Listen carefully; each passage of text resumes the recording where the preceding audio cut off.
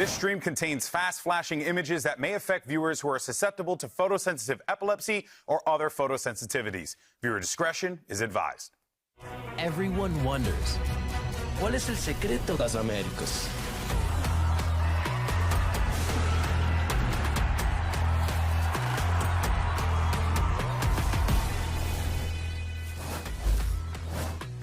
NA is on the ropes today as Brazil and LATAM are looking to go undefeated in week 1. Hello, everyone, and welcome to VCT Americas, coming at you live from the Riot Games Arena here in Los Angeles, California. Not a sunny day today. A little bit of an overcast sky out here. It was sunny. It was raining last night. Oh, well, I was in Burbank. It was not sunny at all. I woke up and there was rain everywhere, so that's why I assumed. And then I haven't seen the sun since. All right, everyone. Rain everywhere here, by the way, means like the slightest bit of moisture. Oh, I know. Like the whole city shuts down. It's impressive. As a New Yorker, it bothers me profusely. Now, coming up today, though, we've got Cloud9 taking on Leviathan, and then later on, the match that we were denied at kickoff. Furia goes toe-to-toe against NRG. But it's Sunday, friends, and you know what that means. Sunday. It's fun day and the Pulsar Flick of the Week. Oh, this one goes to Zekin,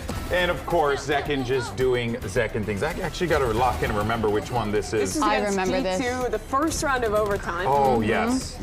Oh, man, that game was crazy. Which was a 2-on-4, by the way, that he hits that in. And this was brutal. I think there's so many ways you can sell G2 having a world back into this series. If this doesn't happen, baby, they tucking in, no trade from backside. And then this one, the players are actually set up for it, but it's just all skill from Zekin. Yeah, impressive. Zekin's a beast. There's your Pulsar, Flick of the Week. Pulsar. See, you say that 5 times fast. Pulsar.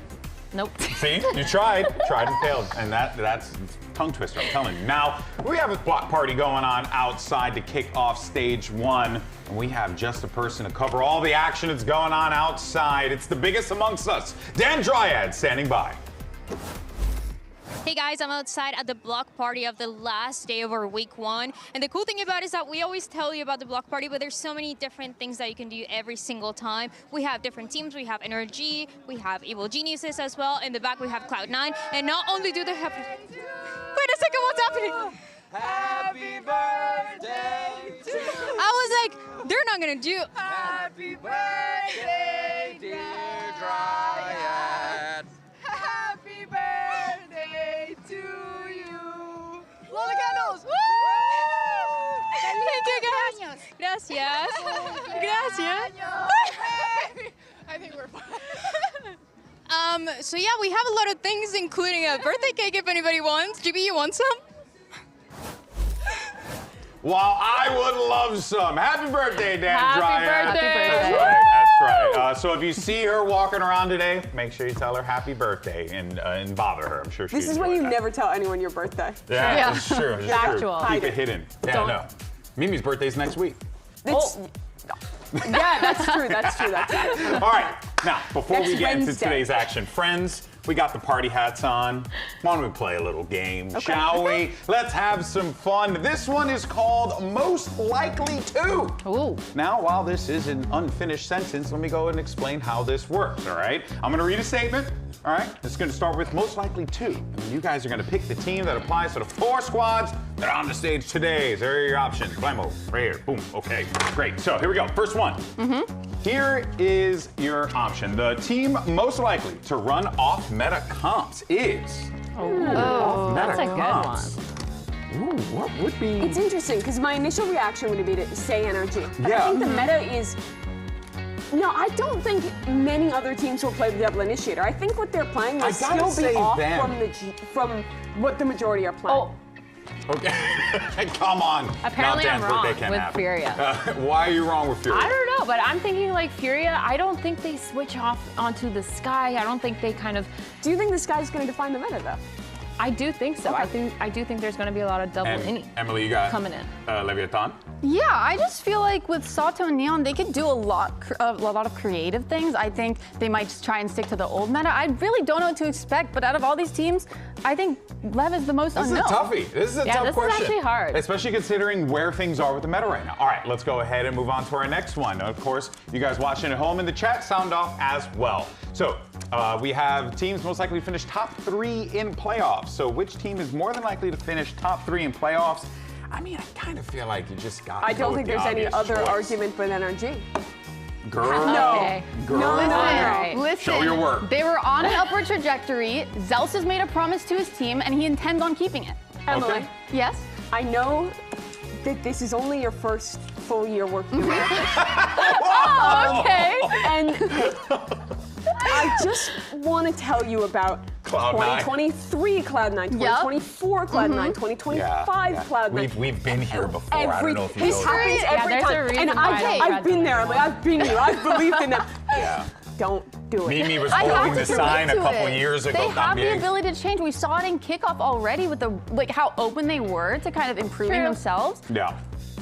I like it. I mean, I I think agree. it's I playoffs. want You know them what? to, but don't trust them. Let us know working what hard. you think and sound off in the chat. But let's move on to our first match of the day. That was good. It brought good conversation. I like that. We got Fred Cloud9 stuffs going in up mouth. against Leviathan. Tragedy. This is a rematch of the lower bracket where C9 managed to get the better of Leviathan, ending their run, eliminating them, Athena.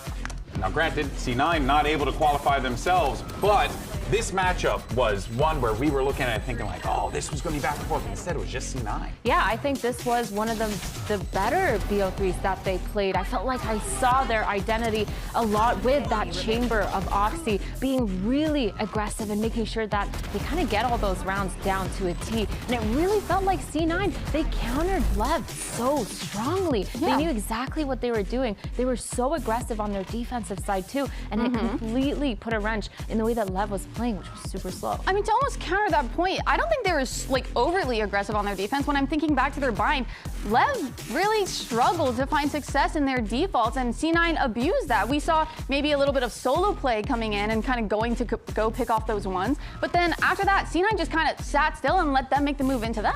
Yeah, I think initially it was like Oxy taking the peaks down long A and long B and just taking those peaks and getting his ones. And I think that's why for me it felt aggressive. Yeah. But I guess you're right. He did just sit there and keep But that getting was kills. exactly the problem Yeah. with how Lev was playing this Exactly. entire kickoff, Yeah. right? They were slow defaulting every round, and that's what lost in this game. Because Cloud9 just had to chill and hold angles, and they won pretty handily. Unfortunately, though, as we noted before, despite that success they had in that game, it did not lead to a qualification for So remember Santiago. what we were talking about. Yeah, no, I And- see it now. And Emily, now you're getting it, right? You're in the it's a 0, gonna take this which means they off. haven't been I think able it's to not yet. party time And the only team that hasn't qualified is a team that just joined the league this year. So C9 has an upward battle. But I do like where your head's at as far as just this team and the potential and the ability on this squad. Because I look at the 5 players on this lineup and I think, yes, surely this is a team that is capable of a qualification for an international. Yeah, I just think I really liked how open they were to change. Like I kind of said, I like that they're willing to make mid-event role swaps and just find their new identity coming into this year. They don't want a repeat of what's been happening to them. They want to do whatever it takes to be successful. And guys, I think we just got to be a little bit more optimistic. Okay. And I'll hear out the optimism. We can revisit this when we get to playoffs. Just yell at us. We need to be more optimistic. I expect them to do really well in this group stage. I think that they have players that are super primed for this meta. Oxy and Penny can both play that Neon at a high level. You can put Oxy on the off roll, playing that kind of Senti Flex, your Veto, your Chamber if you want to go that route. You can still play into the double duelist. You have so many options, and I think Zelsis' calling, what really stuck out to me was when they had that unfortunate situation, had to sub Demon 1 in for Oxy in the middle of kickoff. How well they adapted their plan, implemented him, made him comfortable, and then brought Oxy back the next week and showed a different style with the same high level of execution. That's so tough to do as an IGL. Yeah, it's insane to have that quick of a turnaround and be super consistent as well. And I think even stepping back, big picture, since Celsius has joined, I think C9 has found a really good new identity with really quick reactions that we haven't seen from them before. And Oxy, he has been phenomenal. We talked about how they played against Lev and how last time we saw them play, Oxy was one of the main reasons why they were getting shut down, because he was on that chamber, getting a lot of those aggressive peaks. And I think for me, Oxy is definitely the player to watch. And if he stays on that chamber role, I really wouldn't be mad. Yeah, I mean, not only was he finding individual success, if you look at his first kills from when he was on that entry role, he was struggling a little bit. But then in the later half, you see him going 12-4 against Lev, 16-9 in first kills, first death against NRG, even though they lost. But the big thing for me is the impact that he's had, not just as an individual, but for his team. I think he's helped Celsius a lot by getting those first kills, finding a lot more success in that, and it really improved his mid-rounding. Yeah, and one thing also too that I've always appreciated from Oxy, he's a very vocal kid. He's always out there, sharing his thoughts, giving his opinions, and I think that's a very powerful thing to have in a young player. And a hype merchant. Yeah, exactly. Very, very powerful. And alongside Celsius, who also does that as well, keeps that energy going. It's very, very important here. But speaking of Oxy, keeping the conversation going, let's check in with him and the birthday girl. Had an opportunity to catch up with him earlier on today. It's pretty incredible how some guys just keep growing. Oxy, what did you eat after kickoff to keep growing? I've been drinking Fairlife milk every day, so now I'm growing a little bit. Look, that looked like a sponsor segment. I have a question for you. It feels like Cloud9 has always had a very clear identity, especially with you on the duelist. But going into kickoff, you were playing a little bit more of the double duelist with Penny. So what should we be expecting for here? To be honest, I don't know. I just work here, and you know what? I just come to work and I just play. I have no clue about the meta, but we'll see today. Chamber, veto, something? No clue. Hands in the air. Yeah, that's basically been my career for the last better part of a decade. Yeah, that's my approach too. We'll see. It's been working. So, Oxy, I feel you, Papa. Keep rolling with it. He really grew too. He did. He went to work and just grew. He did. Really trying to get that Fairlife sponsorship. All right, let's go ahead and move on though to their opponents on the other side of the stage. It's Leviathan. Now, this is a squad that was treading water, swapping agents, not quite sure what they wanted to do. They were biding their time until Neon, not the agent, the player, came into the lineup. And Emily, this Neon kid, he's disgusting. They're going to be leaning on him in this stage. I mean, we were hyping up so much, kind of him being the final piece to this puzzle. And when he came in, he had a great debut. We saw him kind of dominate against Crew and then dominate, I believe it was Sentinels. And he was performing really well. But as a team, they just were struggling once they get to a little bit more better teams. Like just simply put, their macro ideas weren't all there for me, and I felt like they were unable to kind of adapt or really try anything new. I think there was a shift in mentality for sure within those first games where Neon did join. It felt like they were so much more comfortable. They had more set protocols and they were ready to kind of go. I feel like the most time that we saw that is on their defensive side, where it felt like their aggression was really well played. They were really ready and really fast to take a lot of those aggressive peaks, and I think it didn't work out that well against C9 because they lost so many rounds on attack already, but it kind of showed me some signs of life, but then when you switch back onto that attack side where they're just so slow on their defaults, I couldn't find success. Let me break it down for you. On Bind, they were running 1-1-2-1. Yeah, they're so spread out. Consistently every single round. Yeah. And the thing is, they have a double duelist comp. They can take space, they can zoom. Yeah. They were utilizing one fade and one duelist to kind of take a little bit of space and then regroup later in the round. Yeah. They have no utility because they use it all trying to default without actually keeping any of that space, and they're executing the sites with literally nothing. Yeah, it does feel like it's the micro decisions in those moments that have certainly dragged them down a little bit. Those are the things you're going to need to see them really work on as we get ready for this matchup. Dryad once again standing by with Sato to get his thoughts as we get ready for this match. You think nothing too crazy would happen after kickoff, but these players, they just keep growing. Sato, how tall are you now? Around 6'2" now. And before you were? 4'1". And you think that's a little bit connected to what you were playing, what you were eating? I think it was like a late growth spurt, it happens sometimes. You know, me personally, I think it's related to what you've been playing. Because when you joined VCT Americas, you were known for being very aggressive, very explosive. To be honest, in kickoff, we didn't really get to see the team being as explosive. But what should we be expecting? What should we be expecting for Lev now? I feel like now for our team, I think we're now playing to our comfort, and I feel like the team is gonna be a little bit more chaotic now. Yeah. Well, I'm excited to see it, and also I don't want to scare you, but Oxy is also looking pretty tough, so. What, is the Fairlight getting around or something like that? Unbelievable. Now, here's the thing. It's interesting hearing Sato talk about that because Leviathan, while they might be one of our more youthful squads in Americas, they do have a tendency to play like 78-year-olds who probably want to wait for their medicine. So you're really looking for them to up the pace. Sato literally said, we're going to inject some chaos. So that could be on the recipe, or on the menu rather. Owner said the same thing after kickoff, that he didn't want the team playing that slow, but I want to highlight just how slow they are. This is the best team in the world right now, Nongshim playing. Incredibly decisive in their play, willing to take fast executes. They don't spend a huge amount of time defaulting around. And now, as this round wraps up, let's compare that to Leviathan. You were highlighting their buying. This is their Lotus. We're on Looney Tunes speed right now. And look at what utility is happening. Look at the movement in the map. Dear. We are 2-2-1. We've sent a bit of fade utility A. Other than that, we're practically putting no presence. Time keeps on ticking. 15 seconds go. Finally, they contact space into mid. But by the time they make a decision, they've dropped their extremity players on both A and B. And with no info, Sato walks into Redux, gets picked, and now with 30 seconds left, they have to snap a decision with practically no information. Chamber is still looking for a pivot to B. They won't even really have time to do that. Now all the util that never got baited out comes in, and they get absolutely rinsed. The core problem for Leviathan was playing with some of the best upcoming rookies, some of the strongest looking individual talent, but never using that to change their pace and get aggressive. And to me, I harken back to 2023, the last Leviathan owner coached, and I felt like it was some of the same issues, where the structure was good to keep order within the team, but when they played good teams that didn't give them stuff for free, they struggled to take the initiative to make the play and create the space they needed.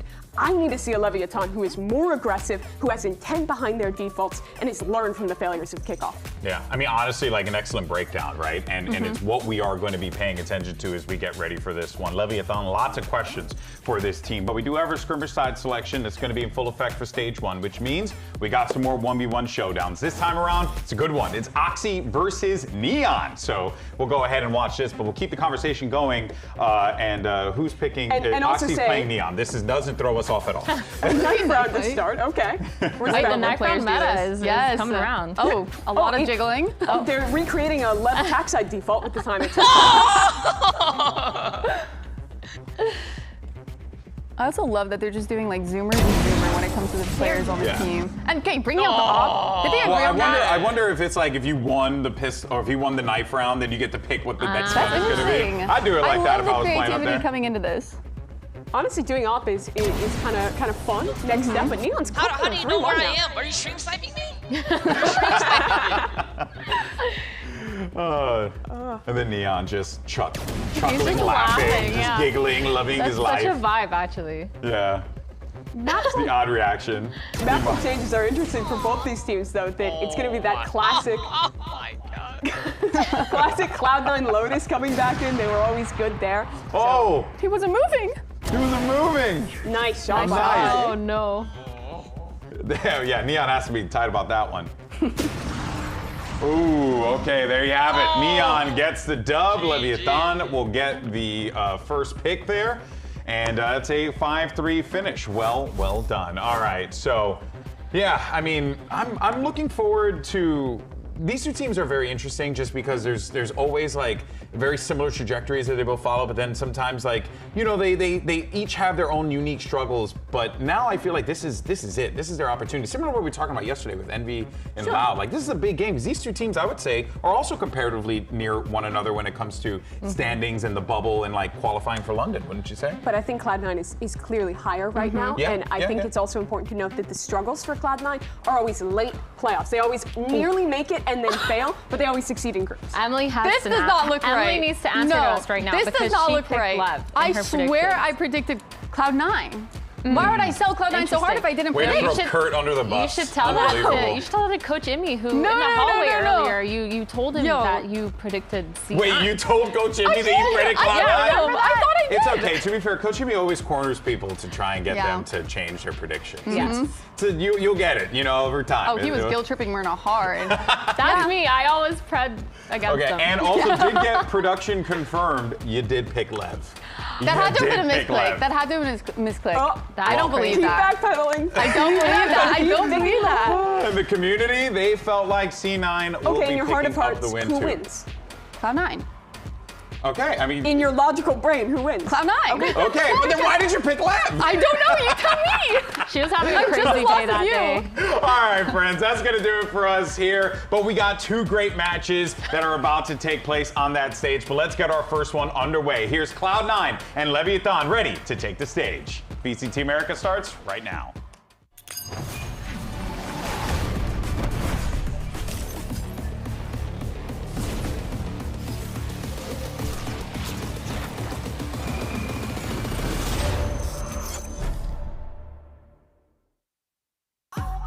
Cloud9 is the team that I'm looking most forward to play against. It's not as much as a revenge, but more as a redemption from last time.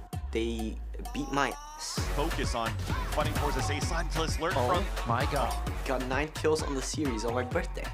It was a little bit traumatic, but served as a lesson. I'm definitely excited to be playing Lev first. It seems we have their number. They go for a little spawn action first before planting, and they meet a wall. That wall's name is Zelsis. I think the one thing about Lev is they kind of need to be let off the leash a little bit. Ahora porque viene, eso podría ser para Leviatán, pero vi que aparece. ¡Ay, no! Leviathan as a team has a bad history against Cloud9. They haven't won against them in a long time, but I can feel it in my heart that this time is going to be the time. We're going to win.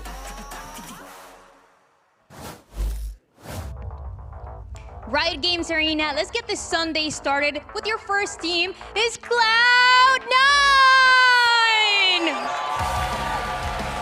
Cloud9 coming into this matchup, I would say, Emily, with a decent amount of confidence, given the track record between Leviathan and Cloud9. C9 have had so much success against this team, so there has to be this feeling of confidence and composure coming out for the boys in blue. I mean, just basing it off kickoff, one thing that really surprised me is how open they were to making mid-event changes, how willing they were to kind of adapt to whatever will be the best for their team to find their new identity.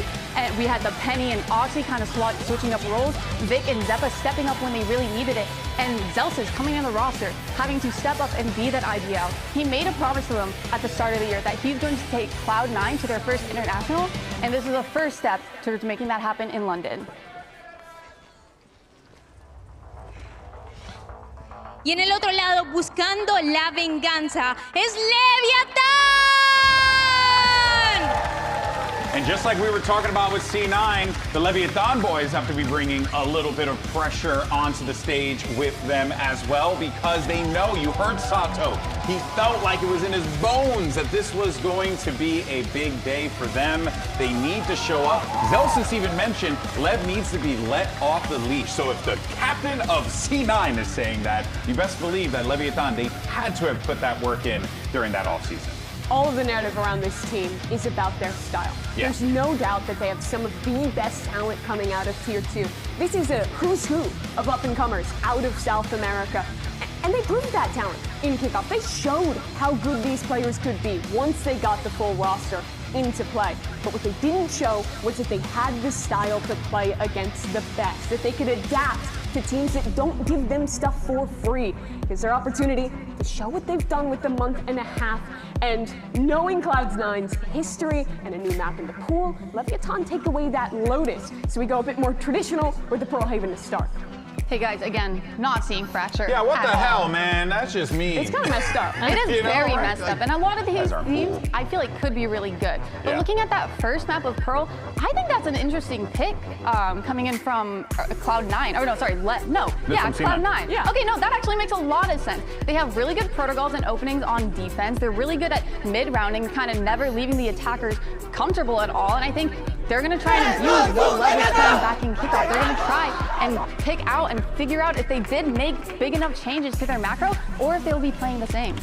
I think too, it's kind of cool that they're playing this map that they've beat Lev on before, and they're trying to kind of solidify this narrative of, hey, we're better than you guys. We have your number. We have your number. We've beaten you almost every single time that we've played you, if not every single time. So it's really going to be interesting to see how Lev has kind of come back into it, maybe taken a step in the right direction in terms of making sure their attack sides are a little bit quicker, a little bit faster, using that firepower to the best of its ability. I wonder if it comes with a new comp as well. Yeah, it's a good question. I think that what these teams are playing before, they both had this solo duelist chamber double initiator with that KO and the Teo. For Cloud9, it was the Neon. On the other side, it was that Waylay getting picked up instead. I think both these teams will want to stick onto the chamber. I think that they have players who are excellent with that scope, who are a win condition in their own right, but it is a change. Oxy plays the Neon instead of penning this time, even though it's a similar comp, keeping that double initiator now with the Sky.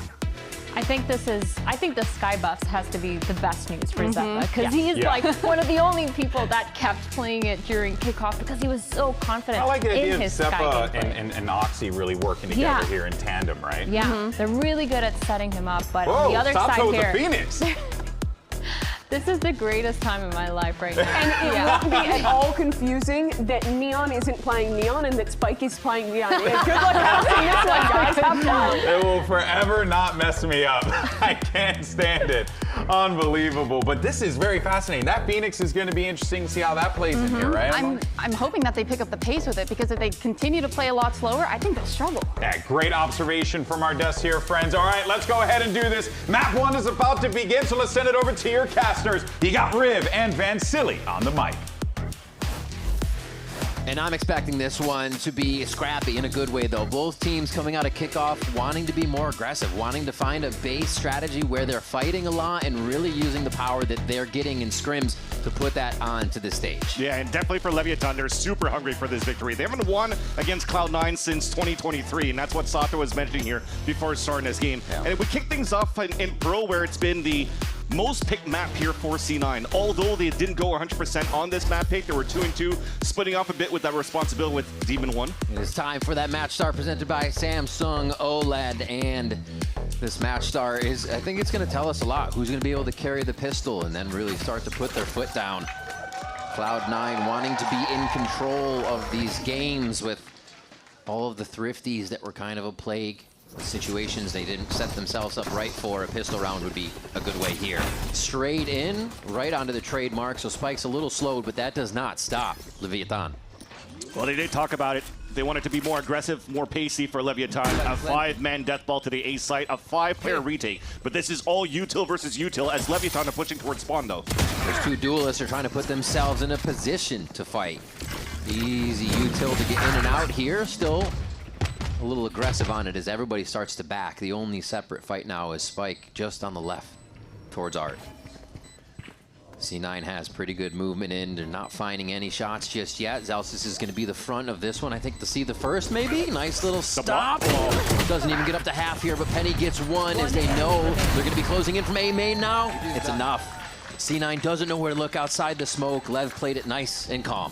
And it's a great way to show the opening here and what Leviathan brings to the table. As they were mentioning at the desk, we may get confused with Neon playing a Chamber and Spike playing a Neon. But in general, Spike is a Neon.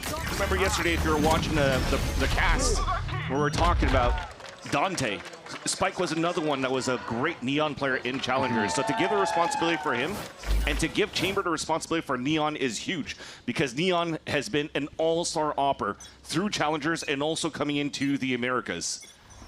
So that is their game plan, to go toe-to-toe with the strongest fighters that they currently have for Cloud9. And it was something they got to refine a little bit, right? In kickoff, they played the 50-50 with PXS and Neon, so they felt like that was going to be a kill right away. Another swing straight into the fight as A is pushed. Gathered by Cloud9, but lost, sifted right through the fingers as King takes down a few before he falls to Zeppa. And you can't have a Cloud9 game or a Cloud9 composition without any Sky, right? So welcome back, Sky, to the VCT Americas, and that's in the hands of a specialist at least. Zeppa is awesome on this agent as he's already flanking across. That said, though, looks like they want to try to group up for a bit and flash for this peak.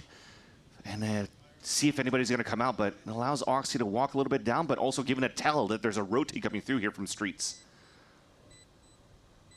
Who's first? Noise. I think first contact here becomes Penny, so Zeppa can make his way in. They're still looking. They're very aware, but doesn't mean Zeppa can't pick one up. Spike's able to slide and provide on the last one. Penny goes down. 2 for Lev here. Let's see if they can control the bonus rounder. C9 has a trick up their sleeve. And this is a great eco, at least for C9. This pop was huge. Making sure that you're clearing every corner at the same time, and C9 almost did what was their pain point in kickoff. They lost so many of these ecos against and thrifties against 100 Thieves going in that lower bracket. It was a gauntlet that they had before they got eliminated, where they ran out of gas on that third map.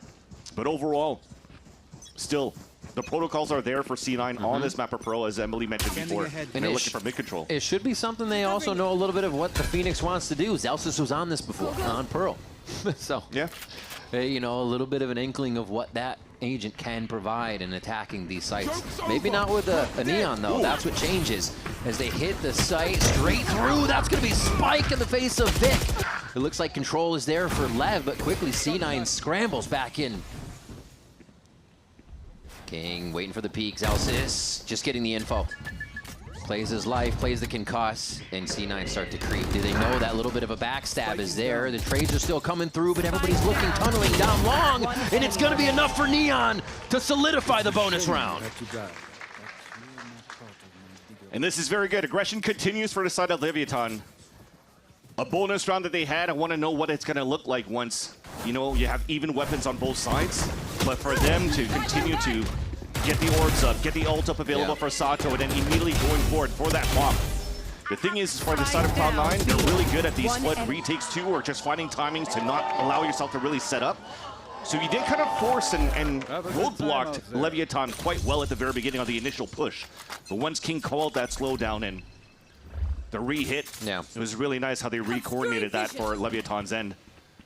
They continue with the same open. The recon dart just to clear towards that pillar and continue to challenge this orb. And I like it because if you're looking at the comp for C9, if you're trying to go toward the A side and Teo's playing more towards Art, you could actually salvo that side. It's hard for you to control that spot. You have default Astra Stars to be able to put usually on this side over here too to deny that early info.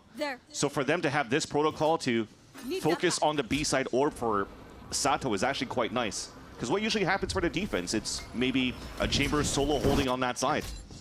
And they're expecting C9 to get pretty active in mid. You can see Lev setting up to receive this. They're already in B, working the other side of the strat. Recovery. And Neon takes down Oxy quick to make sure that they don't lose too many guns in this little mid battle. There's 2 more. A slide through from a Spike makes it look easy. And now they hunt Zeppa. Another round in the flawless is going to be nice for the bank accounts here. Lev up to another one, and crazy. Almost online with that Phoenix ultimate too. So they're just going to keep rolling this together. Just like use it last round. With that last kill too, 1 orb away, they could do the same type of conditioning, and now it's the mind games. What's going to come up next? But so far you can really see here, they haven't really, speaking of Leviathan, started off on any type of mid control. Nobody really watching some early pushes towards doors. They're playing it fairly passively, and maybe C9 identifies a bit of that gap. Yeah. These are the smokes that we're talking about here. Control that A side. Maybe trying to prevent Sato from grabbing that orb, and you're seeing that a lot of bodies and resources are being used. King has that audio too. Heard the flash come through. They work to the left, but Penny has the first say in the round. C9 still going to hold steady on this, just a rotation from the Neon on Oxy as you would expect. They don't want to get too out of place here. And you love to see that, right? 3 players and condition that same recon to get orb control, yet Penny doesn't care. Swings out, gets the pick, and even eliminates the run it back from Sato. Right at the front door, ready to let Spike just be a menace, and he gets right in the face of Penny. They open up the site, having first blood in the round from C9, and still it doesn't bother Leviathan.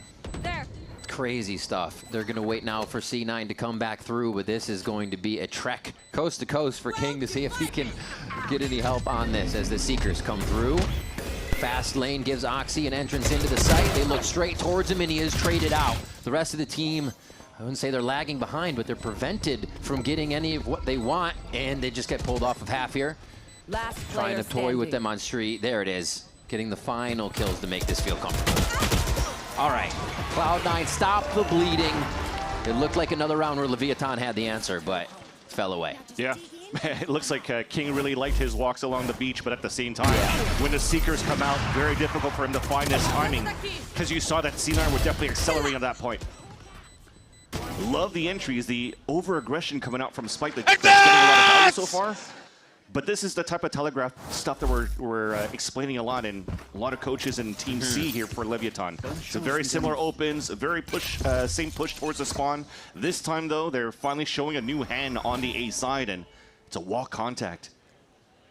It's just util war coming up here after the first few shots. Penny will recall out of this. They dash in, a quick trade. Yeah, they still want it. C9 keeps coming up the steps into the fight, and they provide. Zelsis takes a third, and that's got to feel good.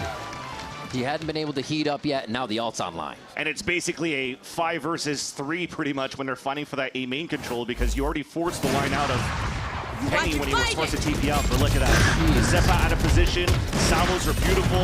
Nowhere to stand. And then they come out flooding here. That's what C9's really good at as well. Yeah. And if this is the type of game that we're expecting to see because of this new meta, seeing a lot of proactivity around Neon, a lot of aggression, I'm loving it, because this is right into C9's wheelhouse, where they like to play with that same type of aggression. Let them come towards you and they'll brawl. Slow the pace down just to mess with each other for this one, but still explosive once they get to the point. Penny with one shot, even on the rendezvous. Neon's just a little bit faster for the chamber work. Oh my gosh, getting the 360s in there. He's just starting to style right now.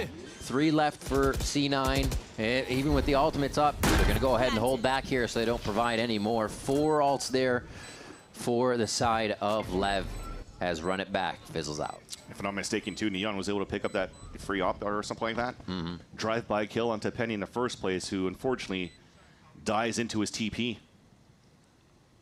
But I think if anything that you could start seeing from C9, or again, how we're pushing towards the spawn, it's really Spike sliding down solo. And if you're looking at the comp from Leviathan, there's no like KO flash or anything that allows for him to get a deep line, like a free kill when he slides deep in those lines. So maybe that's something that C9 could start observing right now when it comes down to the site hits and how they want to start retaking here. Adding another body would really trade out the Spike aggression. I mentioned that obviously it's not just the Phoenix, but an agent comp you should know how to play against, somewhat know how to play against. But one of the things coming out of kickoff that Emmy had mentioned in an interview was that the team was getting caught by some set plays and things they shouldn't. Just being aware of the utility that they would be able to meet if they went around a corner or tried to take a site seemed to catch them off guard in situations that he couldn't really explain why. So kind of seeing them fall prey to this and the fast hits once they come through, it's just not an answer yet to what Lev is providing to get into the site. Yeah. And simplicity, too, to calm things down for this side of C9. Again, maybe the other factor and the other avenue you could look here for Cloud9 to really stop Spikes from pushing down towards the spawn is just simple crosshair placement as well, right? You're at the level for a pro team like Cloud9 or any of these players on the Americas stage to know how to deal with the sliding Neon. Yeah. Except when sometimes she has the overdrive. That's a little bit harder to deal with, as we saw in that G2 game, unfortunately. Spike's been fearless on it. You mentioned him earlier, and it's kind of one of those prospects we thought, is he going to explode? And I think the first set with 2G kind of gave him the footing to realize what he could do on the stage, what he's going to be up against, and how to really formulate what would be best for him. And we're getting that.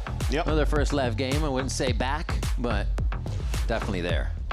He definitely has, even though they're a very young team outside of King as the mentor here around these El Niños version of the Americas, he does have a lot in terms of agent capabilities for Leviathan. So if it comes down to a meta where you're going to start stepping away from this Neon aggression, he could still play some Viper support. He could still play some ISO if need be, or even some Cypher. So they're looking quite good overall in terms of pieces to the puzzle. And we'll hold that thought, though. We have an attack side on the A side. So they're looking to battle Neon.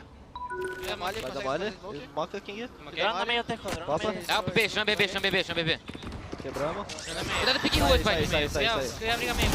Ah, não, pesquisa agora? Mano, domina esquerda aqui.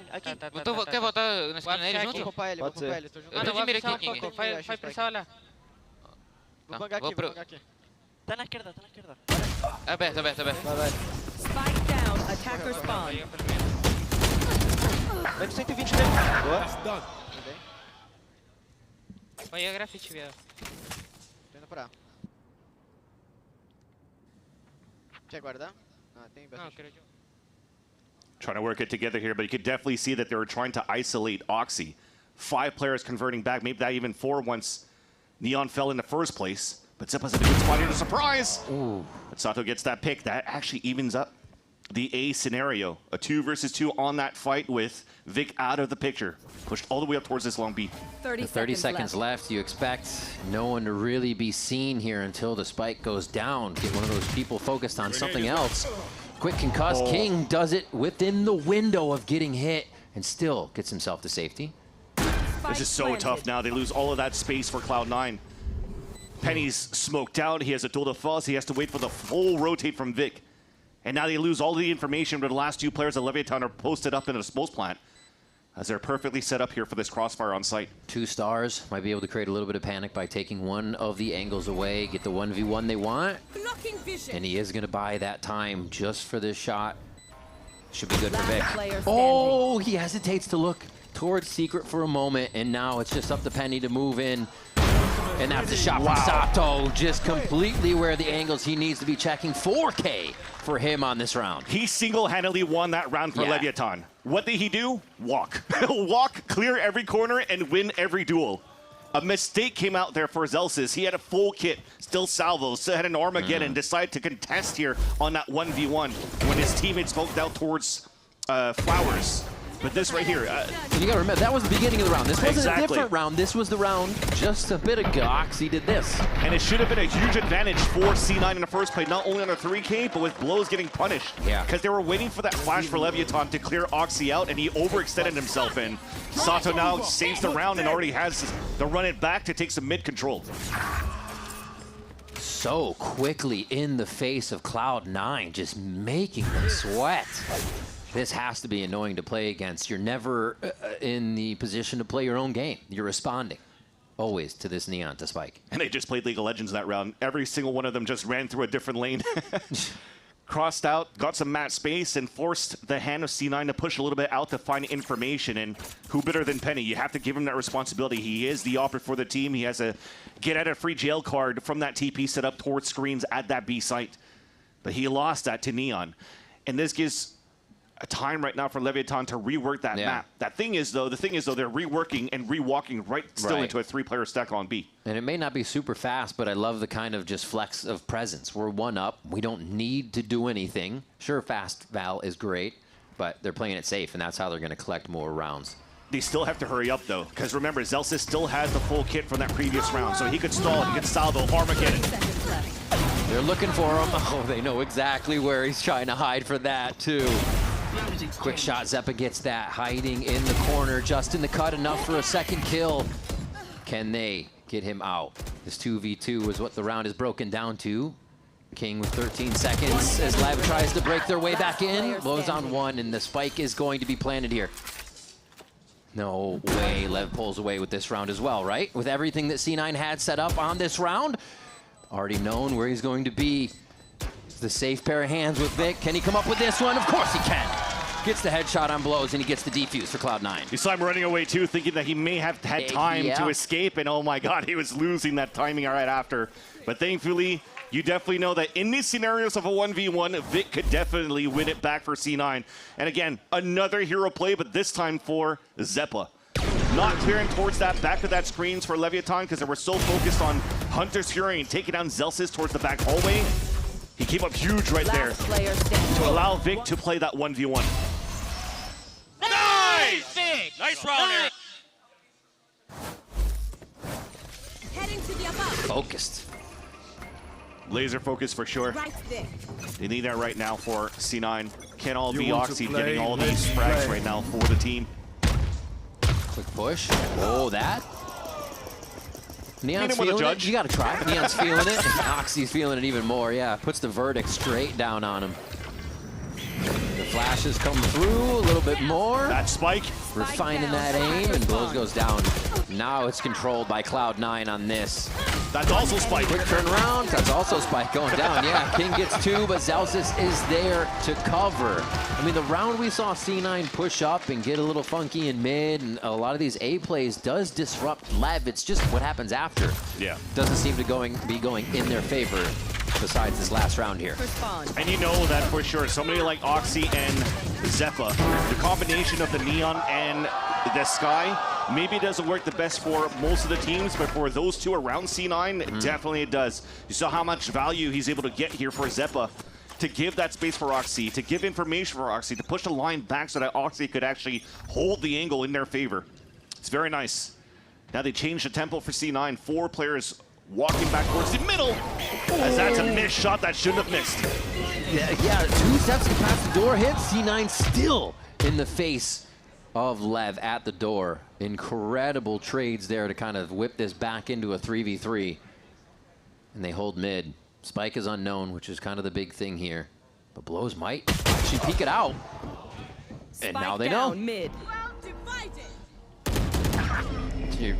Everybody thinks this. What? Wait a minute. Not as free. Neon went in for a kill. Didn't expect a second person. You saw everybody thinking the space was safe. It wasn't. They're still able to come up with the round, though. This is something else.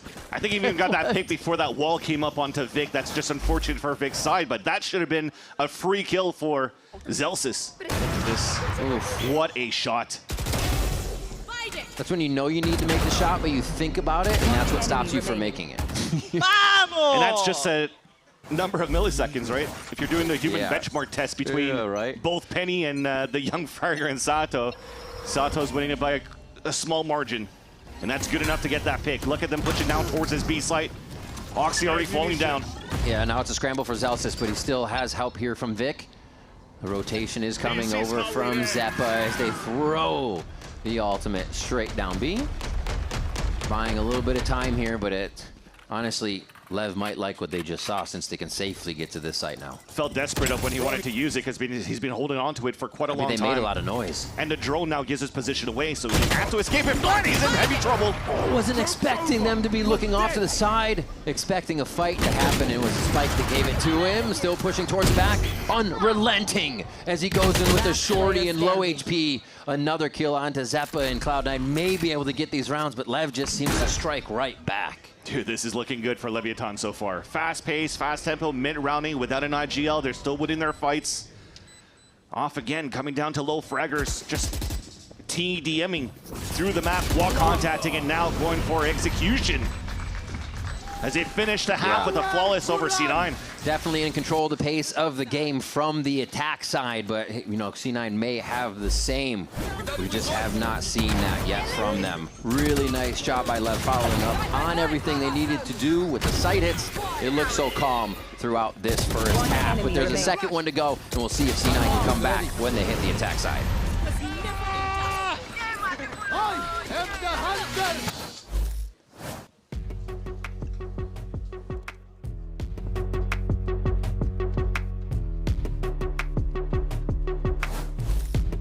We got this old mattress. Waterbed. And the receipt. How about you beat it with a better deal on one of these fresh setups? We can't do that. Bring in your AT&T or T-Mobile bill for a better deal today. Guess you're not as cool as Verizon. I'm just gonna leave it.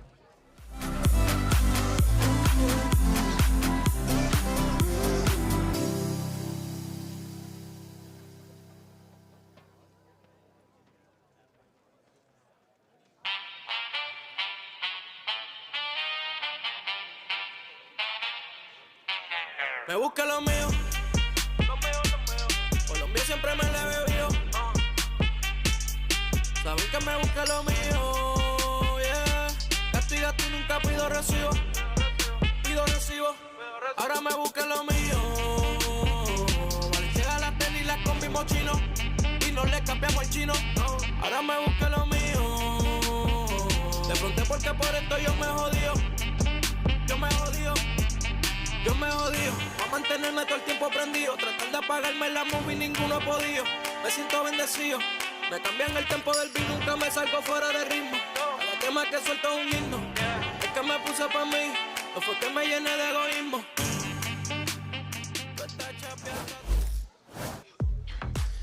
An 8-4 first half here for Leviathan. Able to repair some of the rounds that C9 was in their face and ultimately get to the site quite easily throughout the rounds and hold that defense down. So we'll see if C9 has an answer for it, can bring this back in and start to set up a more even game. Yeah, exactly. And credit still to C9 though. They started these rounds where in positions at the right spots, especially setting Penny at the right places for first contact. But he just wasn't hitting those shots, unfortunately. So a little bit of a slow start from your star opper for this roster, for this map at least. And hopefully he finds redemption in the second half as C9 are looking for a mid-fight, but so is Leviathan. Oh, crazy flash. Gets quite a few, but somebody was ready for the ante there. Vic comes up with the first kill and a big skirmish in mid to start us off here for pistol round. Okay, Neon still going forward. I think his W button was stuck, but he was having it. And it looks like they pause here for a moment because they have to figure out the King's ready for the backstab. Zealous unknown, but there's so much reset time on the play. They're looking at every angle he could come from. Yeah, the util was so nice for Leviathan. Even though that flash was shallow, the follow-up with the relay bolt from Spike stunned so many players that allowed Leviathan to flood back through the double doors. Zealous will have to try to clutch now with the Spike at least in his vision and also give it away. Oh no. That takes a little bit of a time before it comes out, but I mean, you got to try what you got to try, right? You know they're going to be grouped up. You already found an exit or backstab, a way in, and that they were definitely playing more around ARP, so good read, but unfortunately just not quick enough for the kills. Ooh. Spike down. So they kind of swarm again. Almost felt like an attack side from the defense. And that's where it's going to continue to get very dangerous here for Leviathan, because where everybody critiques Leviathan is how slow their attack side is, but you finish the half in the lead on your attack side, and now people could just run into your crosshair in your aim. So C9 has to be coordinated, very coordinated in these hits, because the 1v1s are definitely in favor of Leviathan so far. Sight, force, basic plant, get the money in, and now do the damage before the round is over. It'll be really amazing, thrifty to grab here. Spike starts to sweep that rug out from under C9's feet, and now they're just going to be able to stick them all along. Get this defuse quite easily here once they pick up the kills. The confidence in Lev is nice to see, though, that they're just going for these, and they're not kind of hesitating or worrying. There should be no hesitation. And you're starting to see this play style from Neon that shows up more and more. I feel like a lot of them has been definitely inspired by the movements of Dombi over in Nanjing. Because previously the slides are quite simple. Relay Bolt, try to go for the slide tackle kill, but now it's a lot of selfless move as well to take the space for your team and look at the follow-up behind. 2 players with him to swing out. And if he's able to get the kill while the other ones keep him busy because he has a free shot, everybody's going to be focused on the guy behind. So he just gets the free kill with the judge right after. It's the ultimate wide swing. Yep, very annoying to deal against. Ooh. Yeah, 5-player hit. Many pings on that side. Looks like they're about to squash over towards B. And they got a push, actually, from Neon here. This would be nice if they could start the round off. 5v4. Pushing Neon out. Yep. There's 1 kill. Penny just returned to favor to what Neon did before. Kills him in a TP. King trying to be a rat. Does he have the crown for it? Not this time. Zeppa drops him where he stands. And it looks like it's still a slide in from Spike. He's not even waiting for help. Like you said, the selfless play is getting in there, getting info, getting damage. And they answer back. Shock Dart actually to take down Zeppa here. It's getting a little scarier. It's great salvos. Missile deployed. Yeah. They know exactly where he is. And look how far back you have to stay, right? He can't pick up any weapons. This is very smart from C9. Yeah, nobody wants to get judged like that. Nobody wants to get slid on. A very much needed round there. And nice job. And you're starting to see this too, like a very similar outlook to C9 starting off on the B side, and same responsibility. You have the chamber on the other end. Neon has to come up huge. The thing is, they're playing their bonus round in that round, so they couldn't really get the best weapons for Neon yet. for him to hold that line with the op. But if it continues in the same type of storyline of pressuring the weak sides and the op is not landing the first shot, you might see a very similar finish in the second half now for C9 to keep this game close. Or to make this game close, rather. Right up to the line of scrimmage in mid again is Leviathan. Always active at the start. They hear a drone. No audio behind that. Oh, dude. They're reading them like a book already for C9. That was really nice. A little bit of a B play to get the initial rotation in. And the time they're taking gets Oxy taken down for a moment, but still, C9 here can choose where to go, and they have the weak side to the left if they want to choose it. We have time to talk about it now. As they drone down towards that long B side and they realize now that Neon is not opping on that spot, they're like, okay, he's probably working on the A side. But then after, what's the openings we've been seeing from Leviathan early in these rounds? If you're looking to fight, it's a Phoenix Flash. So they waited and spawned. And as soon as you see Leviathan not spawning anybody in the middle, they gave up that whole space. C9 walks out, takes an angle, Sato falls. Just simple stuff. But it really catches Leviathan off guard in their positioning. He gets to the right side. He's safe. Now they set up for the crossfire as Cloud9 feels confident on this move in, but they don't have eyes on Lev. And Lev just takes everyone down. I should say Spike takes everyone down. Oh, man. Right up until the last second. C9 looks like they are just routing the play around Lev. Dude, he's dancing. That's crazy. And this is the scary part of Leviathan as well. You're always going to have one of these players that will have an opportunity to just pop off. And so far, definitely on the way that Spike is able to just really take matter into his own hands. Sato the same way in a couple of rounds ago when they salvaged that attack side round. Yeah. And so in that situation, do we look at the kill they got on the rotation and then wonder why there wasn't an insert there street? Because then they gave up the map, went back to B, and everyone was B. No two-pronged hit all in one spot, you know. Doesn't really allow for somebody to stop Spike from flying back in like that. Yeah, I think the other thing too is after they got that kill onto Sato, I'm not too sure if they broke that trip or not on street. So if they had that fear, exactly, yeah. So it makes it, they should have done it. If anything, it allows for them to have a second layer of slow tempo to really force these rotates across. But if not, the main thing is the disruption from Spikes. The way that he's moving in towards the site and not really allowing C9 to set up. The one time where they were able to pause things, very similar to how Leviathan was after the ruckus, slow things down, see who overextends, and they could maybe punish it. I think that could be another look and an outlook they could have to really try to punish Spikes' space that he's able to gather with his slide.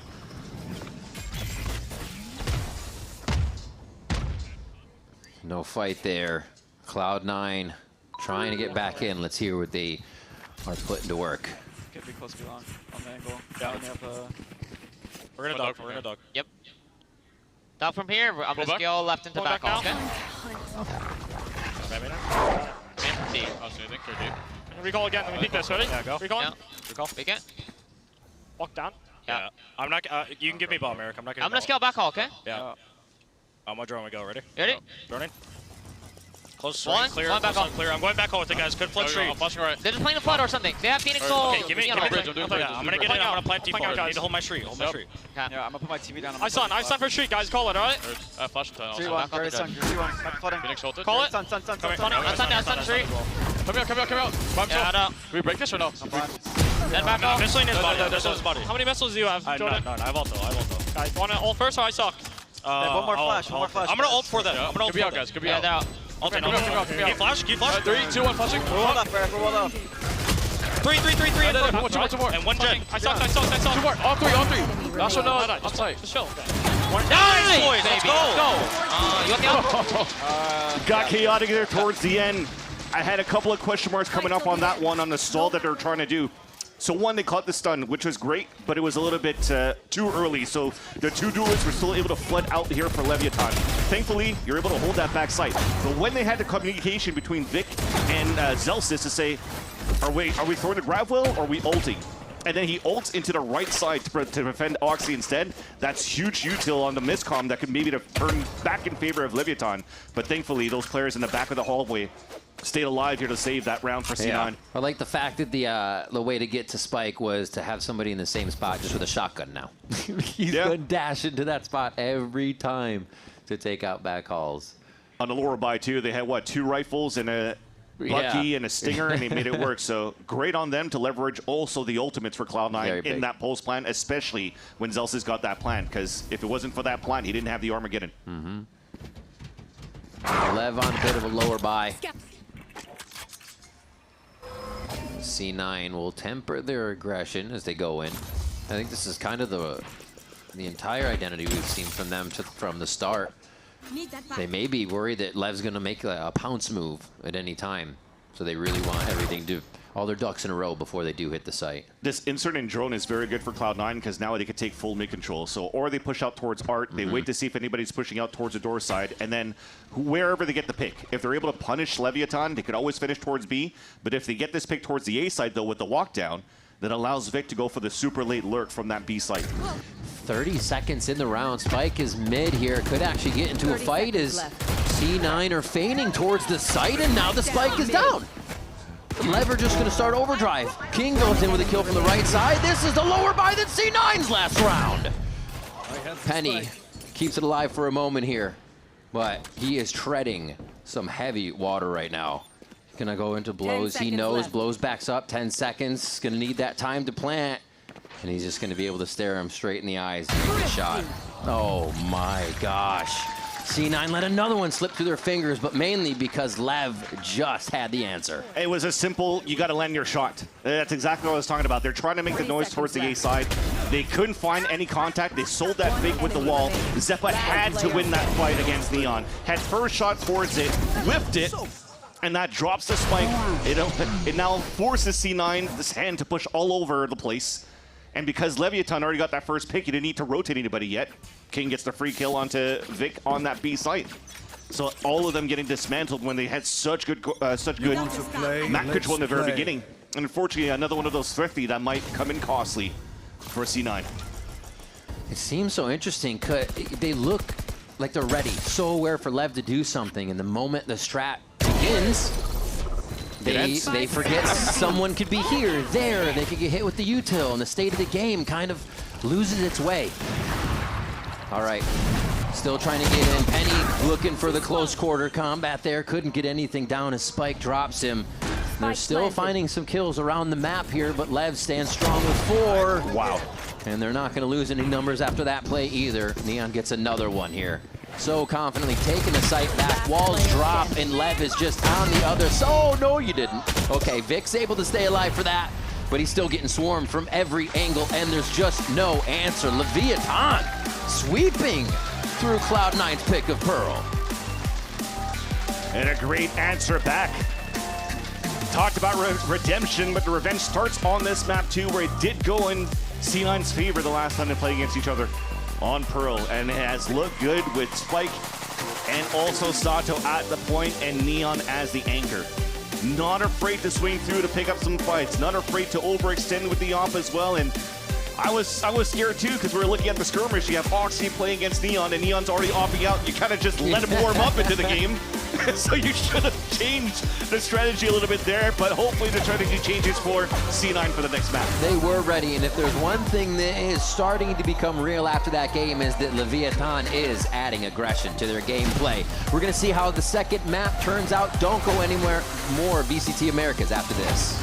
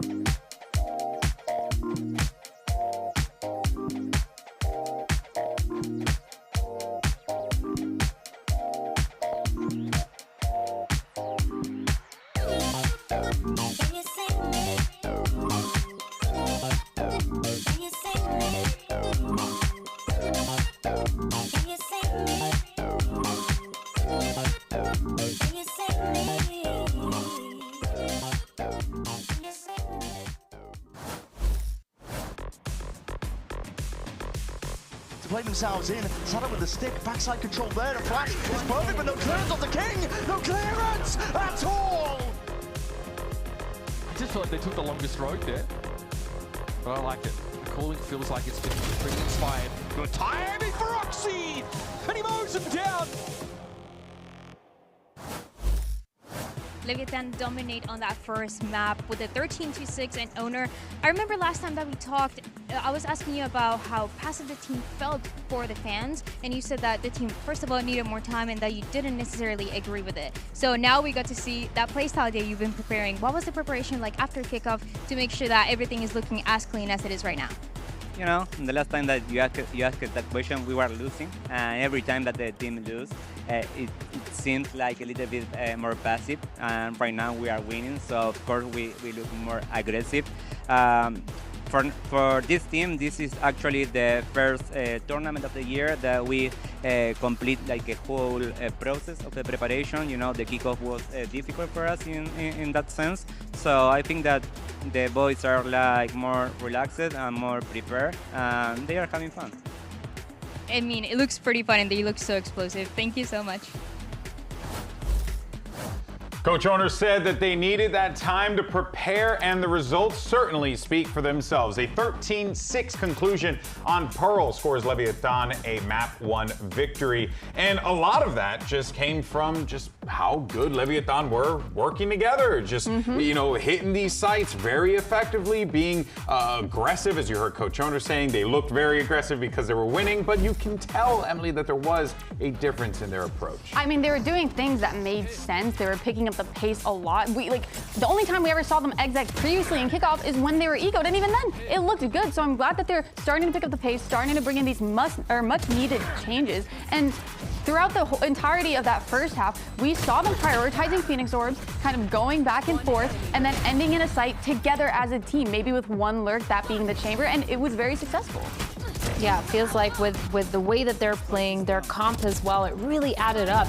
And we saw them being really aggressive in their post plants as well, making sure they were taking a lot of that space. And it almost kind of completely shut down C9. The only counters were if C9 were ready with that mid-round, ready for a trap to kind of counter what it was. But other than that, I mean, they had such good success. The players looked a lot more enabled to take risks as well. That last round we just watched, seeing him slide into spawn and just take a 1v1, that's not the percentage play. That's not what, as a coach, you're telling your players to do. But those kind of risks are what can close out games for you and bring you back into games as well. They lost so many first kills. Cloud9 had so many advantages throughout this one, but continually, it was Leviathan continuing to fight and winning out these late rounds, and that confidence, that willingness to take these risks felt completely absent in their run through kickoff. And you also did have some big individual performances as well.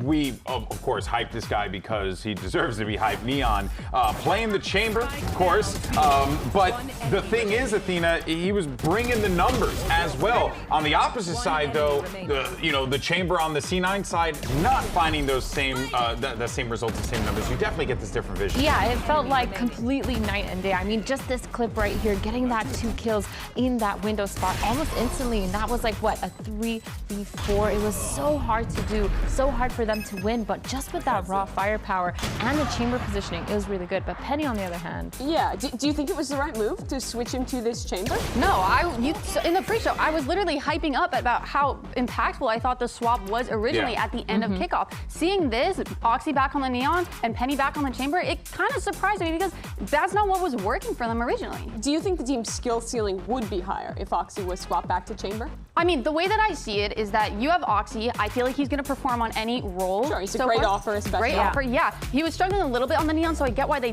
did that swap in kickoff. And coming back into this stage 1, he's going to perform on any role. But when you look at Penny, he was thriving on the Neon. He was having a lot more impact. And while I do believe Oxy's Neon can go crazy, it's like, do you want one player kind of being up top, popping off, or would you rather have 2 successful players?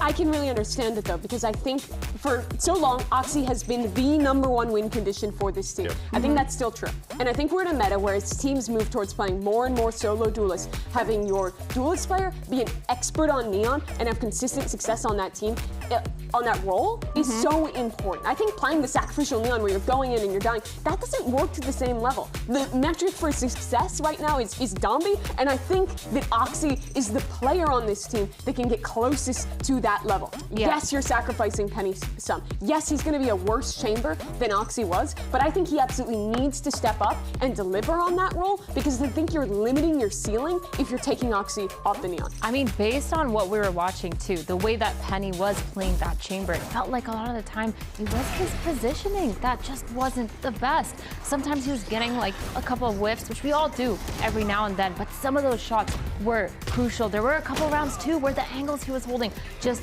wasn't the best. But C9, they did do a really good job of punishing those extremity players, punishing the Phoenix, trying to get that orb towards A main. And that's what I was talking about earlier, where C9, they did do a good job when they did have a trap play towards the right side of the map. But arguably, they did the exact same thing with the role swaps, except Oxy was getting so much more impact with that off-on chamber. I feel like, yes, the swap originally was great. I get your understanding, and I get why you want Oxy on Neon so bad, but I just feel like they were doing the exact same things, just with more success at the end of kickoff. But do you think maybe their scrims were just like, so nice, so easy to go? Well, we'll never know. I mean, clearly they got some intel in their scrims that gave them the comfort to make the switch again. Yeah. It's one map. I'll excuse it for now. Exactly. I'm steadfast that I think their ceiling will be higher if they put Oxy on this role. But I think to do that, it's the golden handcuffs of having a player that is this good at two different roles. Yeah. In my opinion, you cannot sacrifice your best guy in order to make someone else comfortable. No, good points. Good points across the board. All right, well, let's go to Coach Emmy on C9's camp. See what's going on over there as we get ready for map 2.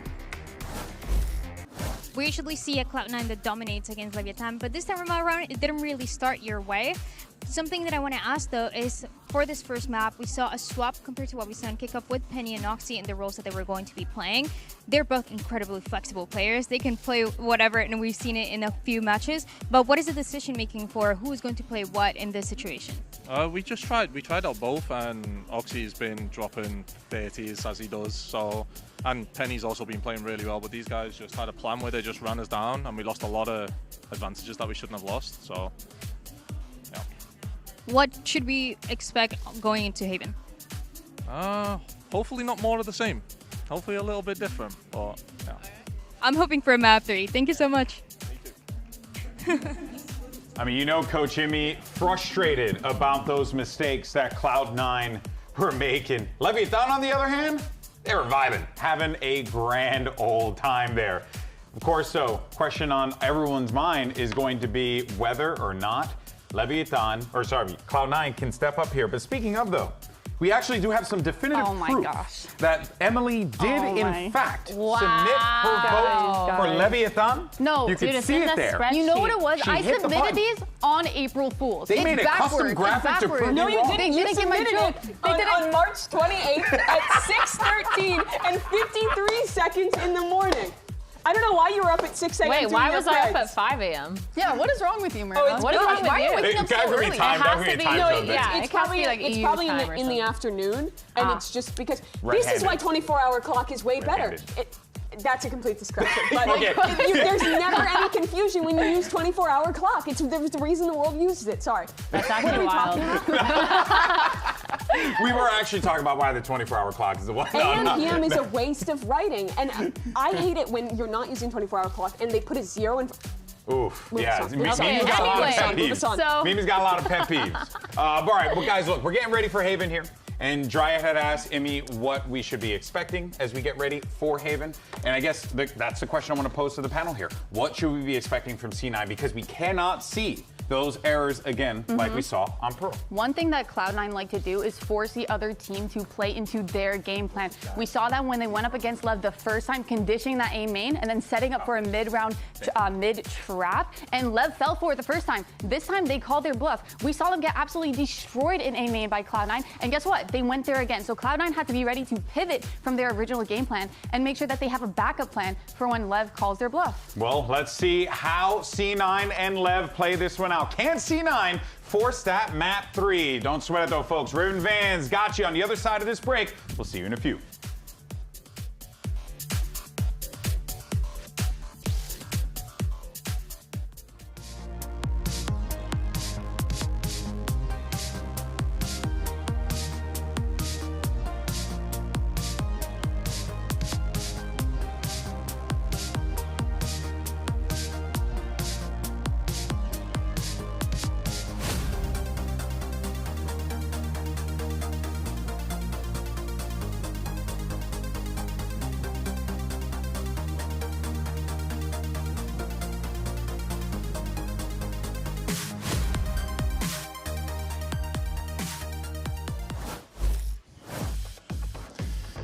Welcome back to our second map between Leviathan and Cloud9. It is 2:55, or if you're like me and you stand the 24-hour clock, it's 14:55, and we're ready for our next game. But you should say 2:55 p.m. though. You have to specify. Oh, that's true. If I do say it that way, see, that's why. Oh my gosh, I ruined it because it's Mimi not had it right. 24 hours. Mimi had it right the whole time. Okay, here we are for Agent Select, going into Haven to see how the chess game is going to be played out. We've seen already how it panned out on Pearl previously, so they're going to use that again on Haven for the side of Leviathan, and I feel like this is also very owner-esque, where they try to fit the same mold into different maps and then just try to make that work, but it works. We've seen some Phoenixes already in the past on this very map. It does defeat this double controller very, very well. It fights against it very well. You can't really say that it defeats it very well because some teams could still run the double controller and win, which is why here C9 is still running that on their end. Rolls back to the normal for Cloud9, so nothing out of the box on that side. Phoenix Haven, the drones and broses, back to it. Love to see it. Sato, he's just ready, locked in, focused. And let's see if Cloud9 can get an answer under this. I mean, Emmy said, I hope a lot of that doesn't happen anymore. So obviously the talks were, I feel like that shouldn't happen, guys. Yeah. Let's go, right? Emmy's kind of just gonna be blunt about it with the team. That's my speculation, and they are not on their own here, but kind of in a situation where they should know what they need to fix. Well, let's look at the last round, right? They got 1 thrifty against, or last map, they got thriftied once. They got 1v5 pretty much against Sato. Yeah. And then they just had the op just taken down and not winning their first battle. So if they're able to course correct their duels and their 1v1s and not be as shaky as they were in that first map, they'll be looking definitely a lot better here in the second map as they're finally going in. Which is the way to go. 3 sheriffs and a ghost there with a little bit of armor for Vic. He's got the regen. Standing ahead. Oh no, he's got regular. All right. They move in with the spike down across the map here just to get a sense of info. But the same thing Lev is going to try to do here in mid. Trademark to collect A if they want to retake. Game plan for C9 is definitely to add that pressure onto the A line first, because that turret is watching fairly passively, so it doesn't really watch a walk down into garage or into mid. So they actually have to be a little bit more passive in those angles and see what they could break. So they break the trip on that A side. Look at how it instantly forces a rotate. You were talking about Lev trying to be fairly slow, but they react fairly quickly on the sound of the alarm of the A side and kind of very far to really flood back into the C side fight. So we'll definitely see another 5 versus 5 retake. Nice play across the map. Even the simple take of the trademark is something we weren't seeing. Oh, a little concussed up. Lev takes 3 on that. Just a bit of shaky screen is all it took. You go for staff. Try to get that as the snake bite comes down. And that's a quick shot from King there. Another just cool, calm, collected retake here from Lev. It does not seem like they're feeling pressured. And my mistake is I was saying a 5 versus 5 retake. Leviathan found the window because of that push on that A side and breaking that the trademark from the chamber over on A side from Neon. They find that timing to say they should be weak on C site. Let's just flood in as a team. We have Util with the Phoenix and a Neon again with how good they've been flooding back on Pearl. And they just overtake the 2 players, 3 players even on that C site. Smoke on the top C. The other 2 are isolated and they can't do anything for both Vic and Oxy. So nice reaction. Call by King. Leviathan score a very nice pistol round. King's been having a great series so far. Already starts off with 2, and they're gonna go ahead and start focusing orbs. God, ready for it with Oxy Spike Shorty here. The judge rings out, and Spike gets a few kills for himself, still into safety. Vic was thinking to get the spike down quick in the chaos, but there's still an answer from Lev to be had. And now Cloud9 waltzes about the map to see if they can find any kind of chip damage on this armor. That's not even really something they have to worry about. Nah. Just walk in and give your life away too. Want to make sure you have the econ to work with in the next round, and it's a simple walk into the crosshair again. Penny is trying to at least waste Util, as you see Sato use both of his flashes, but this is a very nice hold in the end. I think they were ready on the side of C9 to tried and true of drifting around lower by. Let's just get into this B site for a plant. Okay. Penny almost got 2 for his work there to flush Leviathan up against him. And fair game that he does that too. They identify that Leviathan will probably want to try to farm some orbs as well. So in a non-winnable scenario where you can't pick up the spike for a plant, you might as well let him come towards you and try to do as much damage as you can. So smart play on his end, but it's still here Sato 2 away from his ult. Well, that entry too, Celsius Oxy looked the same way. Kind of just, you know, basic entry, left, right, clear corners. Seems like it might have given him an upper hand there. So just the little things seem to be falling to the wayside when they're needed the most. Covering it. The bonus round is where it really counts, though. This is the one that C9 wants to lock in. They've spread the site space. What is this push? Oh, King almost catches them off guard through the fast lane. Love to see plays like that, but also it's great for C9 to be able to stop them from happening now. Okay, still get a few of those, though. Traded back through the smoke. The same entry for Spike and Squad now, and they just start to capitalize. Going for the peak. Lowe's has the upper hand on Zeppa here. The smoke is there for Vic. Going up. He wants to make it weird and put the one-way up. No, it's actually not counted up. Sato with one more. Beautiful Phoenix wall here to get this defuse down. And they're still going to get it.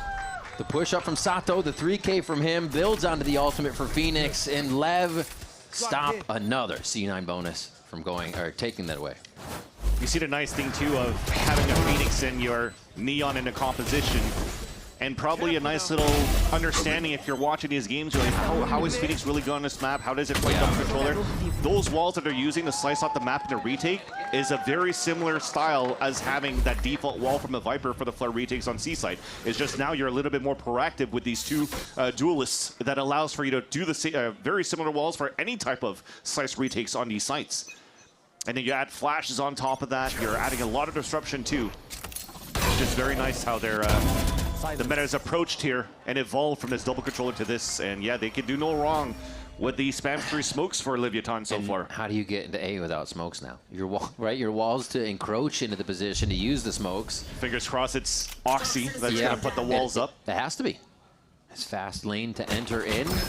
I mean, the position that C9 used to play from was that kind of Oxy would say, I'm going to run it down anyways. It's 4v5. So he's ready to go through and be that one to open the door. But as a follow-up there's where it's been lacking. They have this side of the map somewhat to themselves. You still have King to say something about it, though. And still not even a big committal, just an insert. Yeah, because Vic just calls for a recon that went through on the A side. Okay, now it's committed actually towards the C side, but Neon still takes that fight. I was about to mention, they're even canceling on both the garage and A side. Yeah. So there's a little bit of miscomm going on around here, too, of how they want to finish out the round. But you saw that Vic couldn't really get proactive around the map. He didn't really pick into sewers because he was afraid of any angles, and there's always a trademark this time out in the open. And as it never gets broken, it doesn't really allow for C9 to play the contact walk into this A site, which should get blows ready to reposition. There you go. Falls back, waits for his teammates to play the flood retake. And this will be the plant, but in seeing that as well, we saw C9 destroy it the first round. You think they might even be on a search and find mission for it in the following rounds to come. Spike with one. Good money for C9 here to start banking back, but the round is really what they need. Oh my god, Spike is just toying with them right now. Walked behind Oxy, tapped him on the shoulder, and then got him. And the utility support too. King putting in the stars at the right spots, and that's pretty much the lay of the land of trying to see how you can activate your duelist to the best of his capabilities, and great support util coming out from the side here of Leviathan. And that was a shotgun for Oxy too. Just got bopped a little bit. Stunned by the relay bolt. Yeah. Still thwarted in trying to make the answer for the play happen. Somehow Lev has an answer.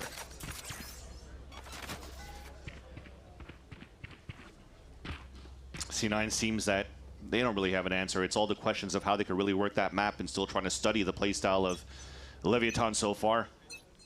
We talk about tendencies and easy to read, but almost seems like even if the macro's good, it's the micro around Leviathan. Even the movement around Spike is not that heavily punished compared to when Oxy is trying to move around with the Neon here. They give up a little bit of space.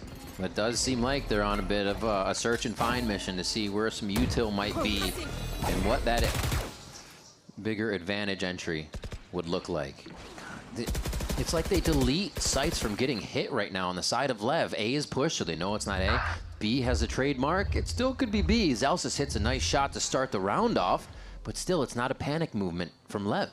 They heard the slide earlier on, though, so Neon is trying to scout it. And that eliminates already the first rotate kill that Zelsis was so good at. And now Spike plays the off angle. Patience. Ooh. They're droning to make sure they didn't make it by as well. Knowing Spike went down, they have to make sure every angle is covered. C9 with 4 to move into the site. Zelsis still on the left side, see if he can get audio cues on rotating, but everybody from Lev's already gone. Blows takes down Vic. Somehow, King gets one there in the face of 2. And now, they're waiting. They're wondering, wait, no way. No time. Where could he be? Was trying to find more info across the map, but they're just too separated from the initial macro play Lev was making. Wow. C9 seem a little lost in the situation. Yeah, it's definitely interesting because, again, a nice, beautiful, perfect pick from Zelsis onto that B site lean. But as they lose Neon and still commit towards the A site, Zelsis probably thinks he has another type of timing where he could actually punish Neon, maybe on a rotate. Neon being the chamber, that is. So he goes back to the garage, but everybody rotated out towards the A site, so he missed his window. One enemy and remaining. unfortunately, the door shuts down. And that's a round here for Leviathan again. Separated from the initial macro play Lev was making. The 1v1s going Lev's way, the retake protocols, the relay bolt we saw hit Oxy, those little things going Lev's way. Rounds where they take down Vic first, no smokes, all the rest of the round basically goes Lev. Yeah, this is tough for C9, so Emmy is going to get in their ear and start laying down the strats. The re-clear is still pretty good though, right? As I mentioned, an off angle being played by Spike towards that cubby of the A site. He actually played a long. They're still aware of kind of that forward position. Yeah, he actually played a tucked in angle instead, so you had to really try to deeply clear that angle. So Vic did a great job at that to score his first kill into the round, but overall here, that's pretty much the only thing that you're able to get in for you. If you're looking at it so far, that's what, piss around that you lost. The second round was elimination, but they've lost the Spike right away into a B site hit. 2 defuses, a 5th round where you lose out on time. And that just shows right now a team that's very far behind in this second map on the read of what Leviathan's currently doing here on the defense.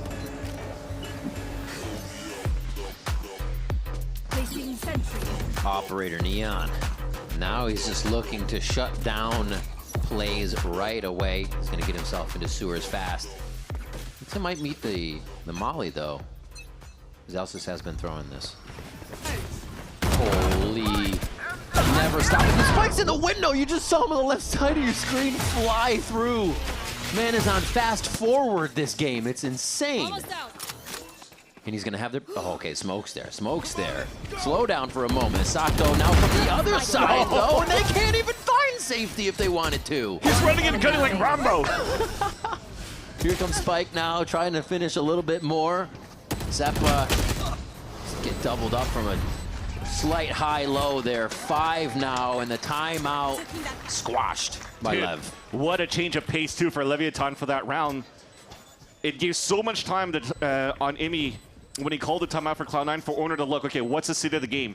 We have these big ults we can work with. They're going to probably try to do something on their side as well, as they have a lot of ults on their side, so let's just try to cancel that right away and just string some rounds.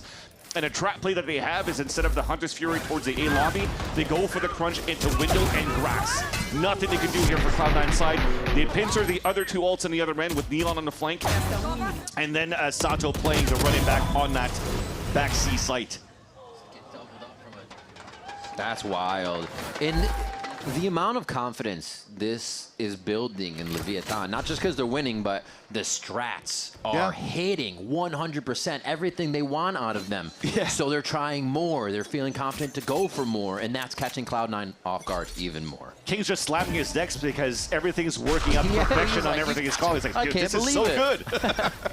Here comes Oxy. They need an entry. They need an opening, but there's 3 members of Lev already here. C9 doesn't care. They are able to squash the force of Lev down. And now the site's taken. This is a round they need to come back on. It's a little bit nice too. You had the TP from Vic in the back, and interesting that they didn't break it. So it allows now Oxy to slide through to double swing onto the person in the back of the site, and now you have a pretty clean post plant. And not having to waste out a lockdown or a pit going into that type of hit. Yeah. That's a great way here to salvage the first round back in your favor, and hoping to rotate a couple more. Allow for C9 to maybe start closing that gap on this first half. It would be nice to see that style again. Fast. It seems, oh no, just the last one. It seems like when C9 waits in the round a bit, the 1-in-1s or a 2-1 trade doesn't go their way, right? But hitting the site, they can be behind each other. There's no chance to lose somebody as they go in from across a rotation on the map. Seems much stronger, at least for the way they're hitting right now. Nice recon too. So yeah, a lot of things were missing, at least for Leviathan, when there were 3 players inside that site. The main responsibilities of trying to break out a dart.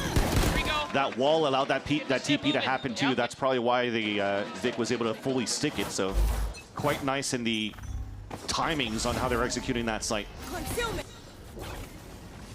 And again, rinse and repeat. All the angles. Oxy is just a sentry into the site. He'll take a fight if he needs to, but he is the eyes of the team. An extra drone.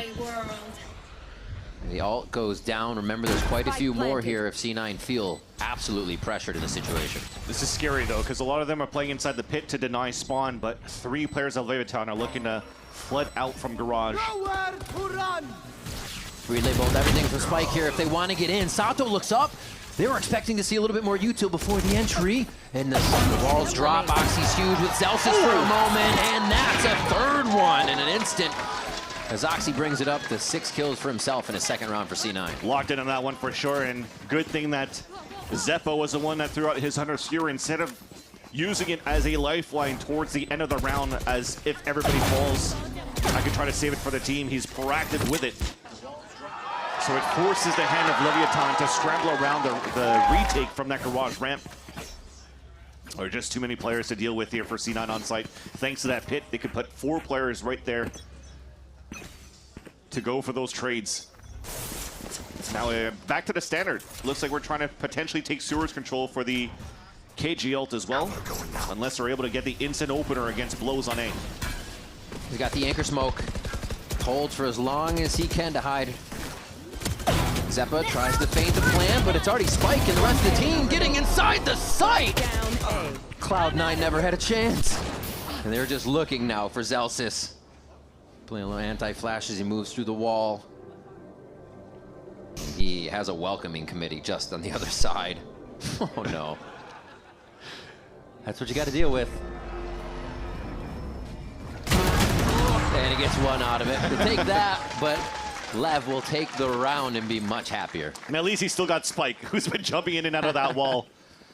But 3 players were just ready when the wall came down to trade instantly against Zelsis. And you're seeing what just happened there. Just holding inside that smoke.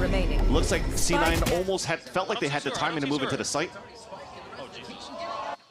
Oh no! Yeah, that's him looking at the kill feed and all of his teammates falling down one by one. But I think that was a big flash, if I'm not mistaken, that came from Sato all the way towards spawn, from spawn back into the A site. 2 players are fully blinded. They coordinated the flood retake and fight back on the side of Leviathan.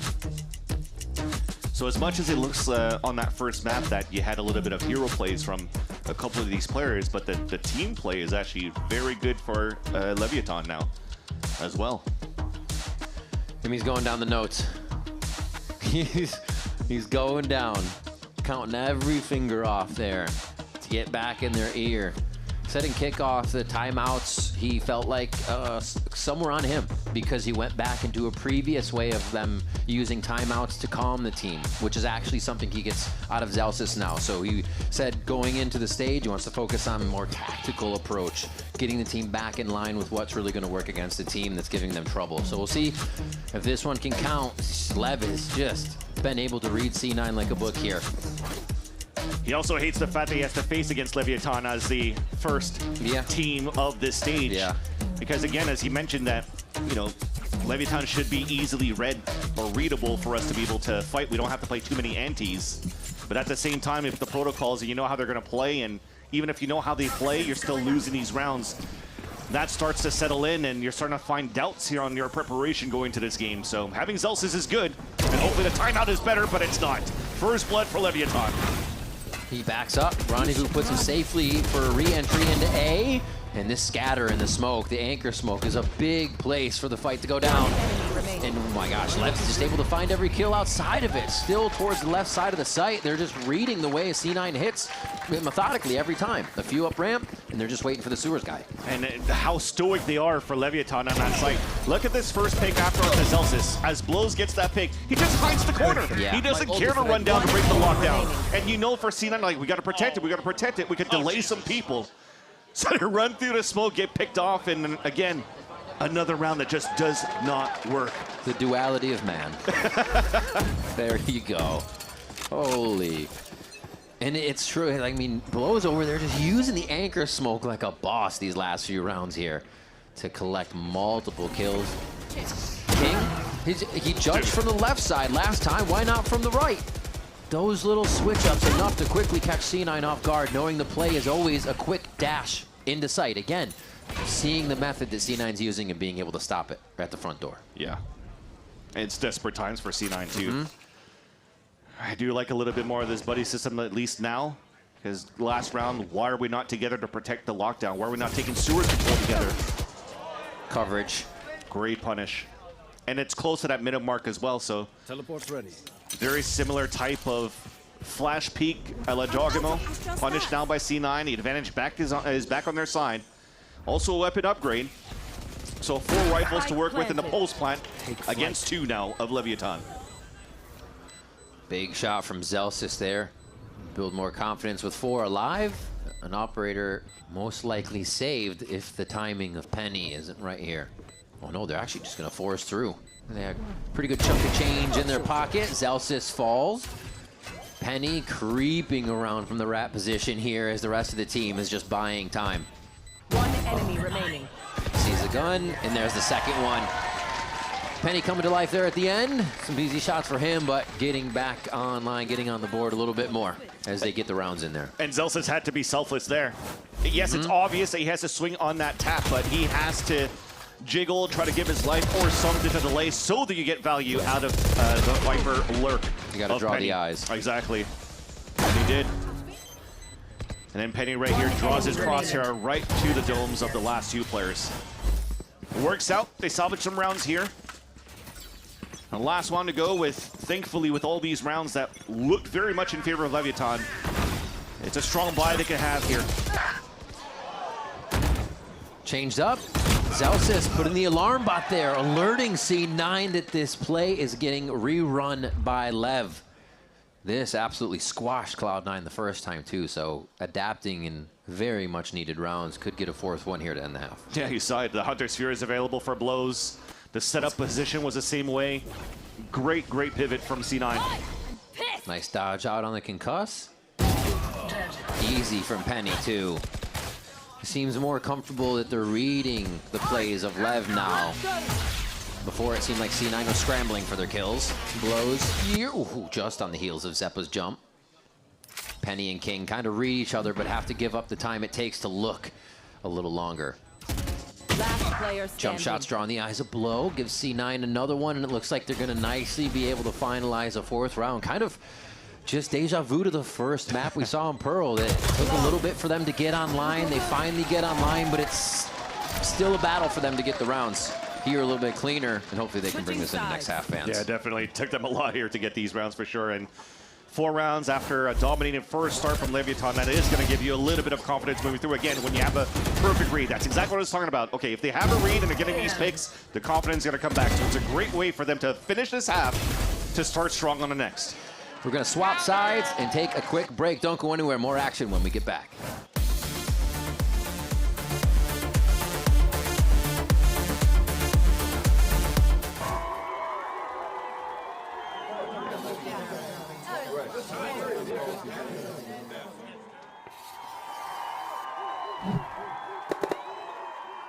Red Bull gives you wings.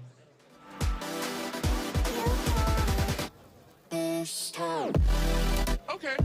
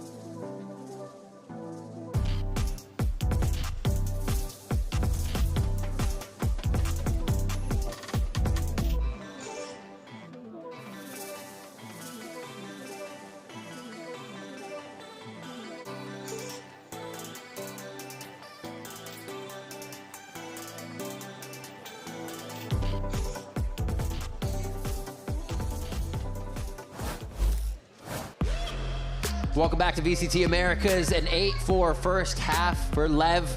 They take the lead once again and could possibly close out the series here as they are on their own map of Haven and swapping to that attack side. And Leviathan were dangerous on the attack side in the previous map of Pearl, taking full control of moving around the map. Now you have 3 sites to work with as well, and that will hopefully not keep C9 guessing. And at least for now, lots of information set up once we get into the server for them to look here towards this A side, but this is a standard stuff. I like that we're seeing this type of wall now for them to try to take a little bit more mid control. It makes sense. You're playing against a Neon. Sorry, you're playing against a Chamber that doesn't have a turret to watch down lower B aggressively, so already Oxy's gonna start walking down. Not kill util, but definitely a bit stall util today. Here for Zelsis as they separate the squad a little bit. A nice push though by Oxy.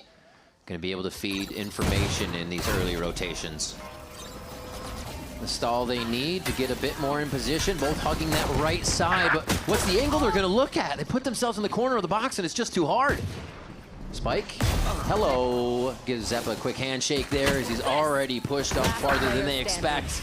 They have enough time to reset and look behind, and Lev is 5 minutes ahead of the play. Wow. Oh my gosh.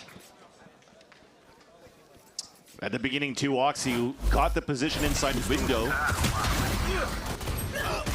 For him to cut the rotates if they were able to stall back towards the A site, but look at how many bodies moves in. It doesn't even matter if they're getting recon pinged out by the side of Zeppa. It's just Spike that's so annoying playing through these smokes in the spawn, these slides. He's been a nuisance right now. Solo plays, by the way, every single time. Responsibility given to one sole player to watch the flood retake. Break the timing on the side of C9, and that's a costly piston round here. Losing both on this map, that's not what you want to see. He doesn't get another one, right? He doesn't just like look 4 people in the face and get another one, right? Oh, Neon. King's already there. You'd expect the team to be halfway across the map doing something else because the Chamber's doing alert. No, they're still in a position to get the angle and cover each other. And look at Oxy jumping around very similarly to how Spike is, but then he just gets one tap by King. Yeah. Crosshair placement very good right now on the training of the aim from Leviathan against C9, who, by the way, also during the offseason was also boot camping out in Santiago, Chile to practice against different types of meta to find their own. And that's just vibe practice, right? Yep. It's not like they're having to make sure things work for the next day. They go in, they have a lot to test against the best teams in the world. And it also seems like it paid off a bit. And also able to defeat some of the best teams from the world as well when they played the off-season tournament in China and won that one too with Neon in the roster before he was eligible to play in this very stage at the end of kickoff. So now you have reps coming in. You have Owner that has the read on how Neon and Blows likes to play. All 3 of them coming in from the Leviathan Academy as well as the assistant coach. So the system is already there. They've built foundations and layers on top of their foundation. And now it looks like an empire. And it was so interesting how it happened too, because kickoff happened and Owner came in as coach and we saw a bit of slower play. And the funny thing is we're like, oh, Owner's slower play. And he's like, no, I want him to play fast. I think they're playing slow because this is what we used to do. And I think we're getting the fast now. So it's funny to see that they just had to correct that. And everyone seems online. Sato saying last stage it was more free-willed and kind of creative. Now it's more systematic, and he thinks with the wild players that they have, that benefits having a systematic gameplay because they can all just kind of benefit off each other's strength advantages. We're seeing it in this matchup now. 3 away from taking Haven. Oxy slows this round down a bit, but Lev will not stop encroaching into the site. Sato with 3 and another one as they try to stand toe-to-toe with Sato. The crowd chants for an ace. And it looks like Zelsis will find a corner. He'll have to chase for it too, yeah. Then the ace chant chase, and he can find it. Where is he? Nah, they're not even going to go for it. So another round, and honestly, it doesn't look like Lev is finding any trouble when they get to the site. We just talked about what was really good in terms of util that really helps and enables here the duelist to move in. That single grab well that was at that spot, even if Oxy's able to get first blood and stall on that right side, when he's trying to re-pivot back towards the A, he goes right into the grab well. And as he falls down, the other ones couldn't really follow up behind him because they were being stalled by the grab well as well instead of a smoke. And then Sato, well, they're playing lemmings against him. Crosshair placed. 1v1s. It's a skirmish when they're all running to his crosshair. No. It feels like that never changes. In APAC, you got one coach slamming desks. Here you have one coach just hand in hands consistently. That was the last bullet, too. Yeah. Felt that at home.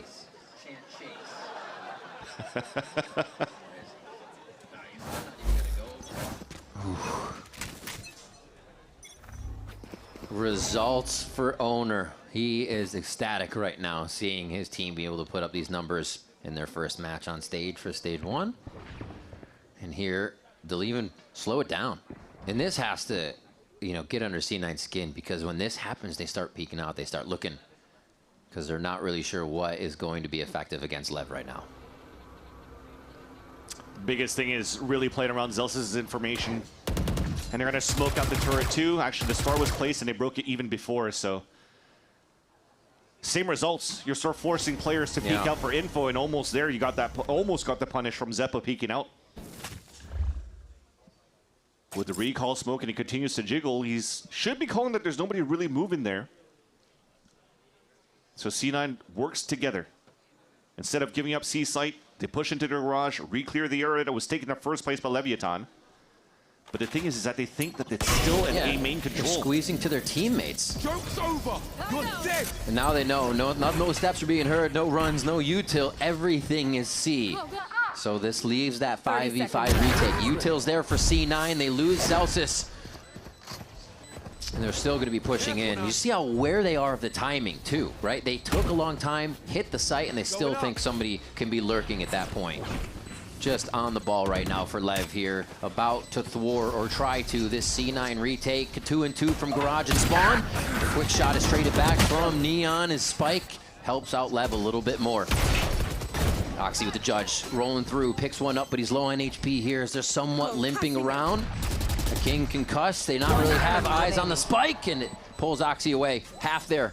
Penny needs the round to keep him off game point. King hits another one, and Leviathan start to wrap this one up.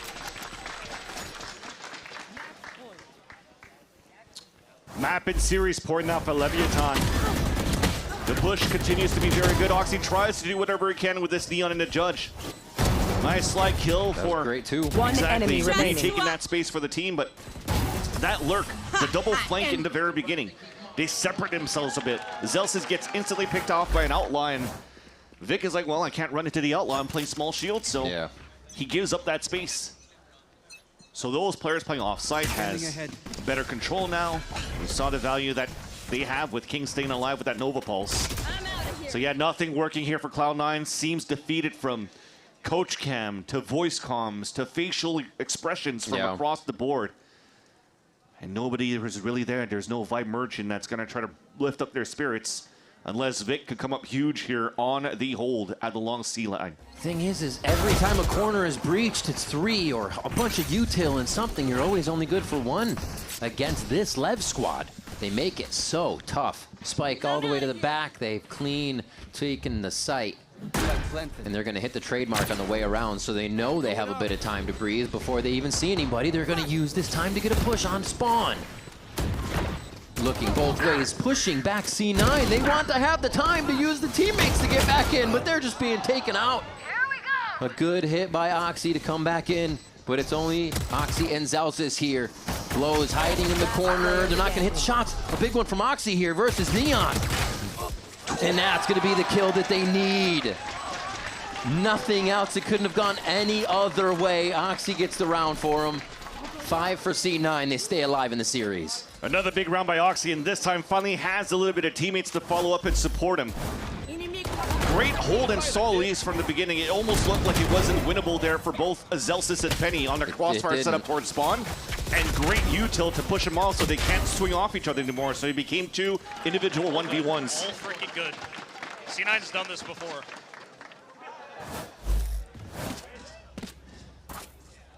Trying to remember when that was.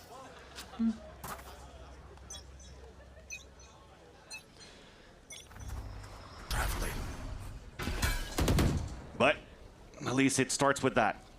Your star duelist again being Oxy, getting multi-kills for the last 2 rounds, and then finally converting onto that one too. And economy.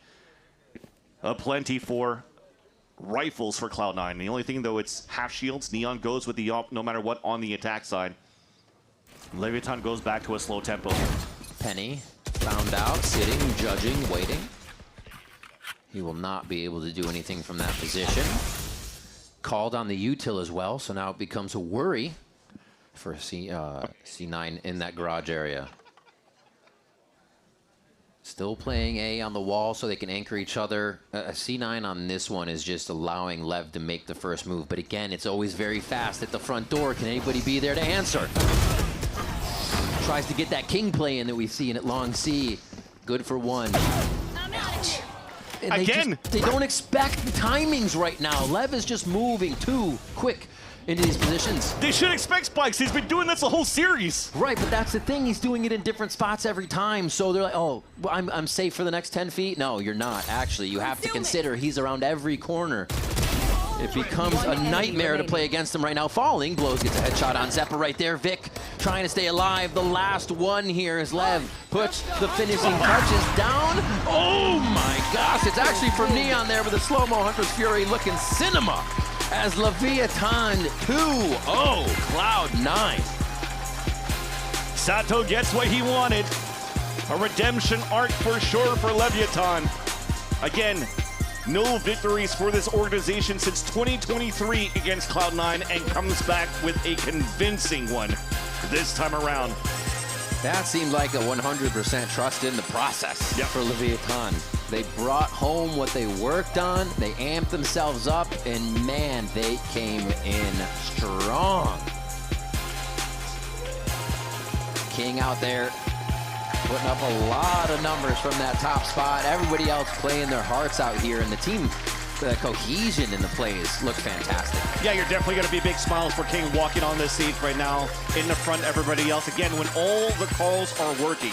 How many timeouts did we really see coming out from Leviathan? Yeah. Right? Owner just wanted him to play. Keep going. If anything, he should have gotten a bag of popcorn from concessions, because he was also just having it. Oh, yeah, that exactly. So it's been working out too well here for Leviathan, and they've been looking refreshed here on the amount of work they've put in from the off season at Santiago until now. That's like a month and a half, pretty much, of prep they could do, and off the movement of this player. Talking about the identity of Leviathan in the past, where a lot of the success was around the Yoru when Neon was playing it with the off. But now him on a chamber, the space making by Spike, the shooting from Sato. All the little elements are really falling into place here for Leviathan to look good. Blows is becoming a hell of an anchor from his initiator position too, as we saw in this game, being able to work multiple angles on that, because he was getting swarmed. He didn't have help in that situation all that much yet. And really just being able to figure out the hotspot situations is something you want to see as they go. But coming out of kickoff, King was saying we knew we went 50-50 between what we needed to do and how we were playing with PXS and how we were playing with Neon. Yeah. So we're looking forward. It's for the future. It's for London. It's for champs. And this looks like a team that could make a scratch at that. It's definitely a great first step towards trying to make it into London here for the setup Leviathan. For Cloud9, though, I gotta say, maybe seeing this neon in the sky is still quite good, even though it didn't look into perfection right now for the side of Cloud9 in the series. The meta seems to be working quite well with the or not too well, but well enough, you know? Yeah. They're finding something. Have to refine in that one. Right now, we're gonna send it over down to Dan Dryad on the stage for the Verizon post-match interview with Sato. Happy birthday! Thank you, guys. Let's hear for Leviathan and for Sato. With an incredible win, Sato, you looked so dominant, and I asked you at the beginning of the day what was going to happen, what you were cooking. First time playing Phoenix, how was that? It's fun. It's a fun character to play. Compared to the Neon, to all the other duelists, are you just a one-trick Phoenix now? I feel like I'm more of a baiter, and Spike. I feel you. Yeah. So and Spike is kind of like a crazy man. So you let him do that, and then I'll just follow. You know, that's the whole deal. And that's the thing, because Spike, going into kickoff, he was playing a lot of the Viper. So this time around, you have pretty much everybody's able to play duelist in your team, even King as well, that has played Raze in the past. So what is it? Are you guys tossing a coin? Are you guys fighting? How do you make that decision to who's gonna play what? Yeah, we always knew that Spike was really good at Neon, and then like we tested him out on one map, and then we're like, this guy's different. This guy's different.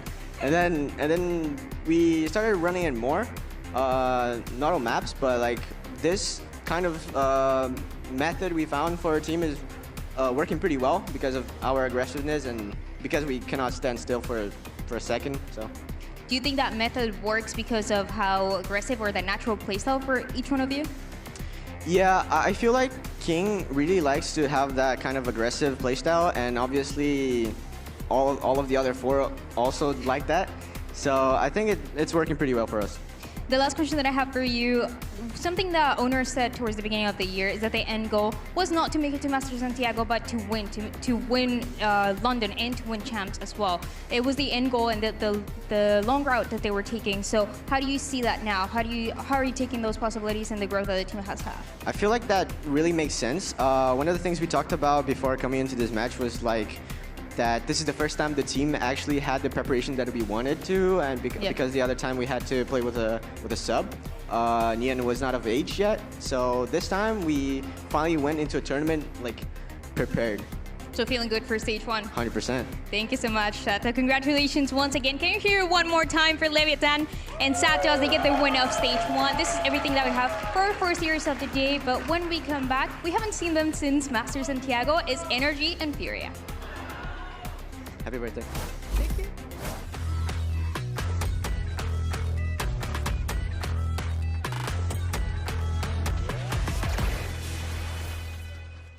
Demon for these two guys to overcome.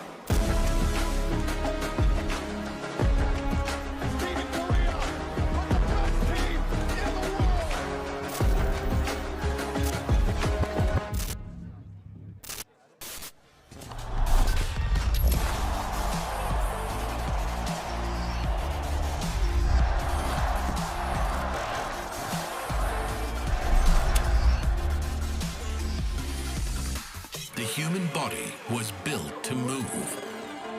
Not trapped at a desk in one singular posture for 12 hours a day. It's time your chair evolved. This is Secretlab Titan Evo. Ergonomically engineered for you. Gamers, hybrid workers, artists. Backing your every move.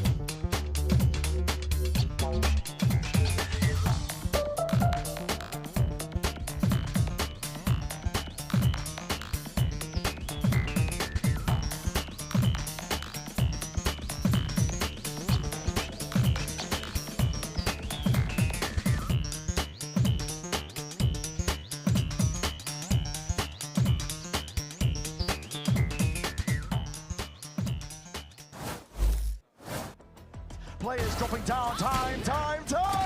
It's not the weapon of choice, but Island straight there with them. And Furia achieve the absolute impossible. They've overcome every challenge that's been presented to them. They've not lost the match. Even though we got first in kickoff, like I still view us as like an underdog, just because our ceiling is like we're nowhere near our ceiling pretty much. Starting off with NRG will be a good way to start the season. We've never faced them yet. I think like the biggest thing we have to focus on is like making sure Mata just doesn't get free space 24/7, because when he gets like all this free space, like that's where I notice his team excels. Time pressure, Mata! The amount of aces this guy gets. It's definitely not going to be an easy game against Furia. They're obviously a top team. They showed that in kickoff. Looks like they mesh very well. They have very good chemistry. Pretty similar to our team environments, and I think it makes the great teams great. So they're going to be super solid because of that, no matter what. I think that both of us will be very determined to win this match. They have good individual players over there, especially Ethan. He's like a 2-time Champions winner, and Kiko is a beast. So I really respect their team in general. They're probably the hardest team to play against. Welcome back to VCT Americas and our final match of the week. And boy, oh boy, it's a good one. We got Furia taking on our world champions in NRG. I'm Golden Boy here alongside, once again, Athena, Mimi, and Emily as we break it all down. Look, I mean, it's safe to say we have an exquisite matchup that is about to take place here. Our number 1, number 3 teams from kickoff. And on top of that, first match of the year. This is a well, if you're a fan of both of these teams, it's going to be an exciting match. If you're the players, it's probably not what you want to have your first match. I mean, I think it's exciting. It's a great way to kind of see where both teams are at here in Americas after Santiago. And for Furia, it's kind of like they're collecting the Infinity Stones right now. No, in kickoff, they beat G2, the Kryptonite of Americas, right? Then they beat MIBR, the super team. Now they just have to defeat the world champs. That's right. It's simple. You know? Easy peasy. Yeah. Right? That's it, right? That's it. Yeah, but they also had very different trajectories after that win. NRG turned it around. They looked amazing to qualify to Masters Santiago in that lower final, and they had a much better run at that tournament than Furia did. Yeah, and Furia, though, I got to give them credit. They did shoot for the moon at Santiago, though, even though they missed a little bit. I just want to clarify. I said they could get the Infinity Stones. I didn't say they would just quite yet. Yeah, I could fly tomorrow. And just so you know, Emily is just constantly making sure she doesn't get caught with the proof again. That's what it is. All right, let's talk about Furia. All right, because look, this squad, without a doubt, was one of, if not the biggest surprise coming out of the Americas region. I would even argue for the majority of the VCT, it was such a surprise given, Myrna, where Furia were as an organization here in the VCT versus the success that they found leading to Santiago. Yeah, it just felt like an insane turn of events. This team, they genuinely came out of nowhere for me. All these players constantly battling out to make it to this stage in the first place. And they ended up winning with what I thought was the power of friendship. And what I mean by that is all these players are so insane. They're playing together, their synergy, the way that they talk to each other in and out of the server. You can tell that this is a team that cares about gameplay, knows that the unanimous goal is to win, and they don't take any of these things personal. Yeah, I mean, by far the most fun team I'd say we have in Americas right now, with just how hyped they are and how supportive they are of each other. But I think their storyline in kickoff was actually really funny because they came in completely reinventing themselves. We see them win against Crew and Sen. They still didn't get any credit for it. It was just, oh, Crew has a sub roster. Oh, Sen, they're just not looking like they're Sen's informed. not Sen. But then as soon as they 2-1G2, that's like, oh wait, Furia is actually pretty good, guys. Hold on. That. And then they just go on to win out the entire tournament. Although they didn't have the results that they wanted at Masters, they honestly just lost out both of their matches that they got to play there. But in Americas, they're looking pretty good. And it was close games, though, right? I mean, that's the other thing. Yeah, 2-1s in both of them, getting a map off Paperex in particular. That team that went all the way to the finals, that crushed all the other American squads, was a big accolade for them. Yeah. I'll be a little negative, though, and I'll say that I still think an asterisk can be put on their run in kickoff and in their run in Santiago if they don't perform this stage. I think if you win two games against teams who are excellent, and they played amazing in those, it was also a low for G2 and NRG. And despite the map wins, going out without a win in Santiago, that adds another little piece. So this is their opportunity to show this is no flash in the pan. This is a team who has come out, who can adapt to the changes in the meta and can continue to succeed. This is where we really prove if they're a top dog or a one-trick wonder. Well, what does help this squad, though, is that they have players who, they've been here before. They've had different degrees of success. But one player I want to highlight in particular has been EU because he's always been that X factor. I mean, we've been singing this guy's praises for years. Amazing for a long time on HUD, but it was a different level in Santiago. Yeah, no, he was absolutely insane. This guy was the only player on his team to consistently go negative in both those games that they played, both those BO3s in Santiago. Positive, sorry. Okay. That was be like, wait. No, sorry. Consistently go positive. And he wasn't doing it with an absolute bestiality mentality. He was using so much of those utils to get a lot of those picks for himself. And on top of that, he was consistently being the hype merchant as well as being the positive voice in the rest of his team. He was vocal, consistently giving that, and you can see him at the end of each round giving those fist bumps, being like, it's okay. Yeah, he's also been the anchor mid-round when things are getting too out of hand, a little bit too hectic, when they're riding on their high of the success that they've been having. He's the one to kind of be like, okay guys, let's lock in, let's focus, reset comms, reset whatever, and to really just ensure that they can close out wins. Why are we laughing? Why are we laughing? I am. Yeah, sometimes, man, you just gotta have that bestiality mentality, baby. I was hoping no one caught on to it, man. Wait, what? No, it was just. No, I was trying to say beast, and I said bestiality. Oh man! This is oh, why that they was gave just me too the good. big bucks. It's That was rare too that good. something breaks me that bad. I'm sorry. We can't. We couldn't hold it. Literally, our crew was falling apart behind us. I was so good until I looked at him and then I heard laughing in my talk back, man. Come on. I can only imagine chat just dropping question marks nonstop. Dryad, por favor, save us. Take it. Talk to Nerf. I'm sorry. Back in kickoff, everybody was talking about Furia, and Nerf, you got a chance as well to get some international experience. You played against BBL and against PaperX, and also with the scrims behind the scenes. What were some of the learning lessons that you were able to get from all of that? Yeah, I think playing against teams like PureX and BBL, they have a completely different approach and stylistic to the game. So I think we were able to take away some things from them and apply it to our game, which helped us a ton. And just even scrimming teams like Nongshim, who won in Santiago, is we got to learn so many different things. So you're going to be running it down like PaperX? I guess we'll see. Thank you so much.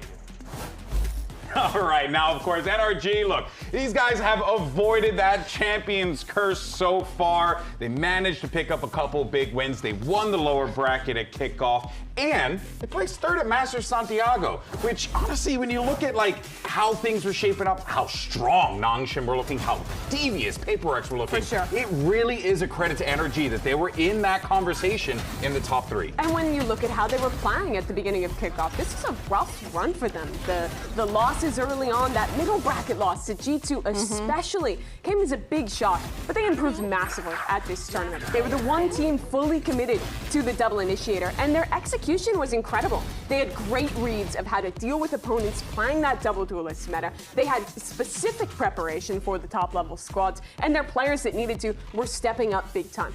Yes, they crumbled at the end against those top two Pacific squads. But I think even looking at that upper final, there was a real world they beat Nongshim. And also looking at this the was a grand very final, different story. I also want to be clear too, looking at the grand final, I don't think anyone was touching Nongshim, to be completely fair. And one thing that I want to point out is for NRG, the way that I can describe them is they play like they are a unit, especially on the attack side. Yeah. When they're execing, it's like they have utility covering every single piece at a specific time, and players always holding in angles. It's like they're building up a wall on whatever side they're going to, and teams really have to fight hard to kind of penetrate that and be able to break through it. When we saw them first go against PureX on Bind specifically, their execs were super strong.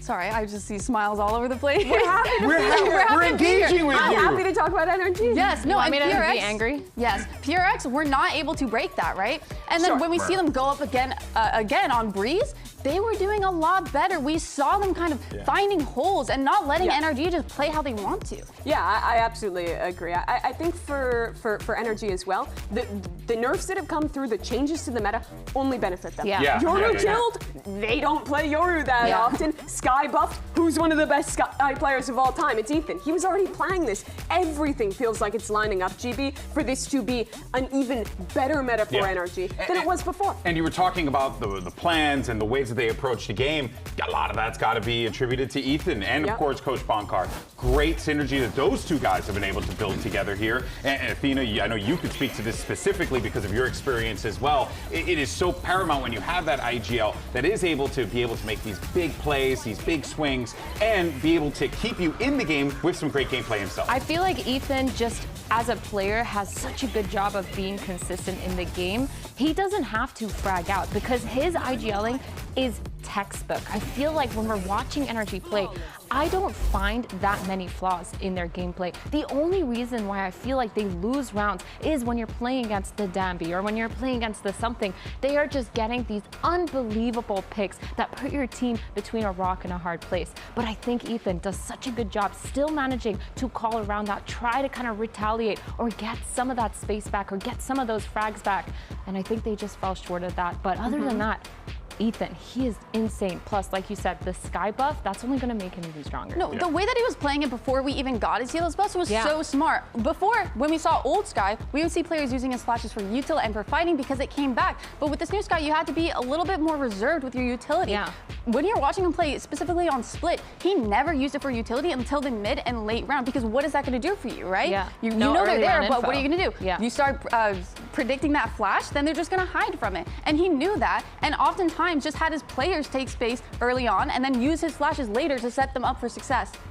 Yeah, I mean, look, it goes without saying that Ethan and his contributions to this team, obviously winning a world championship as well, cannot be understated. But he's going to have his hands full here with this Furia team that's going to be winning looking... 2 of them, GB. Yeah, how could I forget? Actually, yes, 2-time world champion. Gotta put respect on my boy Ethan's name. But for now, though, let's actually check in with the coach of NRG. We had Dryad had an opportunity to talk to Coach Bonkar earlier today. We recently saw the departure of assistant coach Strong from NRG. Bonkar, how does the preparation change now that it's only you? It changes the procedure a little bit, but I've always done the prep myself, and I most likely always will do the prep myself. It's a lot easier when it comes from my head, so not too much. And how do you prepare going into this event with everything, all the meta, all the changes?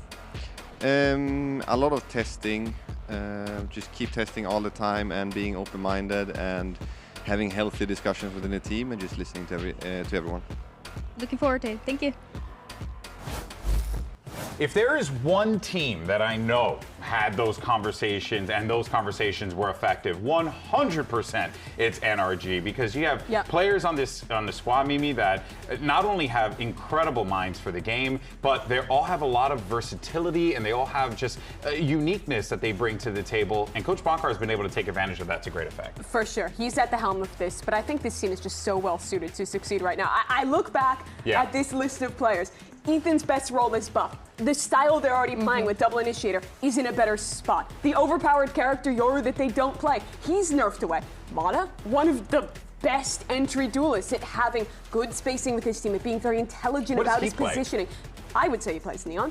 I think he'll be good on that role. I think he'll be great on that role even, because he's already shown us his excellent ability to make good decisions in how he specifically entries, playing the Waylite. I think that'll continue on Neon. Yeah, but then also you have other weapons on this team too, right? Scuba, another guy. He came in with Mata, you know, had one hell of an opening season for him, winning a world championship alongside Mata, but he's also always been a reliable hand in that circle. He's in those 1v1s, you know Scuba is 9 times out of 10 going to pick up. I feel like when we talk about these controller players, these Viper players, we're constantly pointing out anchoring and clutching. But Scuba, this guy does a masterclass of it. Not only that, he is so good at being aggressive with his lurk timings, as well as getting a lot of that information on that defensive side. When he is playing weak side, he's not afraid to still jump spot, still jiggle peek, get a long, deep line down towards those longs, towards those shorts, just to get that much information and pass it back to Ethan. He has been phenomenal and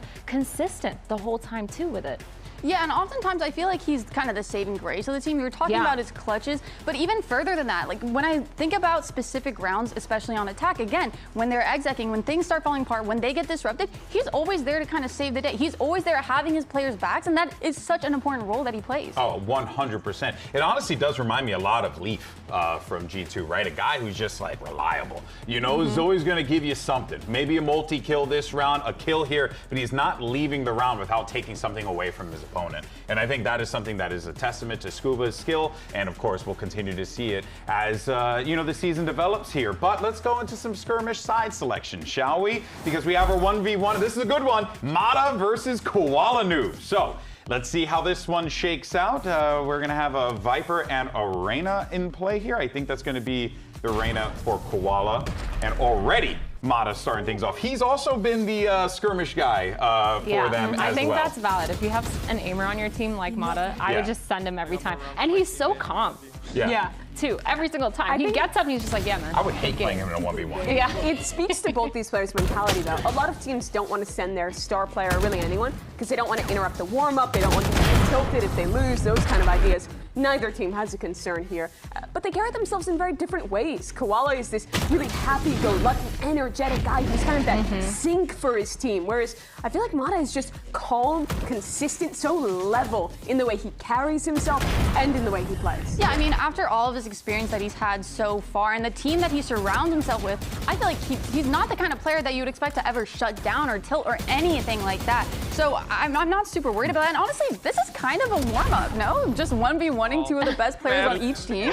Yeah, I think that also speaks to how each of these teams play too. Like Furia, we see them with their emotions. It is in the server, but NRG, they are all calm and they're all ready to kind of get into whatever form they need in order to win out a round. And I think that really shows the kind of differences between both these teams, and it reflects in their players as well. This might be one of the worst Koala Noob plays a very frustrating skirmish, by the way.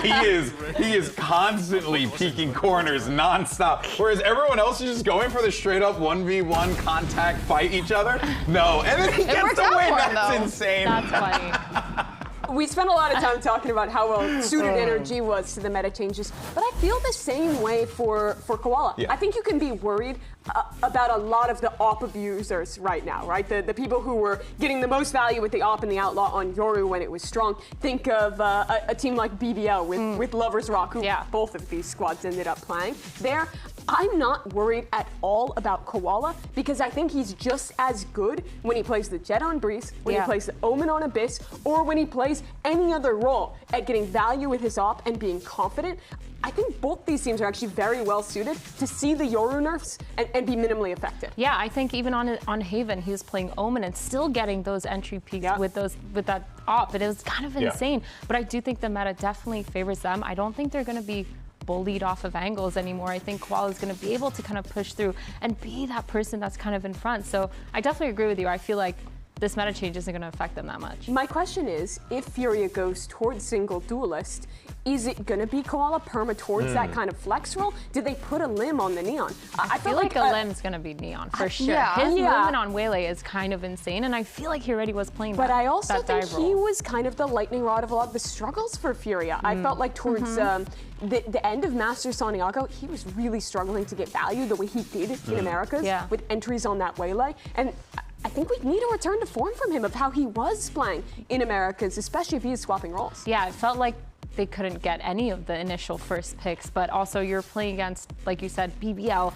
and then PRX. It's kind of impossible to kind of get. It is a difference in the opponent as well, right? And I feel like when you were coming in with that first siege, you do kind of get a little bit of that struggle because you get that buy and everyone else is You don't get to play against the low seeds in the groups. No, I mean, we all saw, we were like, oh boy, they're going to be coming into this one, and these boys are going to be, the crowd was hype. It was intense over in Chile, so it makes a lot of sense, right? I will push back on that a little bit, though. Because Nongshim won the tournament undefeated with the exact same situation put ahead of them. True. And I think if you can't close out those kind of games against Paper Shaw, shoot you bail. They were a top 2 team in the tournament. They played amazing.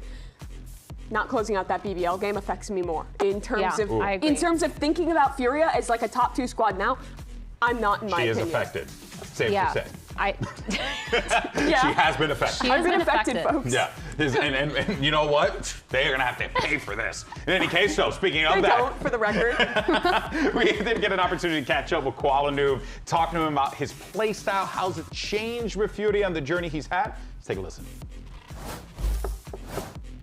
My mindset is just to like be the best teammate I can. Like the meta changed, so you know I'm gonna be more on like supporty roles, not like flashy like characters and stuff. I think that's where I excel as a player. Like I have like identity syndrome where like I'm a super good opper, but like I'm not a main duelist right now, so I'm kind of like. But like the way that I excel outside of opping is being like a trade fragger, so it's gonna work out for me. But it's like now I'm committing to this. This isn't like something that I've done in the past. Like I've played smokes on like the odd map here and there on like other teams, but like now I'm gonna be like permanently on a different role, and it's something that I'm just gonna have to learn to adapt and like benefit as much as I can as an individual and like support my teammates in the best ways I can to put them up in good spots. Interesting perspective there from Koala who, you know, this guy's been waiting for his opportunity to come to Americas, play on that stage. He's had opportunities and has already had those immediate impact moments. But hearing him in that brief snippet there talk, Emily, about the role swap, it sounds like he's going to be the one that's going to be the tip of the spear moving forward here for Furia. I mean, that kind of answers the debate that me and Yeah, we're having segment. that whole time, just going back and forth, questions. Yeah, and you guys answers. couldn't have just played that earlier. Yeah, right? come on. What the heck? Just delete the bot. I mean, I gotta say, I am a little sad that we're not going to be seeing him flex as much because I agree with you. I think he played a really fun and impactful Omen, but I'm excited to see what this new team is going to look like with Alim taking on whatever role it might be. I also think if Alim was having a better performance on the entry at Santiago, might have been somewhat of a different Maybe story. singing a And I different think tune. Koala is very strong on that role. I can't remember off the top of my head how much history he has on the Neon. I mostly remember him from his NA Tier 2 days, just locking Jet every map, but he's a player who's very adaptable. I have no doubt he'll be able to play that. And I think Neon is a good opper on defense, and he'll still be allowed to pick up that I scope. just think, you know, to just play slight devil's advocate in this instance, right? And Myrna, maybe you could touch on this here. Like, Koala Noob's coming in, he's going to be playing the Neon, potentially, right? But as we know, we don't know what we're really going to get from there. On the other side, you have Mata, who is like a god-tier Neon, who's going to be covering that role. And it kind of goes back to the conversation we were having about Penny and Oxy, where it was like, you put someone on the role that they're good at versus like, you know, minimizing your damages, so to speak. Is that going to be the case here? Because I do kind of feel a little bit of concern if Koala Noob's going to be taking on this much responsibility right now. I feel like for Koala Noob, he's been one of the best defensive duelists in terms of opping and making sure that he's getting that deep line, whereas with Mata, I do think that his Neon goes kind of insane. A lot of that movement has been really good, especially for post plants, especially for retakes, using his util to get onto site. So I do think it's kind of hard to say. I guess in a way, if you're expecting Mata to just run it down and hold W at Koala, I am expecting it to go the way of Mata, and I do think that for Koala, he is going to struggle just a little bit. But at the same time, I mean, he's talking about in that clip too, how he has that support from the rest of his team. And I think that's going to be what they're kind of relying on because they've been smacked before by that duelist just holding W, especially in Santiago. Yeah, we had this conversation going into Santiago when we were having a double duelist meta, but I want to ask again when we have a little time before the game starts. Do you think the most important role right now, what is the most important role in a team right now? Who is the player that matters the most in this meta? The dive duelist, the dive for duelist. sure. Yeah, I mean, I'd have to agree. Everything's being built around that, so I'd say yes, the dive duelist. I agree. That's my argument as to why I want every team putting their best player who they think has the highest ceiling on that role. And you feel like Koala Noob is going to be that guy? I think Koala is that player. No, hey, look, I think there's going to be a lot of questions, but we will get those answers very soon. By the way, I do want to let everyone know there was a slight delay on the stage. Everyone was making sure it's all good to go, which is why you're hanging around with us a little bit longer, but don't sweat it because we're going to be jumping to the action in a little bit. For now, though, we'll keep the conversation going, and we'll talk more about Furia's arts in here because kind of the point that we were referencing referencing before, right? About, you know, who are going to be these impact players, who are going to be these guys that are going to be stepping up. Well, you're also going to be looking at the leaders as well to be properly utilizing those players to their greatest potential. I mean, we saw what he was able to do with Alum. I know he was struggling a lot there in Santiago, but I thought their macro ideas with how he was going about taking space was good, and I think seeing him start to kind of more focus on setting up Koala now and focusing around a lot of his utility around him, I don't see it being bad. Yeah, I mean, I agree with that. I think, like, if anything, it is just going to allow Koala to have more of an opportunity to be set up properly, and is going to allow Arton to really just manipulate the map the way that he wants to, ideally. I mean, I really wonder if he's learned a lot from Santiago, because that kind of tempo that they were facing, that they were losing to, is something that we've been seeing a lot, even today in Americas. So I feel like he's got to adapt. And if anyone can, I feel like Arton really can. He is so experienced in so many other teams that I feel like he can kind of bring that energy to it. And we talked about Koala, we talked about how to set up this team. I think for sure they have a really good game plan going into it, and that's why Koala being on that duelist is what they kind of settled on. Yeah, it's of course going to be an exciting matchup. Here are the predictions as laid out, and on the desk we're unified. First time. But Brent Van Silly and Riv decided to go with Furia. They're not here to answer for their transgressions, but we do want to. I'm actually quite curious as to why. We will be hearing Brent's perspective in a little bit, I assume. But yeah, I mean, NRG kind of goes without saying, right? It's a World Championship team. You got to go with them. I mean, World Championship team, yes, but I think just of what we saw at kickoff and the fact that they didn't get to play against, or what they saw at Santiago, and the fact that we haven't seen them play against each other in kickoff, I think if we did, I still probably would have leaned towards NRG just based off, towards NRG just based off of how they kind of took form towards the end there. And going into this, Furia had to make a lot of changes, whereas NRG didn't. NRG still had the foundation that they can play off of. All right, folks. Well, the time for talk is done. So let's send it down to the stage and bring out our two squads. Riot Games Arena, your 2025 champions are back. Let's hear it for NRG!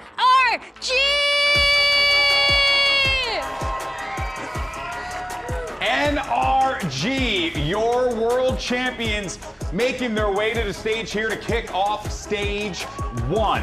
And after a third place performance at Master Santiago, you know that the team that once was at the top of the mountain, Athena, wants to ensure that they're right back where they left off. This is the first time that they get to face Furia. Before kickoff, they've never seen this team this year. And I think they're learning and kind of looking forward to turn the tides. Because again, you have a two-time champion leading this team with so much firepower, so much cool, calm collectiveness that they really want to make a stand and make a staple out of their name to prove that they should have been that #1 seed.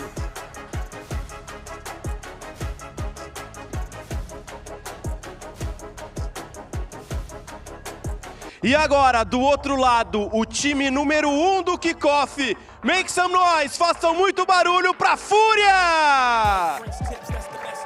And then, of course, Furia. Now, as you heard Athena talk about before, these two teams have not met in the past. So this is an opportunity here for Furia to show not just that they are not a flash in a pan, that they are the real deal, but an even better opportunity for them to show what they have learned since Master Santiago. It's such an opportunity for any team to get to attend that first global event, to get to learn from international competition, have that They were there the whole time. to scrim against the best. Yeah. But it's very different for NRG. They've been there, they've done that, they've gone through these revisions, and they've already proved to be that first team to go up against the championship curse and keep their team together and perform at the first global event after. They're still seeking another trophy, but no doubt this is the most menacing squad you can go up against.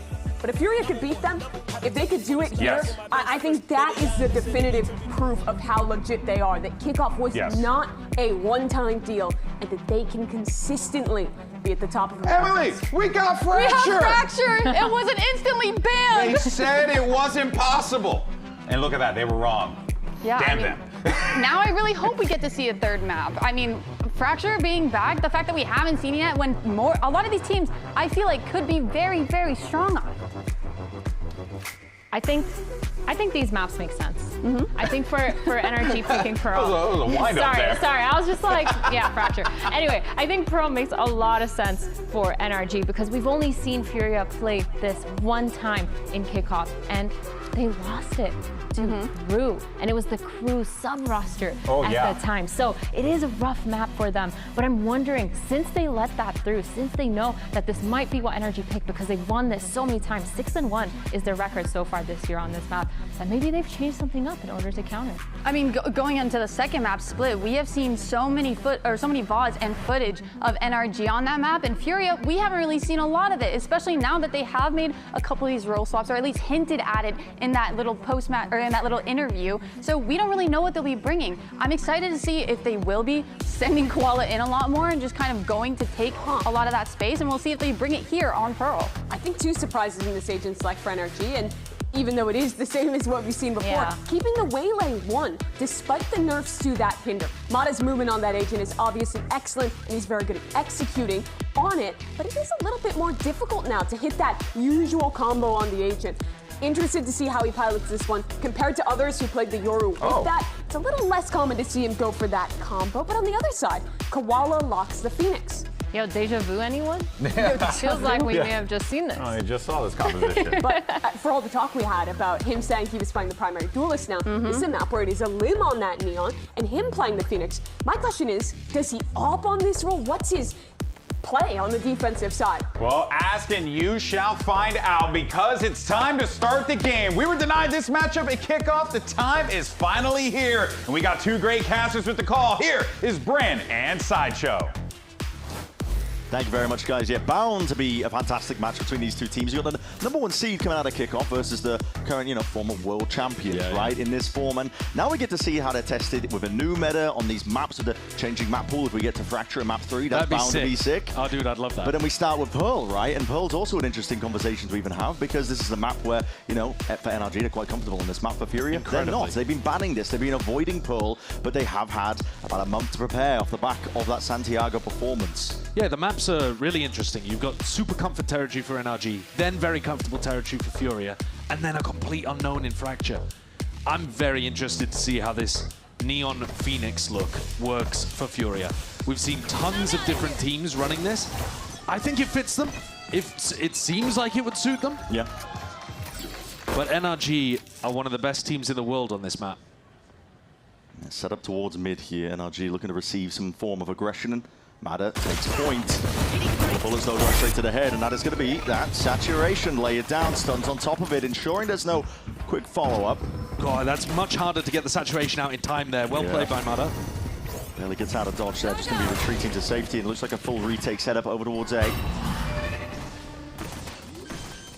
Furia will have access to most of this side, but there's a bit of a punish onto Alim. What a shot. Nasty shot. Great plant position though from Furia. Open to Art and A main.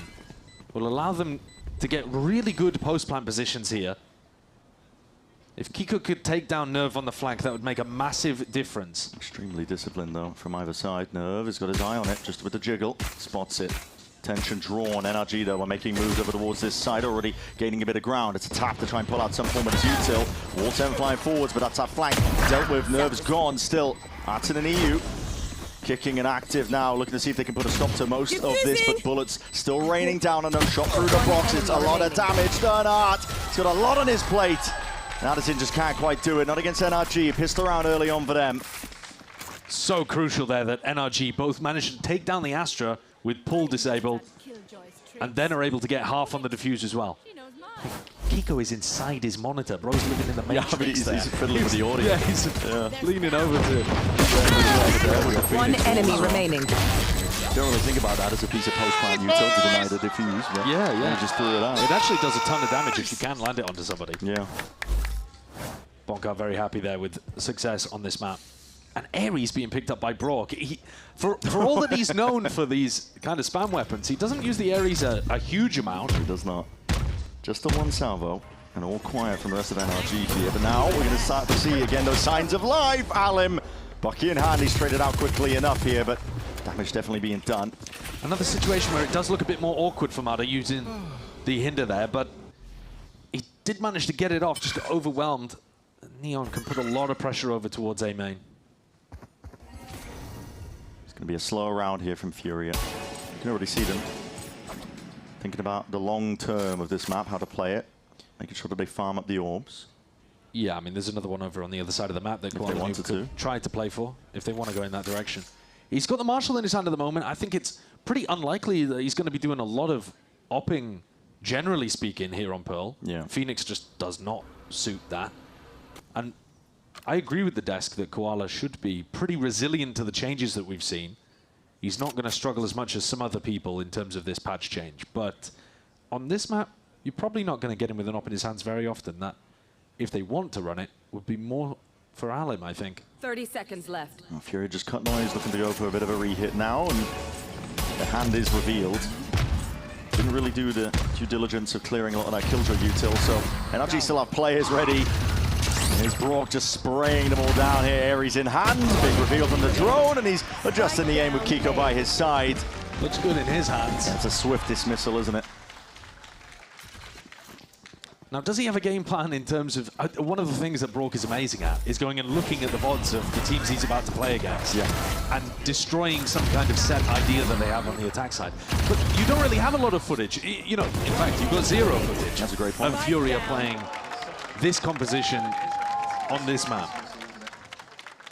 So I've got to imagine it's more to do with just the general value that you can get from these kind of guns. It looks like the game plan pretty clear. A lot of contention happening over this A area. They understand the importance of denying the Phoenix these ult orbs. Bit of spam from EU. They can contest through the salvo. I have the spike. And sometimes NRG are going to fake this. They'll throw down that same Astra utility, throw one salvo, and there'll be nobody behind it. And instead NRG will be fighting a different area of the map. It's hard to read. Yeah, it really is. Just a one player spotted. It was only Alan. I like this from Ethan, though. Just denying it. And now, even if they do give up A, there's no orb for Koala Noob to pick up. Yeah, fine to do so. Stun, Prime, ready up the contact. That's a Prowler, drop down, stun will connect.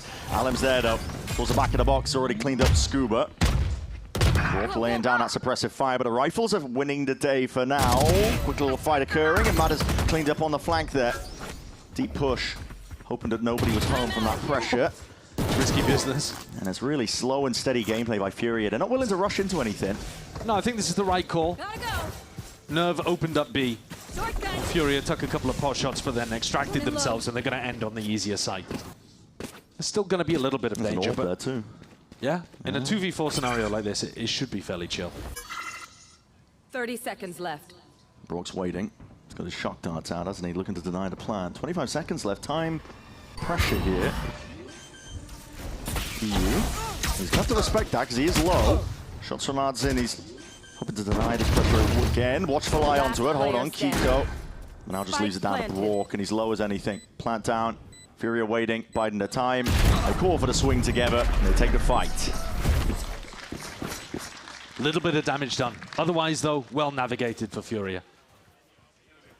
They're on their attack side, 2 away from being able to deploy that Phoenix ultimate. They've been a little bit slow, maybe compared to what you would expect from a top team getting the Phoenix going, but you could definitely still have Koala Noob's ult in this round. Come on an orb now, and kill, baby. something like that. Come on now. Yeah, extremely diligent gameplay, though, gotta say. If you had any worries about Furia potentially falling flat on the other end of Santiago.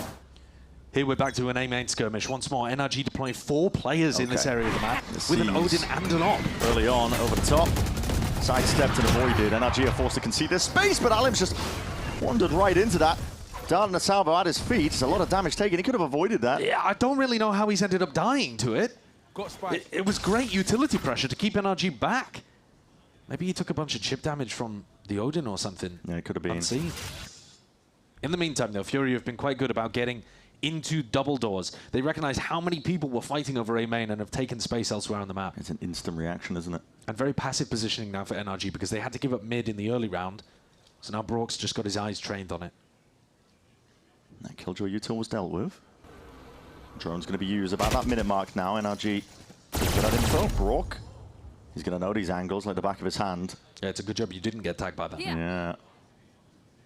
And again, all quiet, sneaking, trying to take as much space as possible, but they show, again, signs of themselves. Matter spotting it, but a flash in his face. 85 half has to back out. Smokes now propped up. It's an open plan now, open sight for the taking for Furia to get the extension. Now asserting themselves into deeper post-plan positions. Previously, very much offside. Looks like they want to fight aggro for this one. They're holding. Well, results. There's a Nightfall. First wave and layer of things forwards. Hinder, though, it's going to be slowing them down, but still the rifles in the hands of all these players. Oh, they're just dominating. I mean, Koala got that in midair, I think. Yeah, he really did. I think Mata was going down no matter what to the second player behind, but that is a huge, aggressive post plan there from Furia. Yeah, it's a big switch up. They were in a disadvantaged position. They were in a 4v5. But the plan was actually quite nice for them still to play passively. They choose instead the more aggressive option, and it pays perfectly. I like that they're already trying to upset some form of conditioning, right? We saw the one post plan where they were going into very passive positions, trying to play order util. In that round, they just fight them. Yeah, mixing it up. Take a look at this on the replay then. How exactly does Adam go down here? Oh, he got blinded. Blinded by a teammate. Yeah. And unfortunately, then ended up being unaware of the salvo at his feet. One enemy remaining. No matter though, because Koala Noob redeems himself with that at the end of the round. 2-2. NRG invested with an Odin and an Operator in the previous round, so their economy's not looking good, and Furia have a chance to get a real snowball going. Completely moving away. Koala Noob has the ult. No reason to really fight over that A main area this time. Instead, just send it. Why not? Yeah. He's going to be acting as a bit of a human drone. You sweet. I can bait you the... Nice. Yeah. You guys hold on back on? I can resmoke heaven, okay? I'm playing post with all these guys. Yeah, yeah. I have deep right, Toro. Smoking heaven. One mid. Yep. You just go fight with them. Yeah. Drone decline. Spawn, Omen, or Samba. I gave, yeah. Odin spawn. I try to walk out. Okay, lots of time here, boys. Yeah, just keep holding flank art. Yeah, I have a resmoke for heaven, okay, Jenny? Yeah. I just stuck the bomb. Yeah, in three, Jenny, 3. Okay, we coming out. I'm molly. I'm out of here. Building. Play bomb, guys. Play bomb. Yeah, we're good. Saving the Odin again? Or? I'm out of here. Down. Oh, cringe ass player. Come on, boys, let's go. Yeah, a little corner at the end there. Yeah, a little call out. One thing I will enjoy, though, is, I mean, you expect that, I think, from players at this level, but there's a level of seriousness even when they're going up against the eco. Yeah, I was wondering, actually, whether they knew 100% that this was going to be an eco round for NRG, because there was an Odin saved and a couple of players that could have possibly forced up, but they were very fast, and they used the Phoenix ult instantly and realized that, I mean, I think fairly quickly, oh, this is an eco, and they're gambling on the other side of the map.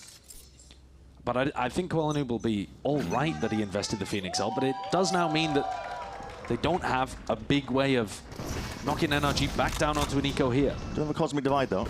It's going to make dissecting up the B side a little bit easier. And they're all picked up, so that's in now with that lockdown earned. The important thing is, how do you play against the defending lockdown? It's going to be used, primed, actually preemptively placed down on either side. The plant also going to be full committed, so Nerve going into this. Furia have faith in their long-range utility, something to try and push back the retake attempt. As both teams having to call for a bit of a stalemate when the Venn diagram's up. Oh, and that's detainments, at least across the board. At least one of the players, and now a rapid regaining a bit of the ground. Alemi's eating a lot of damage, though, and Kiko's locking down that one area towards back halls. Jump spotting, looking for the info, but not aware of the corner. Koala Noob still here, trying to play his life in, but that hinder is picture perfect. Nana Swarms from long range again. It's NRG with the advantage in a spot like this, but potentially turn of the tide. Bit of spam through the smokes, and a pull now being played for. It's a lot of damage done. Matter's weak. Brock, though, locking it down. Odin in his hands, finding where this last player is. Hold on, Nerve. He finds his time. How about the defuse? Oh, my. Not enough. It's Nerve who saves the day. Down to the milliseconds. Mata was so weak going for that defuse. Had to get into a position where he was the one to be sticking onto it. With an op staring down into smokes. And unfortunately, the rest of NRG weren't able to defend. Great play by Nerve there. And also great awareness from Furia as to what their win conditions were. No flank on the retake, no possibility to take down the Astra. That's very intelligent by Nerve. He doesn't attempt to trade Brock with the Odin immediately. He baits it just long enough where Brock starts looking in a different direction at the end there. Tactical timeout for NRG. They've got to figure out a bit of a solution here. They gave B site very easily on that round because they were confident in their retake. And they got into a decent situation, but took a while dealing with things. And it's not like Furia's composition is the most keyed up for post plants. You know, they're not the ones running the Tejo, for example. Yeah. Tejo Astra with the Killjoy would be even more devastating to get through. When the side swap and NRG are on the attack, that's something for Furia to think about. But NRG's game plan economically has been to go for Mada with the Operator and go for Rourke with the Odin, and we haven't actually seen Mada really take too much contact early doors with that op. They have been in a situation where they're needing to spam to deny the plant over towards A, or in this round, playing retake on B. These are hard spots to play as the Opera. Oh yeah.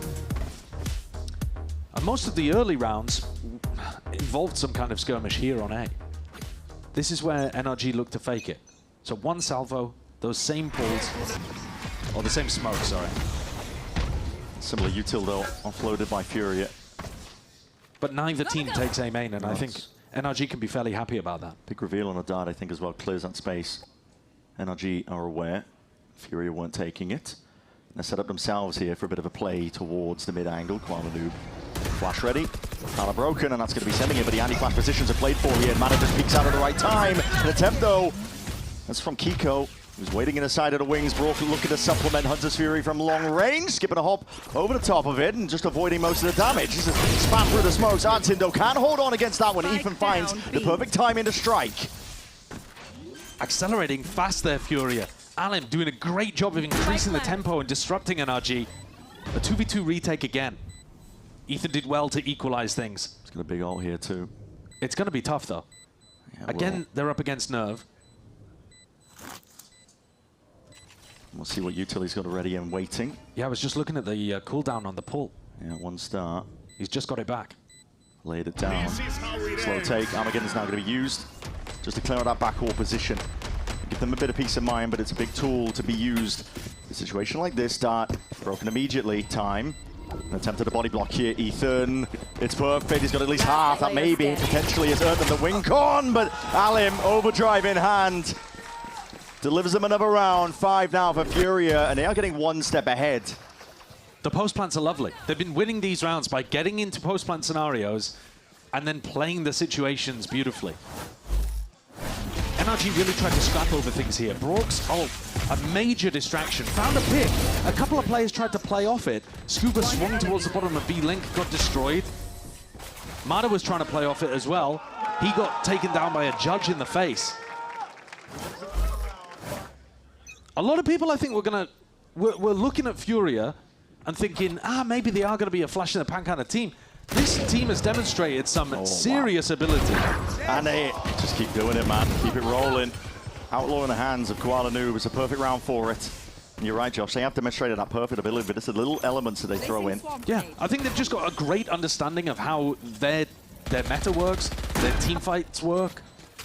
They're fast as well to make decisions. Yeah. Everything they demonstrated at kickoff was fundamentally sound. It wasn't just being carried by, you know, some individual or...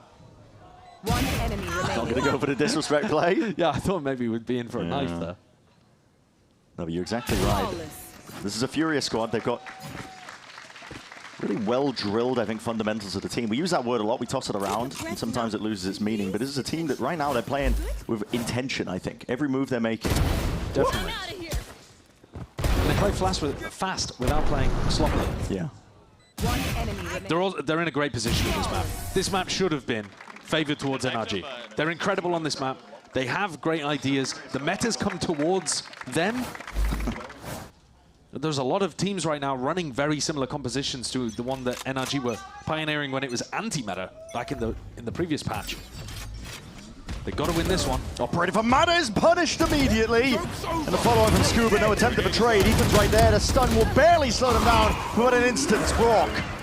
He's that last line of defense into that area, but even he has to retreat and still being followed up and through. This is EU getting a bit overzealous. Yeah, that one is an overfight.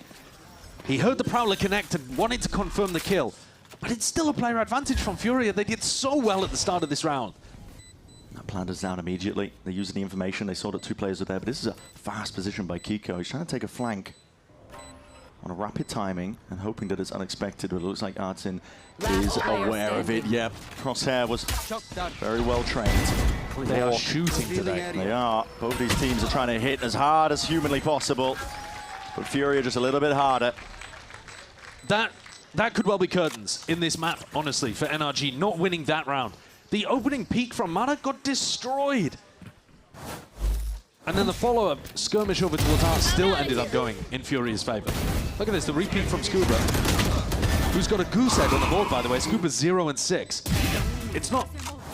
I don't think the map is on him by any means, but it's just a demonstration of the fact that some of these crucial moments, they're all going the way of Furia currently.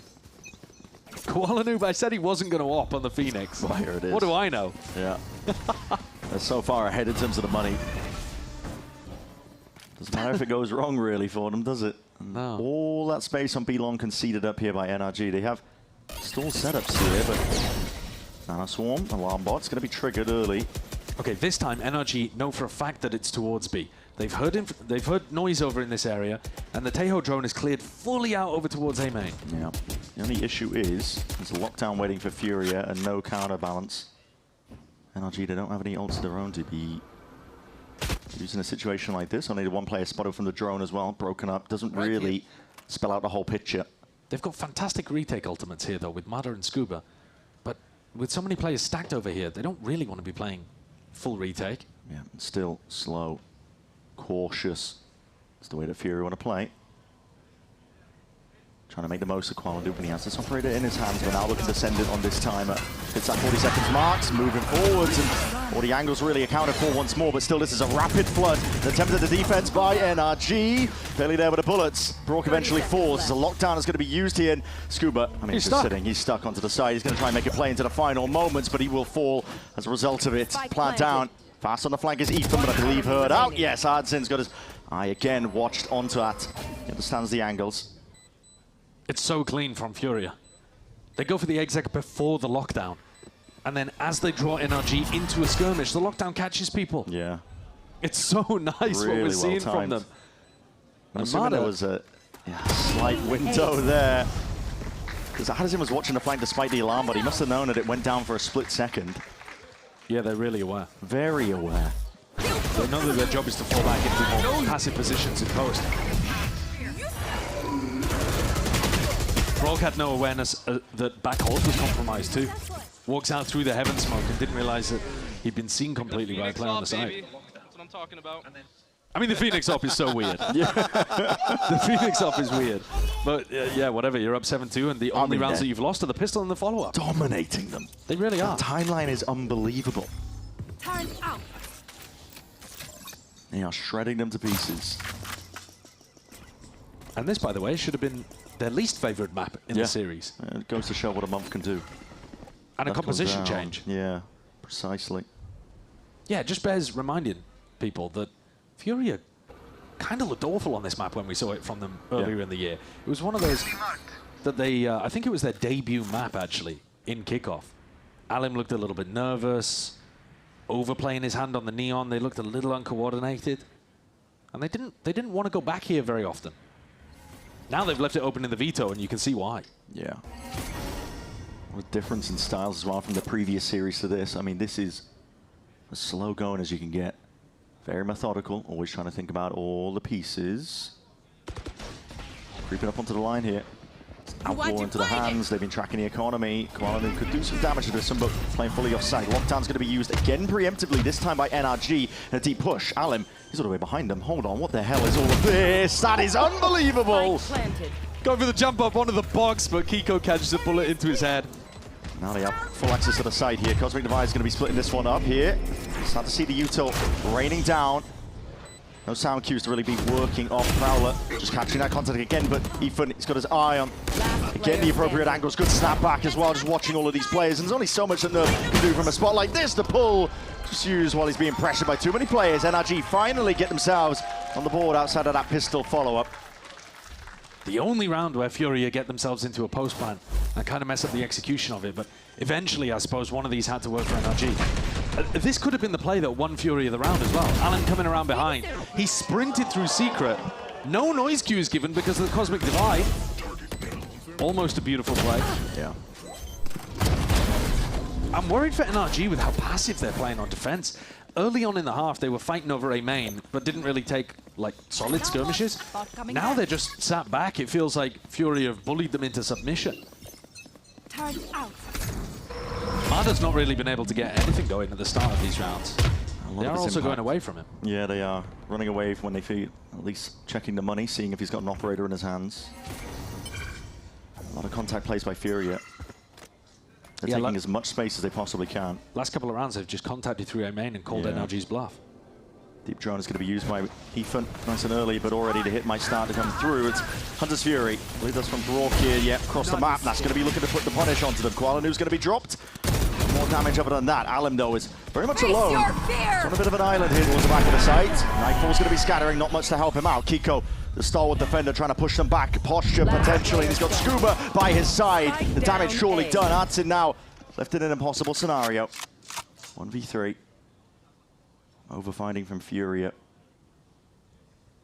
Smackdown and punish here, and the spike is way out in the open. You're not going to be getting away with that. So, 4 rounds for NRG, potentially salvageable. If you look towards the second half, they get a pistol round win. Some really important rounds to put on the board there, as you're saying, from NRG. But generally speaking, that is a dominant half from Furia. You lose the pistol and you're still up 8-4 coming into the halftime. They're going to be so pleased with that. Yeah. I think the key is that they ensure that NRG don't get into comfortable post plants in this next one. There we go. We're warmed up into it. We're warmed up into it. That's what it's about. Ethan clearly keeping a chipper mentality. Morale is up for NRG, but we'll see which way this Pearl map goes on the other side of this.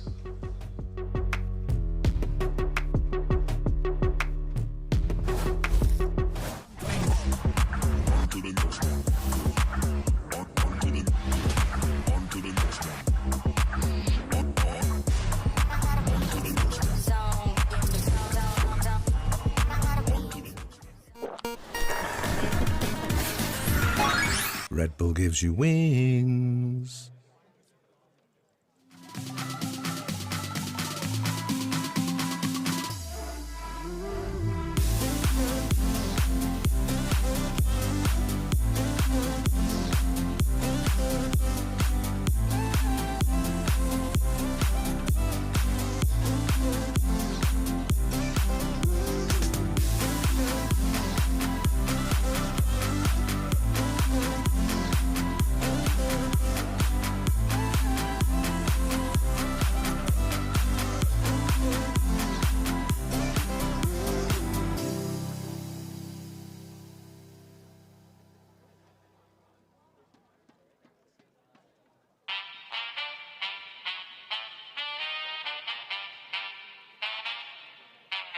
Me busca lo mío,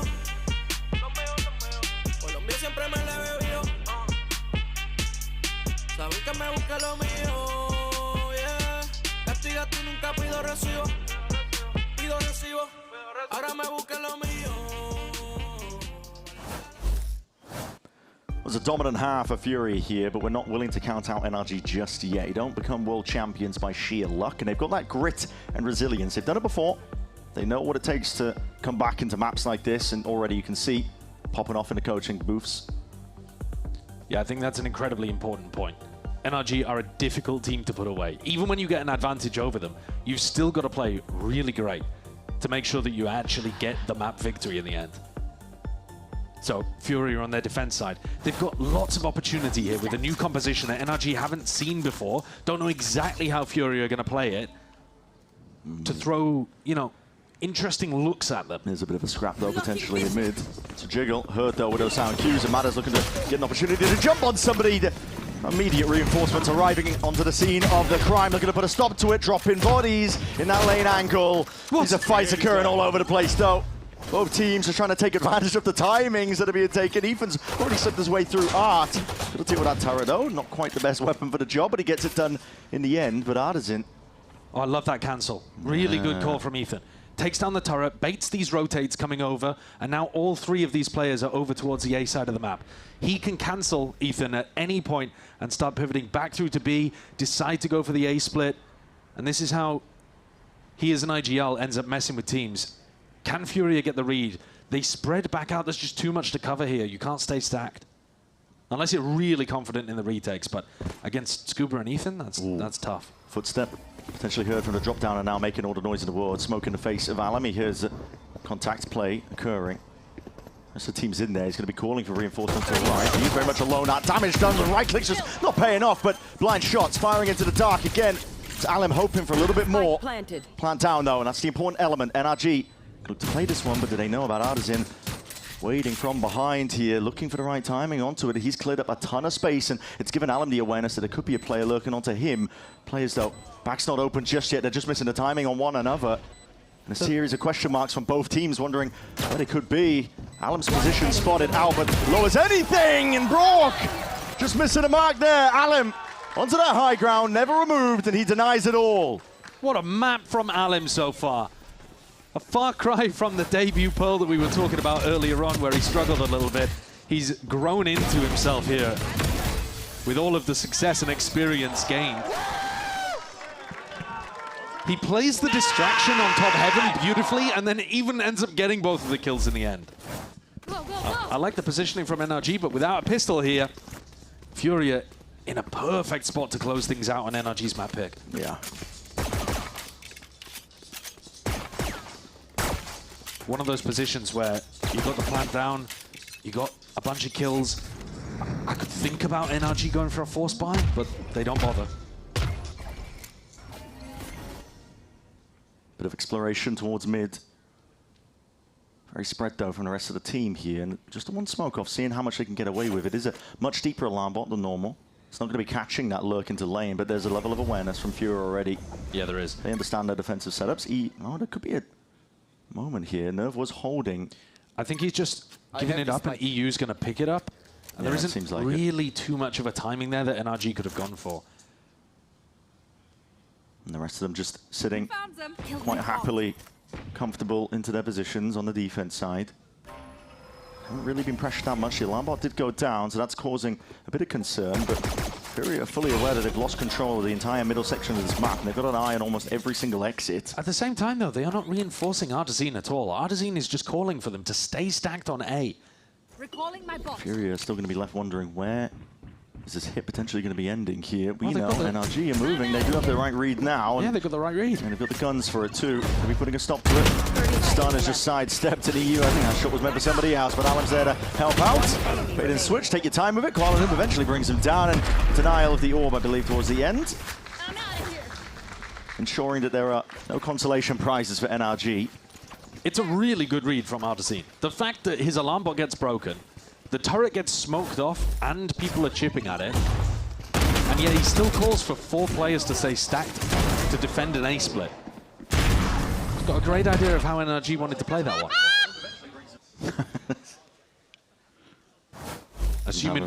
Assuming perhaps that NRG just never contact B long against a team that might have an outlaw looking at them. Now big group up, NRG sending everything towards this A main fight, but Alan's already going to be way ahead of this. He's forced out and fracked nice and early. The bullets shredding potentially up into the corner. Shots going back and forth wildly here. No casualties just yet. That's where Kuala Noom's molly is so good. Denies anybody from following up on Mada, and Kuala Noom secures the orb. Quick reaction from NRG here, looking towards the mid. Basically the same setup from Artazine, right? He's just holding B completely alone. It's incredibly passive. NRG are making a lot of noise here, not scared to show presence. But crucially, they haven't made any noise in this area of the map over towards B long. And so Artazine, I think, is still super confident. We'll see if NRG can take B long without making that noise.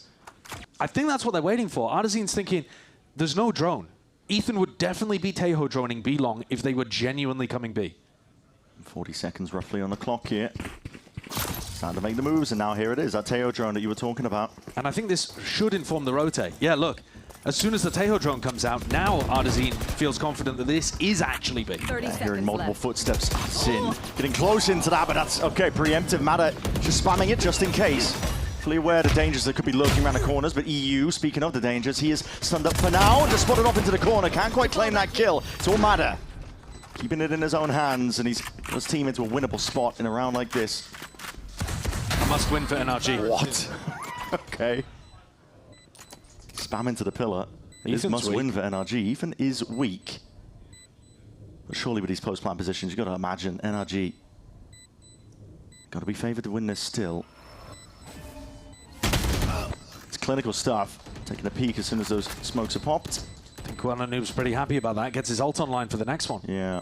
Alim's just saving the gun in spawn. That was a nice macro adjustment. Let's try for a little bit more. Why not? Okay. A lot of damage being done here. Well, should have been a really good round. You've got to keep that one. Ethan's dropped and falling. My God. It's a round win for NRG, yes, but Furia doing significant damage on their bonus. Yeah, it doesn't feel great for NRG. It's a must-win round, and they get it on the board, but at what cost? Furia could even think about picking up an Outlaw in the next, because you know that a bunch of these NRG players have got to be on light armor or give up a ton of utility. And already we're seeing that Artzine's read is correct, right? He can just stay over towards B alone until he hears drone util down B long. And this is one of the big differences between these two teams. Furia can prep for NRG, assuming that they don't change their composition. NRG can't really do that specific anti on Furia. All right, here's the drone. Does this inform the rotate again? The rest of this team, looks like Furia are stacked up in through mid and sewers, but we'll find out. Targets destroyed. Peeking. Nice, boys. Take it back off. Careful, guys. Careful. Two. I missed the street. They're Phoenix flooding street. I'm going through on flash. They're done. I'm missing street again. I'm slowing street. Okay. Skills. Find out. Back hole, boys. Pillar. Back street. Back hole dead. Phoenix. Back hole dead. Relax, guys. Relax. I have street. Just relax. Spike planted. I'm holding street. He's gonna run out. Dead. He's gonna run out. Heaven. Coming out. Last player standing. Unknown, boys. Play back off. I'll jiggle for you. Bring around the Rosie. Holding right. You guys are good. Nice. Oh, let's go, bro. Let's go. Hey, shout out Sam. You see that flick, bro? Okay. It was getting a bit hectic in the comms there, but Scuba, I mean, the one thing I noticed is just him saying, calm down. Yeah, I think it's also important that Mata was calling when the rest of his team should scale. I think that's a really crucial call. Also, the op and the decision to swing the op in order to get the punish, because you know that the opper can't be somebody with, you know, it's not like you're playing into a Yoru or a chamber that can get out. Best case scenario, they're going 1-for-1 in that situation. To be hard committed. Stress mounting. Yeah, definitely big stressful. juxtaposition between the reactions of his team and him. But at the same time, I think the team has got the right idea here. That was such a crucial round. It's now knocked the economy down for Furia. You got away with, you know, the big ult situation that Furia might have been able to mount against you. And now you're actually in a spot where you might be able to run this back. It's still a 4-round deficit, but the next one should be easier. Money knocked significantly for Furia here. You're right.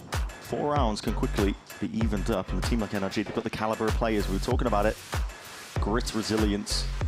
They know what it's like to come back in maps like this. They're going to be just taking it one map, or one round at a time, I should say.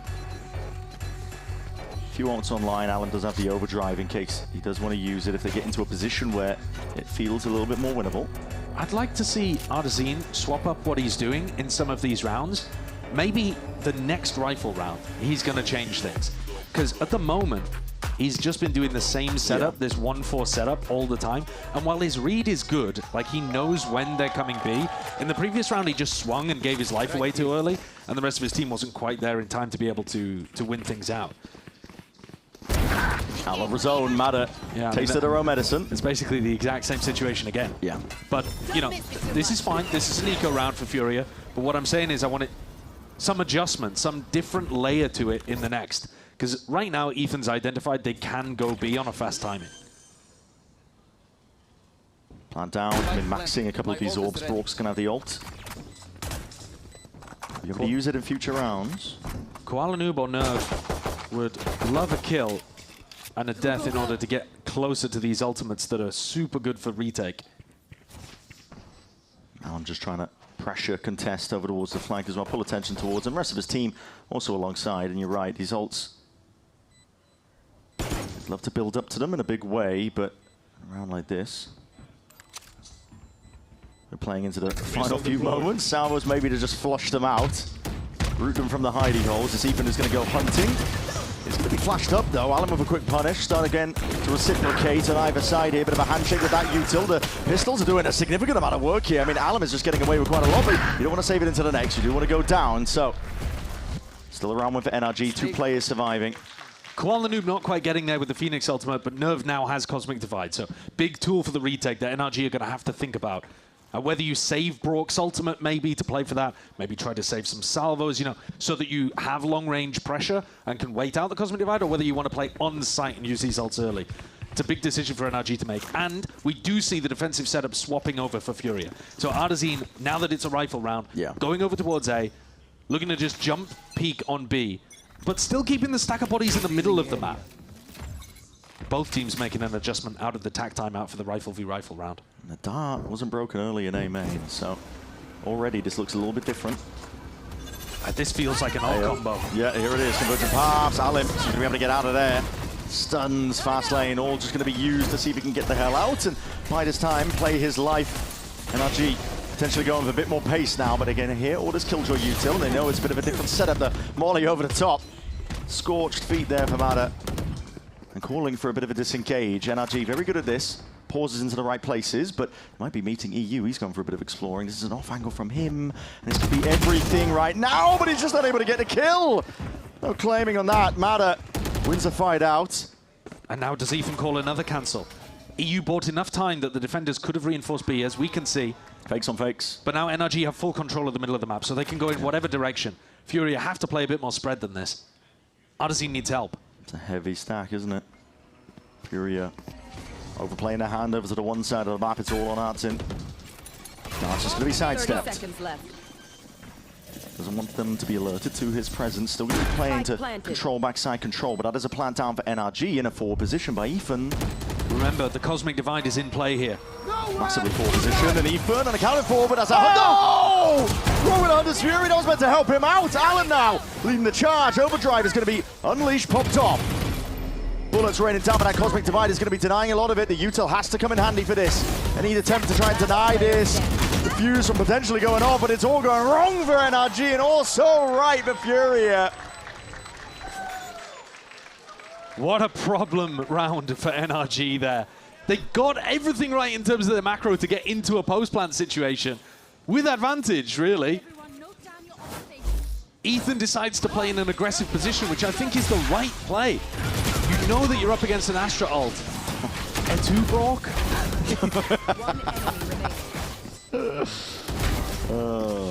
Unfortunate. Yeah. I mean, deciding to... If they want to use the Hunter's Fury like that, other people need to be with helping Ethan aggressively. If you don't want to do that, then maybe you want to save the Hunter's Fury just to delay the Cosmic Divide. Wait it out. Beginning it a little bit odd here for NRG. Stinger and a Sheriff forced out. Ethan and Kiko. No spread default as well from them. They are all in over towards this A main angle. Silver lining is that Ethan's calling so far has actually led to them getting onto sites with plant down fairly well. The big difference between these two teams is that Fury were pretty much immaculate in post plants. High-low with a turret to block some of the bullets. This is devious behavior, but the Cosmic Divide is going to push it back regardless. Molly's going to be used though, slowing down the approach. Any attempt to try and stun them before they can get through the gate. Double dash though, over and abound. Mada's in there. Refract is going to be wasted away in a moment, but he does get that plant down. He is very much stuck here. Knife out, hey, what's going on? Carnage occurring. And long range now, they're just lobbing in the artillery, aren't they? Nanoswarm's going to be deaded nice and early. This is NRG expending quite a bit of their util, but they have the guns. That Odin span is coming in through. Alim can't quite get half on the defuse, and still these players are just waiting for that smoke to dissipate. What now, though? Half onto the defuse again. What is the next layer towards it? You just have to face this one with bodies and fighting towards it all together, but the full stick, that's what reigns supreme, and that's what wins Furia this round up to 12. It's a cute idea from NRG. We've seen them run it one time before that I remember. Tiny little gap in the Cosmic Divide, get the plant down. In theory as well, you should be able to throw the nanoswarms, and they're much more difficult to break too. But I think actually Furia got rid of them fairly early on. And there was no final layer to that. Too passive in the positioning for NRG. And Bonkar takes a tag timeout because there are now 5 opportunities for Furia to steal away the map pick of the defending world champions. And one of the best teams in the world on Pearl. Oh, yeah. Furia are making them look a bit daft in a lot of these rounds. Oh, one step ahead a lot of their plays, as much as NRG have been doing well to try and drag it back into more equal territory. The money's also been bad in these last couple of rounds, and it's not getting any better for NRG. This is, if they are to make a comeback and force this to overtime, this would be one of the most difficult rounds to put on the board. They have no ultimates. Barely going to be working with, no ultimates. Maybe Bulldog, Guardian, Stinger is what I'm looking at right now. No one's got enough money to even buy a single rifle. No, it's going to be half armor across the board. If Furia, they are quite good at this. If they just do their diligence, hold down tab, look at the money situation, they might want to get an outlaw online. But this is the best chance Furia are going to have to draw blood early. And I think they should be good to close things out on split. They've looked so good there. But we're perhaps getting ahead of ourselves. NRG, they've got resilience. And they've got things up their sleeves, I'm sure. They're not the only ones that haven't been sitting back. Upper end of Santiago.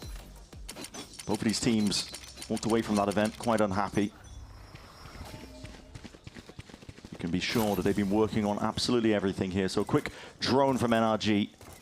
Again, very much all in. It's 4 players from them. Just make sure grouped up over towards B. Flooding with the util here. It's both shock darts committed nice and early, seeing if they can clear some of the nanoswarms, and now look at the back away. They've left an insert though. It's a different look. Previously, any time that NRG have made noise towards B long, they have finished B. Brock will be that insurance policy. Just sitting tight, doesn't want to overplay his hand, doesn't want to go down too early. Doesn't look like Furia in the mood for any sort of aggressive re-clear, so he should be safe. Really, really passive setup on the A side of the map from Furia. A drone from Brock now at that 50-second mark, making it feel like they were just waiting over towards B long and now trying to send it flying forwards, but it is just one man and one piece of util. And already, it doesn't really feel real enough. You can already see the rotation abounds by Allen. He's going to be back over towards A now. Dash though, forwards. Allen's going to be just sitting into his own team salvos, but just head just popped out.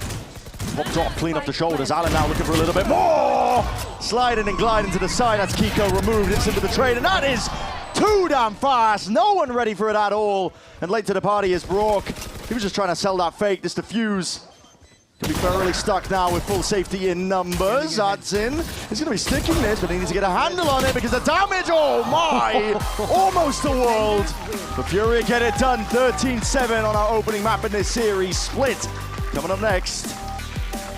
A great performance from players that had questions about them. What were they going to do in this new meta, Furia? What roles were they going to play? The desk was talking about it. Who's going to be the primary duelist? How do things look? Honestly, immaculate. Like, really beautiful map from Furia, with Alim going 24-11 on Neon. And Kuala-Noob having really large impact, not just by fragging out, but also by using his molly in beautiful positions too. The calling was nice from Aldazine. I've got nothing but good things to say about Furia on this map. It's got to be one of the best maps we've seen in America so far this week, and it's delivering right now. Map 2 of Split coming up should be a banger. It's a great map for Furia as well. Potentially close this one out, but again, got to remember that resilience that NRG have in their back pocket. We'll find out what they can do though, and if we will go the distance just after this. Do not go anywhere. One enemy remaining.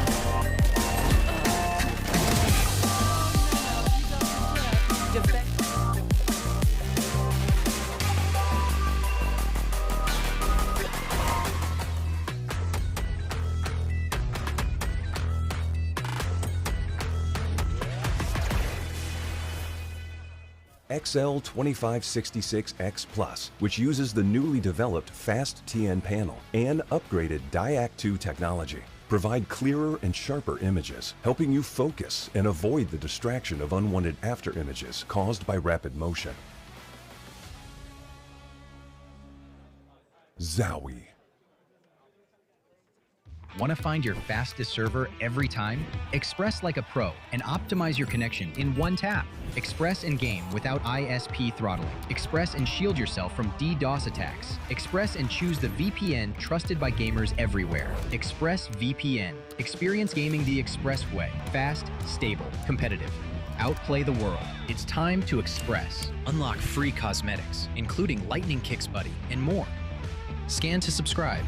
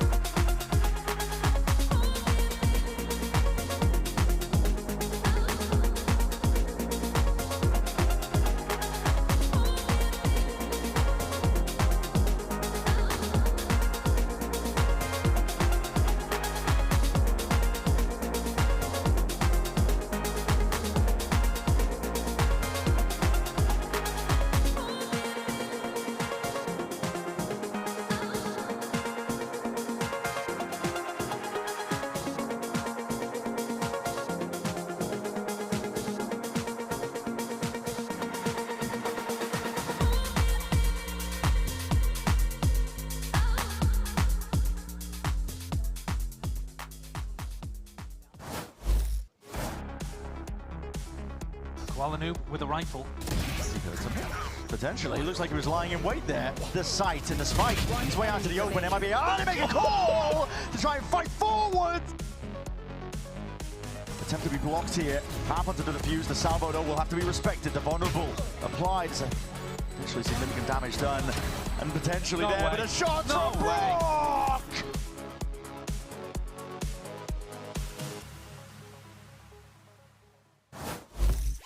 It's a 13-7 map 1 that goes the way of Furia and Shaw. After Master Santiago, people's expectations for Furia went down. But now you're showing that the team is still here, it's still very strong. What happens? What was the conversation after you got eliminated to make sure that you figure everything out the way that you just did?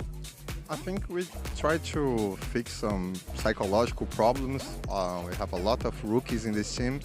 And I think we need more time to develop this part, because when you are a rookie, it's more difficult to understand some stuff. But I think our team is very resilient, and we improvise a lot in these last weeks. And I think we are good to this new meta. For the rookies, who do they rely on? Is it you? Is it somebody else in the team, our team, for example? Yeah, me and Art. We spend a lot of time to talk with the boys individually and in group, and I think we create a lot of connections, and these help a lot in this process. That makes sense. Thank you so much. Thank you for that, Dryad. Great insight there from Coach Shaw. Welcome back, everyone. Furia picked up a decisive win against NRG, and it started off with a really strong attack that we were seeing from Furia. And Mimi, you were hearing from Coach Shaw there talk about some of the challenges that they had faced. They're bringing in some new players into the fold, rookies more importantly, and this is the result that they're seeing against the world champions. Gotta say, it's pretty good so far. It was a very impressive first half. When you look at NRG's strengths on this map, when they're playing this double initiator, double drone kind of composition, what they're very good at is re-clearing space and getting people onto a strong side at the right time later into rounds. What Furia did was just absolutely simplified. They were running execs for probably the first 3 or 4 rounds of this game, just pounding onto the site every time with the combination of the Neon and the Phoenix. They looked excellent at doing so. And even once it wasn't just the hard site hits, the team fighting and the way they were scaling together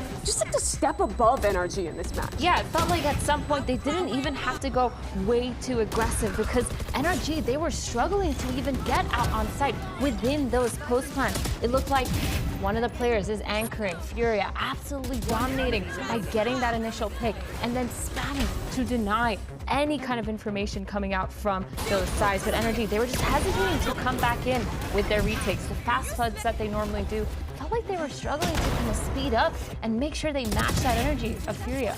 Yeah, you can tell that NRG had pretty solid game plans going into it, specifically on that B round. We had an anchor, we had Brock singing in heaven, getting ready to go for spam kills. Unfortunately, they just weren't coming through, and our anchors weren't able to kind of survive, at least get a 1-for-1 trade. And the flood coming in from Scuba, at that point, you know, Brock is dead because he got spammed through smoke.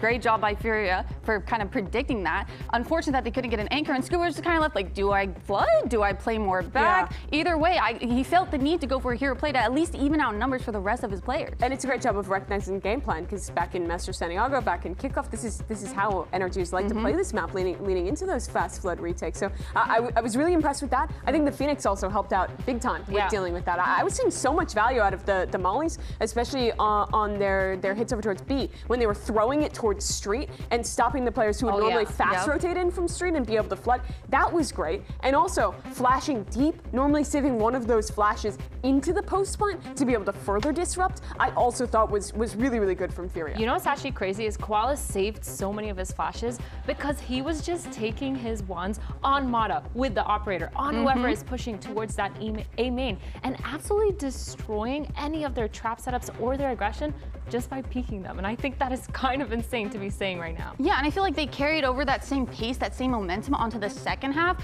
It was really hard for NRG to get into comfortable post plans, because a lot of the times we have Alum and we have Koalanu kind of just going up and full fighting sites. And even when they did get into those post plans, it didn't always work out for them, because as soon as that utility was gone, you know, Furia was able to kind of just kill them. I feel like when you're talking about Alum, this is the perfect time to kind of see how he was playing. Earlier, we were talking about who we thought was going to go up against Mata, who for some reason is still playing that Waylay, which I'm not too convinced about. But Elim on this Neon, man, he has done work. Koala, he did a good job of getting those opening picks, but so did Elim. Not only that, on all their post plants, he was the one that was going aggressive when they needed it to be. He was not afraid to slide all the way into spawn, get a lot of those free picks, and consistently trade off when it came to getting the picks on Mata, denying any of the entries and making sure that the anchors were dead. My stocks for Elim were lower after watching Master Really? Santiago and the way that one Wow, went. fool me. And I really wanted to see Koala play that Neon, honestly, when I was thinking about this matchup ahead of time. But all I can do is laud Elim for that game. I think that is the best single match he's played in Tier 1 yet. It was a really incredible performance from him. Yeah. His entry pathing was on point, his mechanics were great, and he was so confident to follow up on this game plan of Furia. Just an excellent game from him. And now Furia in such a good spot. Oh yeah, they are just one map away from defeating the world champs at the opening week here of Stage 1. But speaking of those world champs, we got Coach Bonkar standing by to get his thoughts as we get ready for map 2. NRG is down one map, but Bonkar, last time that you played a split, that is going to be the next map. It was in Master Santiago against PaperX, and that was a composition that today is very meta, with Mata on the Neon, Ethan on the Sky. Is that what we should be expecting going to map 2 or something else? We have something completely different from Split now. It's because of Sam. It was his W chat who was suggesting it to us, so we W using it now because he's a W streamer. Makes total sense. Good luck. Does it, Dan? Does it? We'll see what we end up getting out of this one, Athena, but very curious on those compositions. I mean, if this comp is coming from Twitch chat, it might be cursed. Well, you know what, Twitch chat, you're going to enjoy some ads for now. We're going to take punishment for your comp. As punishment for what you do. All right, folks, we're going to take a quick break. We'll be back with map 2, Brandon Sideshow. We'll see you on the other side.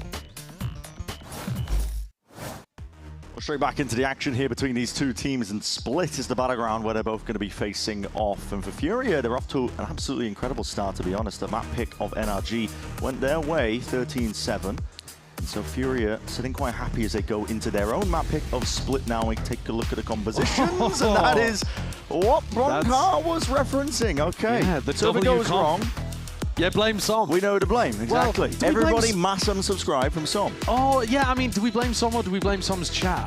It was a little bit unclear. Wait a minute. But either way. Wait a minute. Wait a minute. The call for protest action, I fully support, though. The deadlock is an interesting idea. On the other side, though, not a double duelist composition coming out from Furia. Instead, Artesine playing Vice, and you've got Koala Noob on Omen. So both teams making some adjustments to the way that they want to approach this map.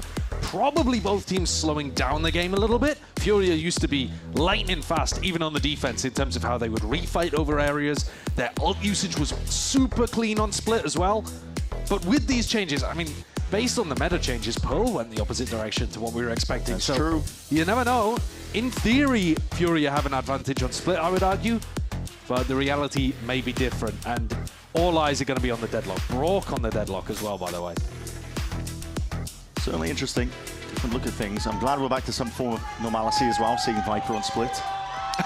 You've seen some teams lose their mind, but... Yeah, that's true. Listen, what do I know? Deep flash, though, tucked into the corners is rapid and letting loose immediately with that util. They are fast trying to take up sections into this B side of TP up top. That's going to be accounted for. And a second right click just does him in. Koala Noob. He's got more than his fair amount there. Yeah, that's amazing impact from him. Mada making a play on the other side of things. They're in a disadvantage. They need a play. So the aggro play is what was picked up and ordered.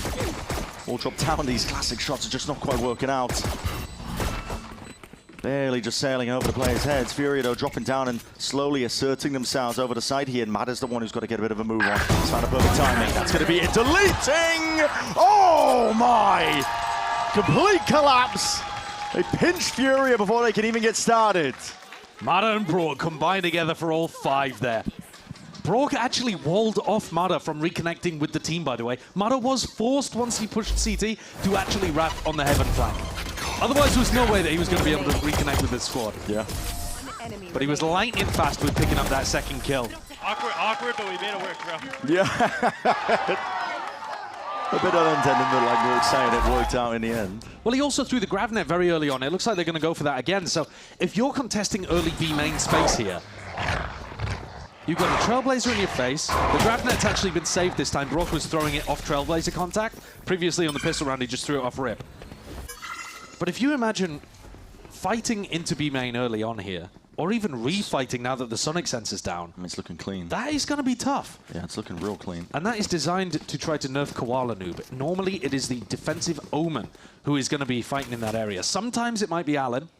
We've seen Neons fight in that area too. But already starting to see some theory, only a couple rounds in from NRG, about why this comp would work well. Acknowledgement. Some presence over towards that ramp angle. And Alan will have to respect it, backs himself out. Meanwhile, Brock is just going walkabouts into B. Yep. He's got a lot of space here, hasn't he? Getting a bit of a read that this is the stack on the eco, and he's got all that space calling for his team, especially with the deep wall into CT. Yeah, he only has to be worried about a single place, and now there's a smoke there. I suppose Same time, Nerve's going to be able to hear this. Yeah, but also what can they do unless Nerve is able to pick off 2 in this spot? Fast reinforcements will be arriving though. Alan is already there with Bucky. He's trying to take that timing, but as he falls off the box, not quite favoured. Alan. He's on. I mean, he is in there. He sees the wall. He knows that. No, Nate and a grab there. That's filthy. One enemy remaining. And now the rest of it should be quick and easy. Indeed, it is for NRG. I'm loving the theory they're putting into this. I'm not going to lie. Yeah. It's really nice. On the defense side as well, you can see exactly how this would work. I mean, defensively, Deadlock seems like a great idea to try to shut down the Neon. Yeah. We've been talking about Vice being a nice counter to Neon too, but I think it's very easy to see how that grab net would be very difficult to work around. And the amount of assists, look at the assists on the back of that too. I'm not sure what Mada was making that reaction about. Maybe he died towards the end of the round. He's 1 away from getting his showstopper online. Could be looking for a chance to get it now with that rifle in his hands. Here it is. It's a refire occurring. Alim, he's just sending it now. Not going to be swayed by the conditioning from earlier. Well, this time Brock didn't actually get a Sonic sensor down. Bomber back. No. They're hitting all the... There's a Vice wall right here. Oh my god, nice. There's a Vice wall right here. I really think... Listen, you guys come up here? You guys come back here? Yeah, play slow. Keep playing slow. No, we're going to go ramp. We're going to go ramp. One more top ramp. I really There's 2 here. 2A, guys. I hear you. I'm going to come down. I'm going to go, no, stay. I'm messing in the corner here. Alright, I ramp. You guys going with the rope? Yeah. Okay. Flashing. I'm gonna flash heaven when you guys get here for info. Do you want me to go heaven with them, Ethan? Yeah, you should. We should all 4. Yeah. We should. I'm gonna flash ramp right now. Group up, good spacing, and we win this round. Just trade out together. I hear you. We're going 4, bro. Wait out. Wall down, guys, wall down. Let's see the... I'm gonna walk up. Gio, walk up. Yeah, feet. Walk up my side. I think it's I'm gonna wide peek, ready? I think it's tag. Wait. 3, 2, we have to go here. Wall's here. 3, 2, 1. You guys can 3, 2, 1 it. Baiting the wall. Come, Scoo. Okay, standing on it, stand on it, Gio. I'll flash safe for you guys. They walled me off, Amen. Walled me off. Wait now, boys. Wait now. We're good. They thorned me. Gio's gonna blind elbow. Gio's gonna blind elbow. 3, 2, 1. Wait. Yeah, bomb, Gio. Run outside. Nothing out. Elbow, in the smoke. Together, guys, together. You can plan. I got you. 2 side. I'm holding left. Could be heaven, guys. Last player standing. Play 1 Spike down A. Keep it down. 10 seconds left. You're gonna rewalk it. And 1 Gio. 1 jam. Neon had judge.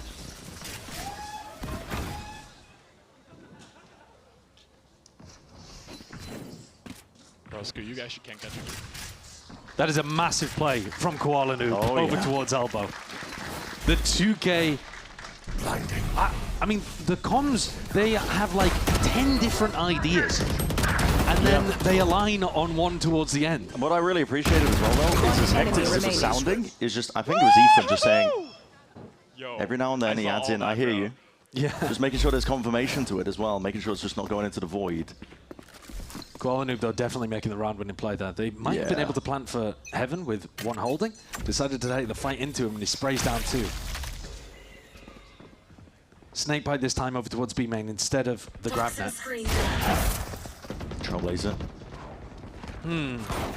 Yeah, that's... I don't know if you want to be going into that. The wall in mid is what I'm humming about. Well, you might be able to break it with the showstopper now to try and follow up onto it. Just catching onto the heels, but the shot goes wide. And the Rocket straight with it. Ethan, though, is willing to apply a bit of that brute force pressure now. Trying to make moves, but the coverage there up towards Heaven. The squeeze into these B anchor players. But they do have Heaven under control. NRG, the ones trying to get that plant down, seeing for the next signs of life, just trying to take these fights together, but with all that damage, Nerve from that high ground brings it into the 1v1 now as he falls. Scuba has the spike, has the orb. There's so much time to play with. There is, he can slow it down. He could fake the rotate as well. Poison's on. The problem is, the more that he hangs around here, the less, the more static you are, the less information you get about which areas of the map are actually safe. It's really unlikely, though, that Artesine is going to be pushing down mid and behind you at any point. And Scuba's going to go back into B. The same concerns are going to be there for Artesine, wondering where Scuba could be, but he's going to get the acknowledgement soon. Yeah, it's easier to play for Artesine, I think, because you just let the plant go down. Oh, he's in the middle of the map. Might be able to hear it. Scuba is fully pushing. He's just trying to get any sort of clearance, making sure that 10 seconds everything is empty. But now, yeah, Artesine's going to be hearing it. You're Knife out, walking. You're thinking about Heaven here if you're Scuba. And it all comes down to this. Which player finds who first to drop down? Artesine had his rifle trained on the angle. 2-2 here. And you saw that Scuba was thinking about Heaven, but didn't quite realize the timing was there for Artesine to drop into hell. Into a 1v1. And Furia come out on top. A big brawl towards the back of the side as well. Like you said, great impact from Nerve. And slightly messed up in terms of how that round worked out for NRG. The mid players got delayed for a long time because Brock's wall actually stopped them from going through on the B split. Yeah. One tendril of the deadlock wall ended up cutting them off from Mail. The call for the pause. Now we're seeing it again. Outlaw in the hands of Koala. With Kabais, they do have 2 rifles for NRG to work with, but it's a lot to get through. Trailblazer is evacuated from Koala. What is that? He was moving. Oh my. Okay, bullet to the dome. Alan's doing backflips. Might have made noise going through the thorns. Has to dodge the bullets. It's dangerous, real dangerous spot to be in, especially when Koala Noob's there. Prime position for him with that Outlaw. 2 knocked down in the blink of an eye. Scuba, the only real danger player with that rifle, but he's all the way over towards A. He's calling for players to move over towards him, especially Ethan with that spike. Still potential for danger in this round. But NRG would have to hit some nice shots. It is only Scuba who has a rifle to work with. He's making moves. There's a lot of the A side. Ethan's just thinking about min-maxing at this point. Well, he also gets Seekers if he gets a plant down. I mean, they know that the A side is completely open at this point. It's the weaponry that's the problem. Yeah. They've got time to play with, and I think they're just hoping that somebody will go into A and walk accidentally into Scuba. So Ethan's just trying to distract with that orb pickup. It's very disciplined, that flash.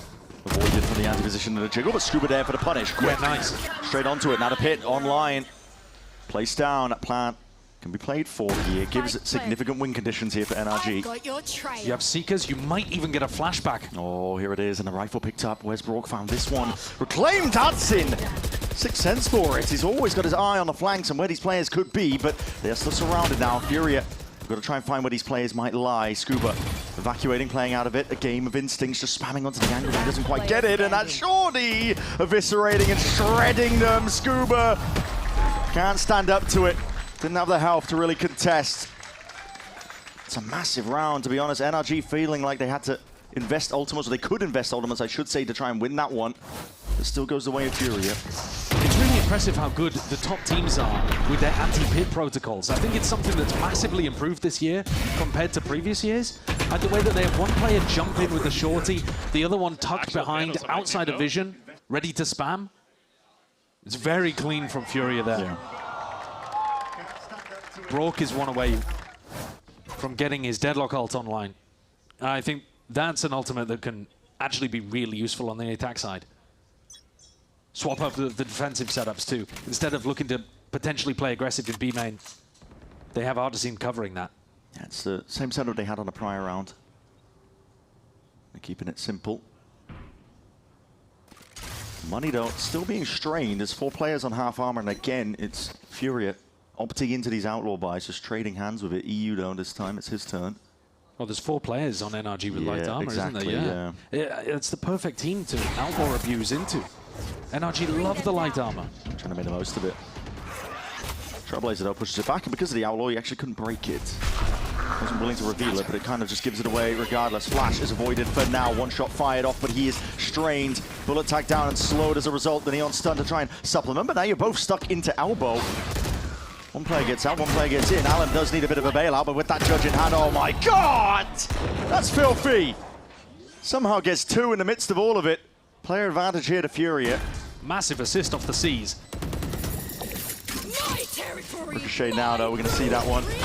Ricochet even connects there, so Brock, wow, he can't even claim that kill. It's immediately broken.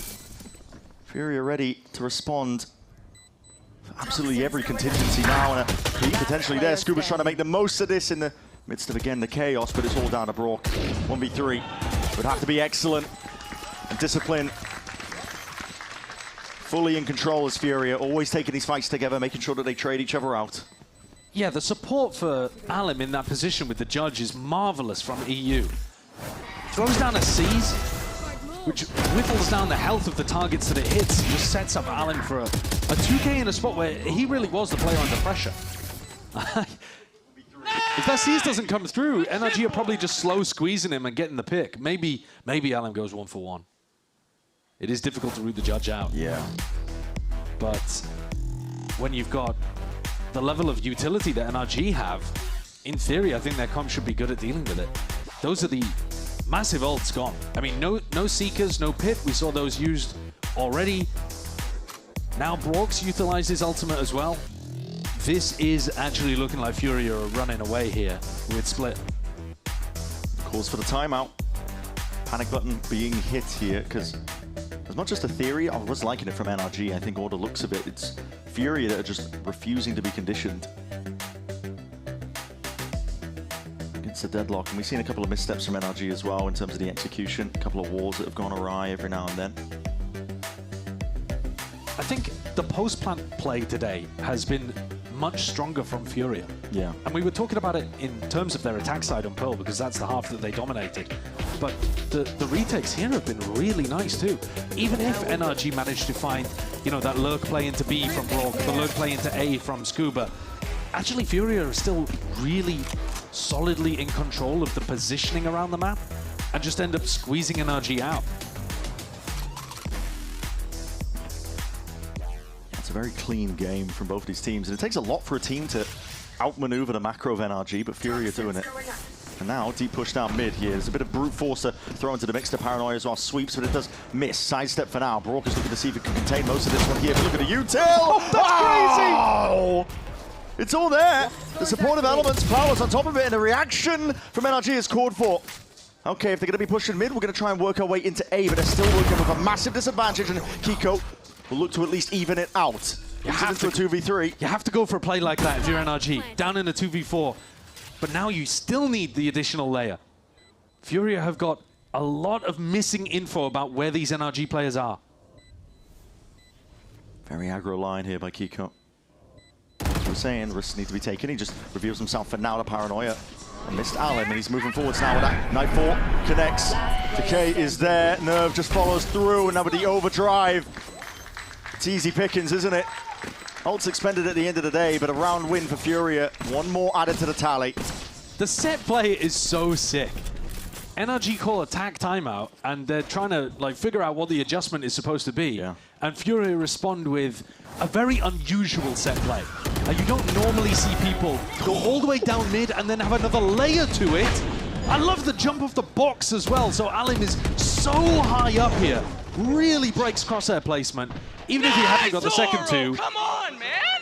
he would have been able to play in his teammates there. Bro, what did you do to them Alan is playing so damn well today. Maybe they're pacifists. It's unreal work from him. Deep pit now going to be layered into that mid angle. Plenty of footsteps and all the bullets going to be following up where that came through. Oh, Malim! Gets unfortunate, but paying a price perhaps of maybe the judge gameplay. It's just karma coming back to bite him. You call it karma, I think, yeah. Double outlaw being used here as well by Koala Noob and EU. Reading into the economy, knowing that every single player on NRG cannot afford full armor. Poison's off. Trailblazer looking to secure a bit of a power forwards up towards A, but device setup has now moved and shifted once more.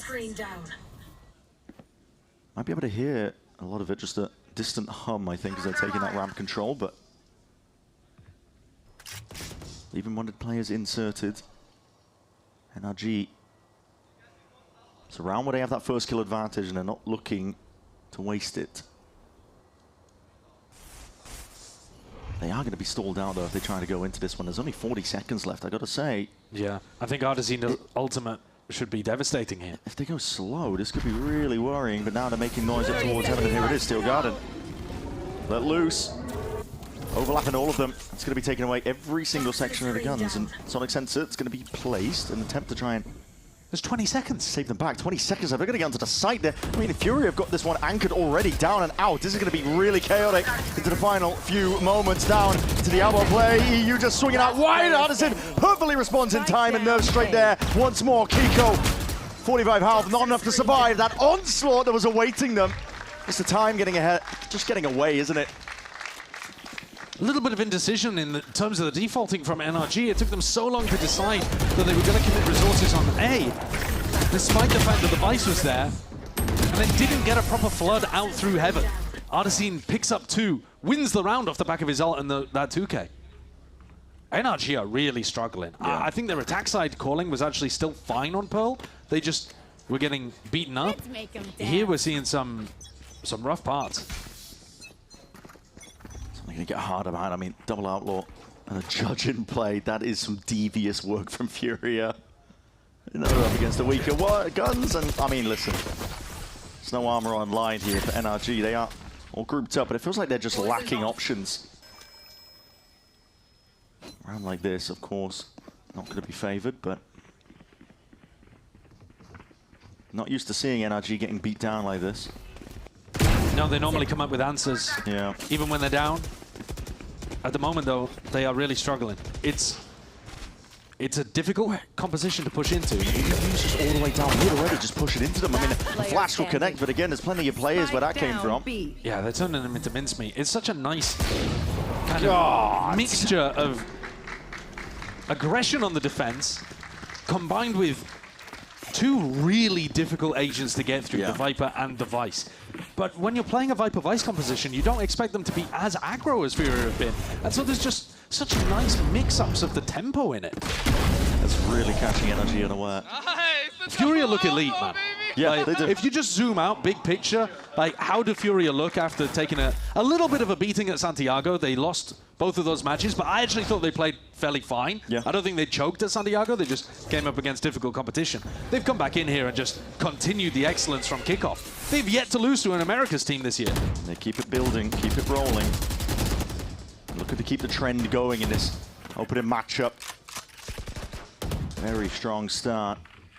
Koala Noob Ops alone on A.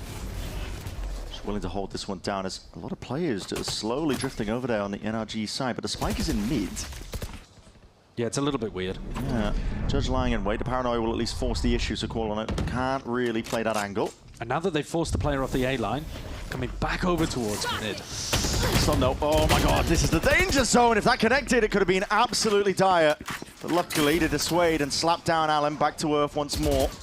Trailblazer, not quite broken. That is insane target selection. Nerve, how the hell has he managed to get 2? And that, I mean, EU straight in there, isn't he? Again, it's that blend of defensive aggression with the heavy anchoring. Artesian and Koala Noob lock down their areas of the map.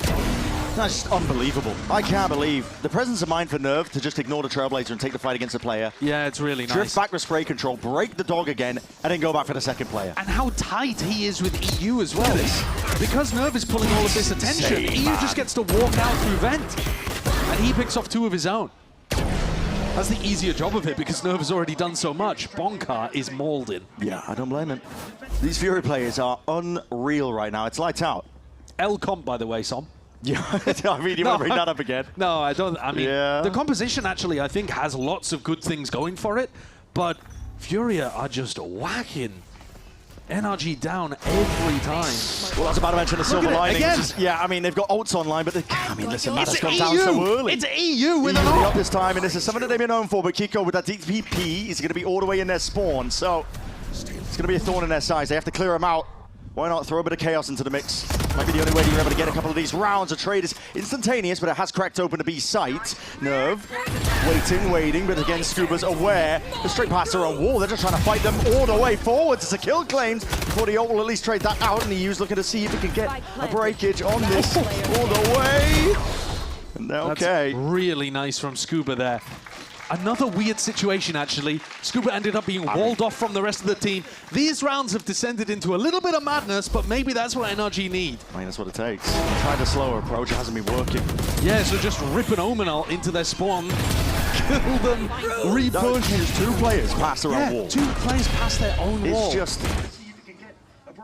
nutty. The least expected play. But also, this is exactly how the first half of Pearl went, right? NRG only won the pistol and then got it together for rounds 11 and 12 to get an 8-4 half. Okay. Rinse, repeat. Yeah. Furia have been, in the majority of these, like, rifle v rifle rounds in the middle of the halves, they've been by far and away better. There's a bit of a gap there, potentially. We'll see it now, though. Full throttle, sending it all the way forwards, and just hearing off the ropes there, that's just a slingshot, a rocket, but again, it goes wide. No value to be gained from a big ult. NRG, though, they do have that A heaven control. They're going to be looking to see if they can make a play off the back of it. It's about getting into the site without getting caught by Koala Noob. Koala Noob. Once you're there, you should be able to reinforce the position with Scuba. Okay, taking the time to pass that boom bot. Are they going to be aware of this? Doesn't look like it. Ethan in a util out. Koala Noob into that elbow angle. Oh, that's brutal. Oh, you think you can punish him?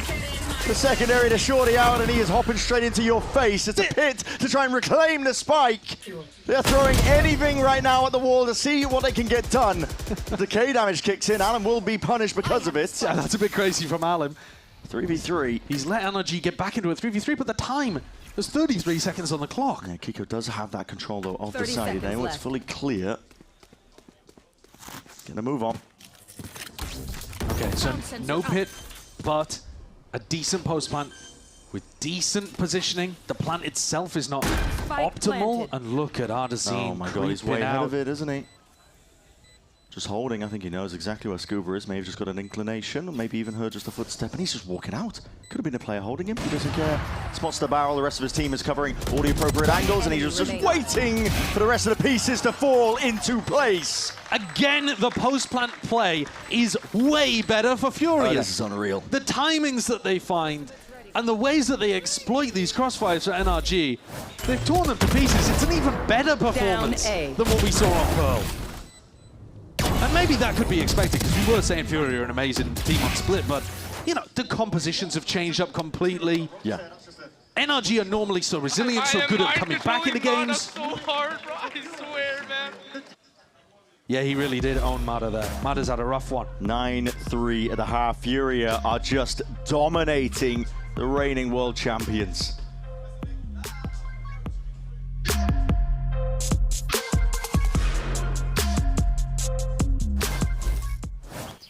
Not much longer now, and I will also take to the skies.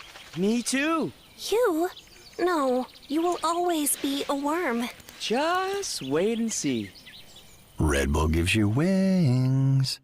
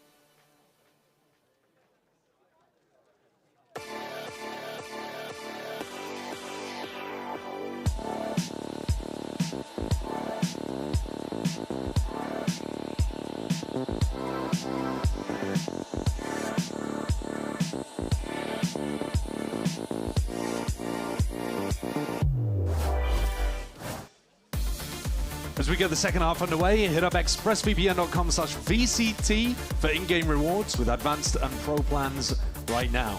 And right now we're looking at NRG, defending world champions, down 9-3. Even worse than they were on map number 1. Struggling here, but with a composition that maybe you could argue will find more value on defense. Yeah. They have Scuba and Brock on the Viper and the Deadlock. But Furia have looked world-class today. They really have. It's been unbelievable. You nailed the read, by the way. Quite surprised, thank you. to be honest. Oh, really? Well, mainly that you're literate. Yeah. Yeah. Occasionally I can impress, yeah. Oh, this is going to be a really difficult half to get back into. It is. NRG need a pistol. It goes without saying, right? Yeah. Pistol round necessary here for NRG. They couldn't manage it on Pearl, and they still made a go of some level of comeback, but you just put yourself in too much of a hole. Sun's already going to be laying out there. Slowed down, though. He's seen some value out of the Deadlock util, but isn't anybody waiting. But an Ethan, he's found himself that slight little perch, but slowed down by the Thorns. He had no exit strategy, but the players are flooding in now. NRG taking a fight to them. Mada blind shot. What? Koala Noob just snaps all the way back. Lowers anything, but he buys time and space for Artisan to strike where it hurts. He's pulled out some miracles today. It's a rabbit out of a hat. And that one is absurd. He was talking at the end of the previous half about how he's hopping inside the A site and somehow pulls out a shorty win over Mada. Again, by the way, it's EU with an incredible bunch of assists off the back of a siege. 3 seized players inside a smoke. And Koala Noob hops in and deletes all of them. 16-8. This is why we were talking about him being very resilient against these recent patch changes.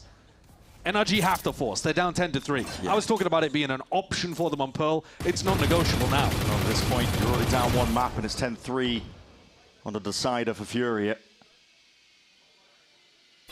The way I think NRG thought that their week 1 match would go, and this is an important one. We haven't really spoken about the big picture at all, but got to think the winner of this one got to be a favorite for the top of the group. You would imagine so, especially the way in which it's happened, actually. Furia closed things out in good fashion here. Yeah, EU is trapped. It's not a prison of his own making, but he's making noise trying to fake the swing. Intentionally just bumping into it. Okay, his team's going to be breaking it for him. He's found a very early timing. It's a really odd one, this. Yeah, I mean, NRG don't have anybody heaven, nobody mid. But Mada is so deep that if they do come back over towards A, he'll hear them and potentially kill them. However, EU is not trying to find an empty A site. This is ridiculous. He is looking for a backstab, and they are none the wiser. Yeah, looking to put a squeeze on the players because they're all grouped up ready for the hit into B. They got no clue. He's looking for signs of life, isn't he? Well, it's Scuba, and they don't have a clue yet. He's found that window, and now dropped down to the floor. There's a paranoia, but Brock at least responds, and he's going to step forward still. Vulnerable up. Wasn't long for the ward there. Scattering of bullets is enough to just put him into the grave, but Ethan, quick flash and quick back away. He's low out. Only so much you can do for a spot like this, and the weaponry is just, again, it's not ideal, is it? Smoke forwards. He wants to make a play, but there's only so many things that you can do with a spot like this. Mada drops down, though. That's execution style! Hold on, Bucky in his hands. No, stepping forwards, but it's all Mada, and it's responded to. First big moment in this match from Mada, actually, but that's one of the more unlikely ones. He had a Bucky and a single blast pack, but he saves NRG. Gives them one lifeline to work with. Yeah. He's just gifted a kill from Artazine, finds the perfect timing onto it. 3 players in Bucky distance. Bit of relief on Bonkar's face. Yeah. It's just the absurdity, I think. Can they possibly, can they make something out of this? They're still 6 rounds down. It's earned up the showstopper. It's a big ult. What are the buys going on for Furia? I'm not too sure. Hold on. EU looking like he wanted to buy down, does it? No, okay. Yeah. I mean, Alan forcing a Bucky implies that he's looking to buy a Judge in the next anyway, and Koala Noob can get a Vandal without having to eco in the next, so fair enough. Long range of the Thorns. Sounds like spotted onto the site here. He's going to use the fast save to see if he can get the jump on, but grab that supplementary util. Ethan was in safe hands there.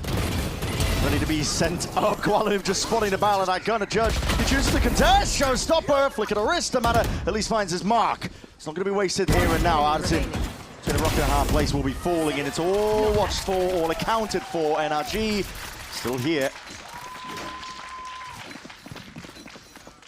Now, if NRG pay attention to the economy coming into the next round, they are going to know that Alim is running a judge.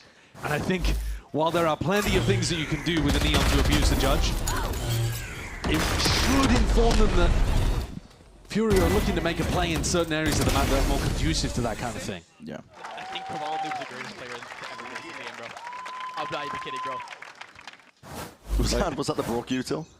No, he's talking about KowalaNoob being the greatest player to ever play the game. Well, no, he TP'd into heaven and dominated it. Let's end in the same play again. That one's in there. Another judge, why not? Incredibly quickly. This is where Furia's post plants were immaculate in map 1. An angle not watched for, so Artisan quickly slips his way around the corner, gets that plant down now. You know, Alim still has slide here. They could refight even deeper. And the post plant's actually pretty nice. I want to say the positioning-wise still. So this gets taken with that paranoia. What is that? Transfer and control of the rifle. Artisan single-handedly just slamming the door in their faces. Shutting them out of the sight. Furia, rapid take of the site, immediately retreating into very strong post-plant control, and this is a finisher, man. Oh my god! Again, immaculate from Furia in a post-plant situation, and NRG look, I would say, a little lost. It's just when you think NRG, they're able to get themselves back into it. Yeah. Brock's wall ended up causing a bit of an awkward situation for Kiko. There's also a vice wall he has to get past. Artisan doing a great job. Look at this. It's so difficult for Kiko to have any impact on a position like that. And on the other side of it, Artisan, even though he's finding value with his util behind, the rifling in front to help Alim was beautiful too. Bonkar is not happy about how his team's playing today. Yeah. High cortisol gameplay. I mean, that's how he's feeling, and then he has to go in and talk to the team and try to keep the atmosphere up. Yeah.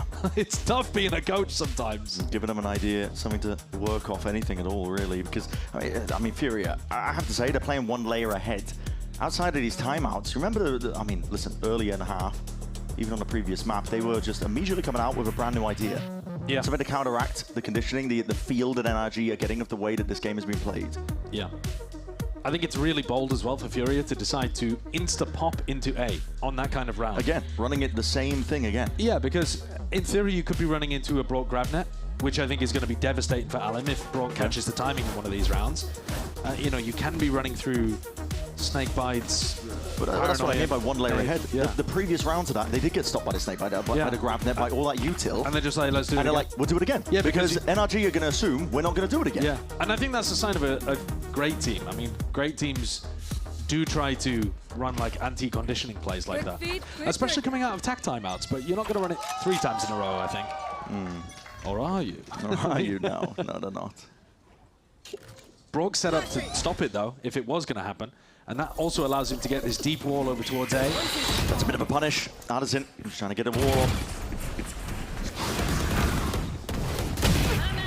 They're like all behind you guys, Karen. I'm walled. We can split A, Guys, we need a bomb, Chill. Yeah, we're chill. I'm making a play. Just sit. Raise that block, Take your time.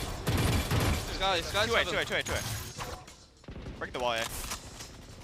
Sky's get a dog Break mail the in wall, a sec, break the wall. guys. We can get ready to go B here. Yeah, I think we still go. Guys, I think we go B. Listen to me, please. Shut up and listen to me. Look at your crosshair. They're playing Sky and Omen B. They have Omen blind and Sky's playing Raptor. They smoke TP main. Look. One more Sky. Nice. Omen's in B main. He's in B main. In B main on me, guaranteed. I'm TPing new box. He's on me. Yeah, chill. Oh, 40. He TP'd somewhere. Watch our Raptors. I have Heaven, Toro. It's not Raptor, not CT, Raptor. right? CT? He's spawn, yeah, spawn. I'm chilling. Carry that lock first timing. Yep. I'm outside of cost. You're good. Throw sliding across. Doesn't see anything. Yeah, it's planet safe, guys. Planet safe. Michael, you have to fight Heaven. Nice. Chill. Do not peek. I'm gonna fight Heaven. You guys. Nice. I mean, come on. Bro, you know what I did? I smoked.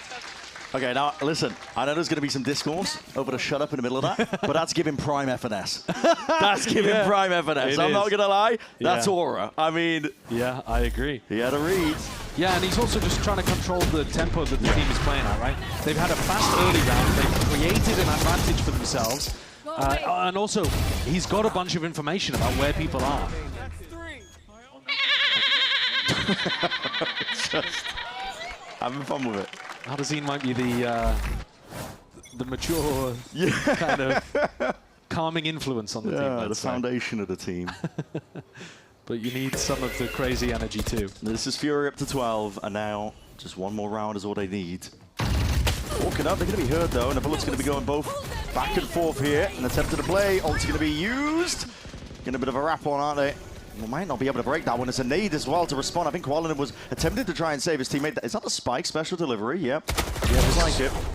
This is an impossible round. This is one of those where NRG's composition has worked perfectly. They got a Gravnet with a nade combo to get a kill, and then followed it through with the Deadlock ultimate. I mean, perfection. Exactly as Som drew it up. Yeah. Alan shredded as a result of it. They're just trying to break the wall at this point, but yeah. This is the kind of round, though, that Furia can just shrug off. You know, you get owned in this round, and you're like, all right, what does it matter? We have another 6 opportunities to win the match against one of the best teams in our region. Yeah, we're chilling. They've also got massive ultimates, either available or about to come online, 30 seconds whereas left. NRG just used one of their best. So Furia quite content. Sit tight here. They got a lot of money. They could have made a play towards it, but it looks like at this point, I mean, they just know it's not winnable. Smoke's fading. But no more time to really make a play. just playing with the rope. Yeah. The best thing for NRG to come out of this round, apart from the fact that they've got one on the board, is that it lets them get better weapons too. Oh, does it? You said that! Furia doing a little bit of damage in the late round. Yeah, might be able to pick up an upgrade or two, potentially. Did they? I'm not sure, but the Scooper managed to scoop it up. He upgraded the Stinger to a Guardian, but, you know, that's as good as it got. There's that combo that opened up the kill onto Koalanin, and then also grabbed a different player. The ramp as well, aiding the Raise nade as it kind of tumbles down, helped by gravity. No more Furia's still not worried yet, though. Double judge, Marder and Scuba. It's got to be perfection just to get it to OT. Yeah, he's seeing it. Sees up at the top now. Kiko. It's a stun towards his back. Use the TP, but it's an Omen ult as well. This TP's on TP. He's up onto the high ground perch into this corner. Not spotted and not accounted for. Kiko shuts them out entirely from the site. Bought time and space as well for the rest of the team to get that flood defense in order. That's a really nice play. I love that one. Defending as an Omen, if you throw out a Paranoia into that spot and get the TP, there's a lot of different positions that you could be teleporting into, but especially against duelist compositions. Yeah. Should be a lock. I mean, Ethan's position is crazy. Off the back of an early Trailblazer, I think. And straight into the maw. They've actually been doing this quite a lot. You remember the round where Marder got deep into... Hello. Yeah, I mean, it's... Yeah. Yeah, that's over. Sonic Tensor and a judge, and he's not even going to move. He's like, okay, well, peek me. Please, peek me. I mean, he's destroying them. It is disgusting work. Artsin. I think he's going to struggle to get something done here, especially with a shorty in your face. So, up to 7 now for NRG. At some point, if they keep stringing these rounds together... Yeah, at some point, there will be danger for Furia. I think it might be if Furia lose the next one coming up. Furia are almost certainly going to use a bunch more ultimates here. They've got the Steel Garden to work with. And if they lose it, their economy is going to be in a bad spot. Yeah, the money's getting brought down to almost zero. Yeah, you look at Koala Noob, you look at Nerve, working with almost nothing. So this round makes it real for NRG in terms of whether a comeback could happen. Toxin screen down. Poison orb. Furia are fully stacked up. There's no spread default here. They're not working the map. They're just aiming to, once more, exec into B. This is how they played the attack side a lot on Pearl, too. Just going for pops. Waiting it out. They had some Util Prime, but they heard something they didn't like. Look at this as well. There's Deadlock Wall up in Mail to stop a potential B split from coming through. Might have been what they heard, I think. The wall activating, and now they're working Mail as a result, but Hudson's just not ready for that. Yeah, nice for Matter. Action. It is nice for Matter. He's really recovered in this map as well. Started out with a rough performance. The wall's finally gone down. The players did not vacate B main. Furia are slowly trying to put the squeeze into this one. It's not a fast, bursty play.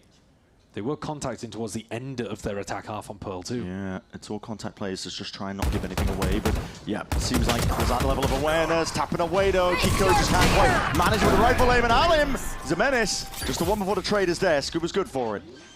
Retreats back to CT, but it's going to be a pit to play into, as well as that plant going down with no more resistance. Seeker's available for Ethan, and if Mada gets a kill... Oh, Scuba's gone down, though. Yeah, Scuba's finished. And this could be Furia. It's the CT player gone down, exactly. Furia in a prime position to see if they can lock this one up, but Ethan is going to try and have something to say about it. Same with Mada, combining their might once more. And that showstopper sends it flying forwards to once more keep them alive. Mada grabs 3 in another round to save NRG, but it's Ethan just barreling into the Viper's pit and decapitating the Viper to knock it down. I think makes the biggest difference here. That's a really nice play over towards Vent too. They're hanging on by the skin of their teeth. My ult ready. Last player standing. We said though that this was the round that made it real. Yeah. If there could be a comeback. Now Furia have got a bit of a weak buy. They've got a half buy into this one. Artisan's going to get a little bit greedy and go for a rifle, but generally speaking, these guys are half buying here. Oh, yeah. Decides to go for the Guardian in the end. Downgrade. NRG is still going to play perfectly, though. No room for error. You can make no mistakes. And so far, Ethan's been throwing this flash over towards A main early on. And if it doesn't catch anybody, they've been leaving the stack, broadly speaking, towards B heaven, B kind of area. Mada's just going to look for a little bit more information on a jump peak. What? Okay. Slides straight in, picks up a bit of an upgrade as well. Crazy timing. Scuba was just putting util in his hand. Just trying to reposition. Drifting in and out, back and away. That drops the pit in mid. Doesn't give you a play for Furia to really jump on as well, because the spike is currently not retrieved. Brock on this angle will look to just spray them down, make sure they can shut it all down. The trade somehow getting away. With that against the Odin spammer Brock. It's difficult tidings here. Still Garden. Sidestepped. Ethan looking for the right timing with Kiko's kill claimed. Trying to find it. But EU just waiting right around the corner to TP to evacuate back over towards A. They have a bit of a feeling that potentially was going over there, but now they've gone back to safety. And EU, he just slips the net once more. Drifting in and out between it, leaves it to Kiko and Mada. How many more miracles can they pull off? It's going to have to be so to stay alive in this match. For Furia, time ticking. Clock is just counting down. Couple of shots, hold on Mada. He's got a 6th sense for that. He's been great on the B retakes. The nade as well. That's going to be rebounding straight into him. Nerve is going to have to be pushed out into the open. Hops up onto the box to a bit of safety, but time again. The time. It's the post plan that's being played here. Nerve knows that he can just play this one all the way down, and now it's at 1v1. Artisan versus Mada. Already a full stick all the way through. Jumping away. Mada! Half! And a full stick and a savior once more. How many times will he get away with it? Mada the miracle worker for NRG. I thought they'd lost control of the clock completely there. They were so ponderous with the way that they decided to go for the retake. He played to his house perfectly. I mean, he did. He absolutely stuck it when he knew he needed to. And the timing could not have been more perfect. Artisan messing it up slightly there. 4-1. I mean, he tries to push him just before he would get to half. That's crazy. These rounds are ridiculous just to keep NRG alive.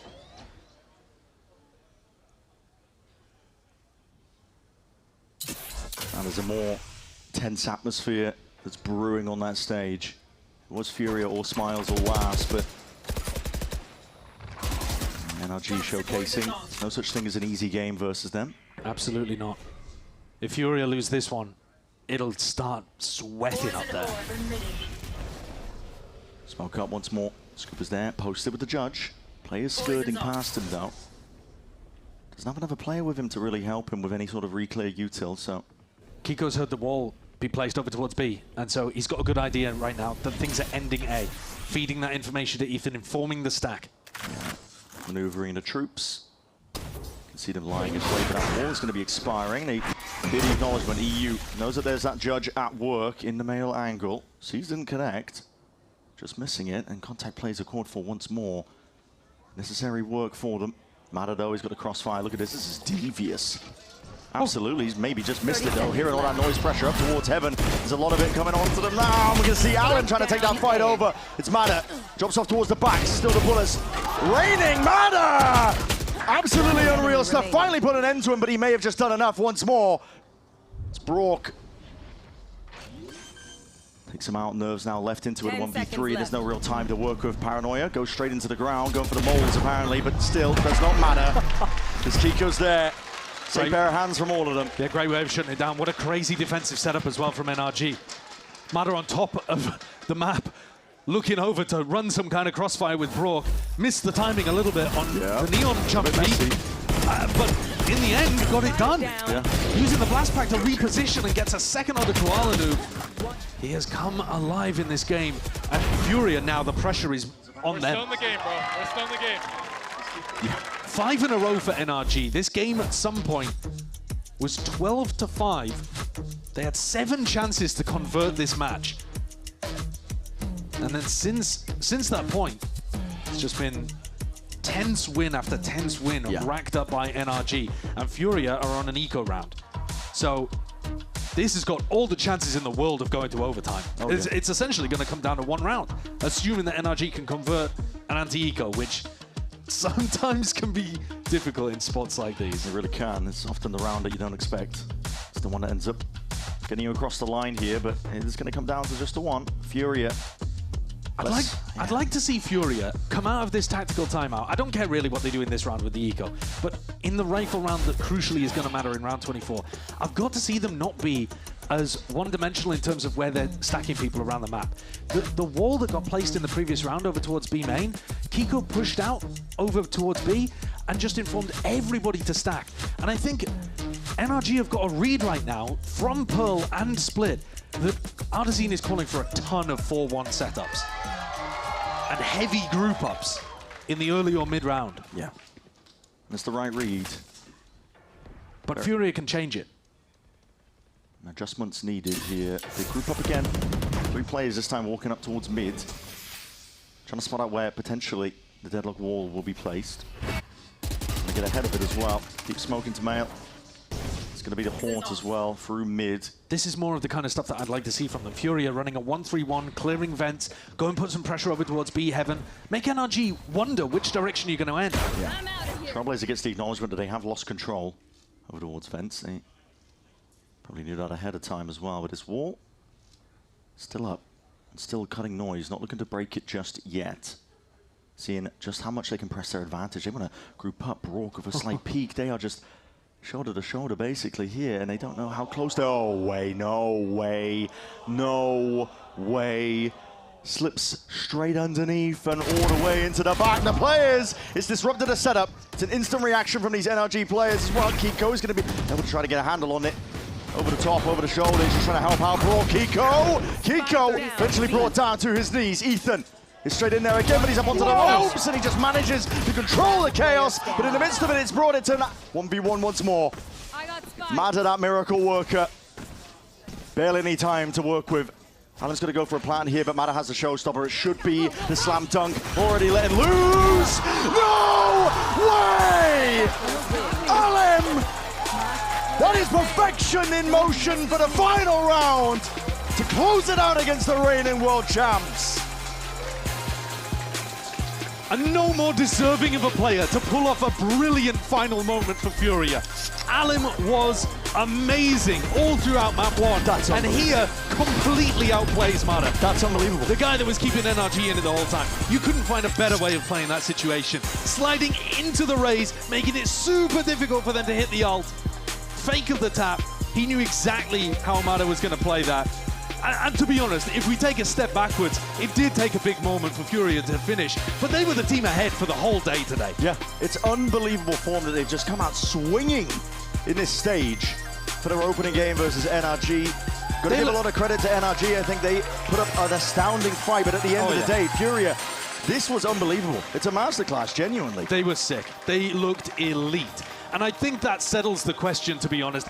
If you still had doubts about this team, who are undefeated against America's squads this year, who are you watching? Yeah, let them be dissuaded.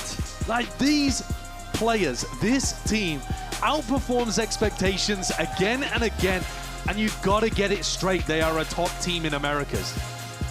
Hotly contesting the top spot, absolutely.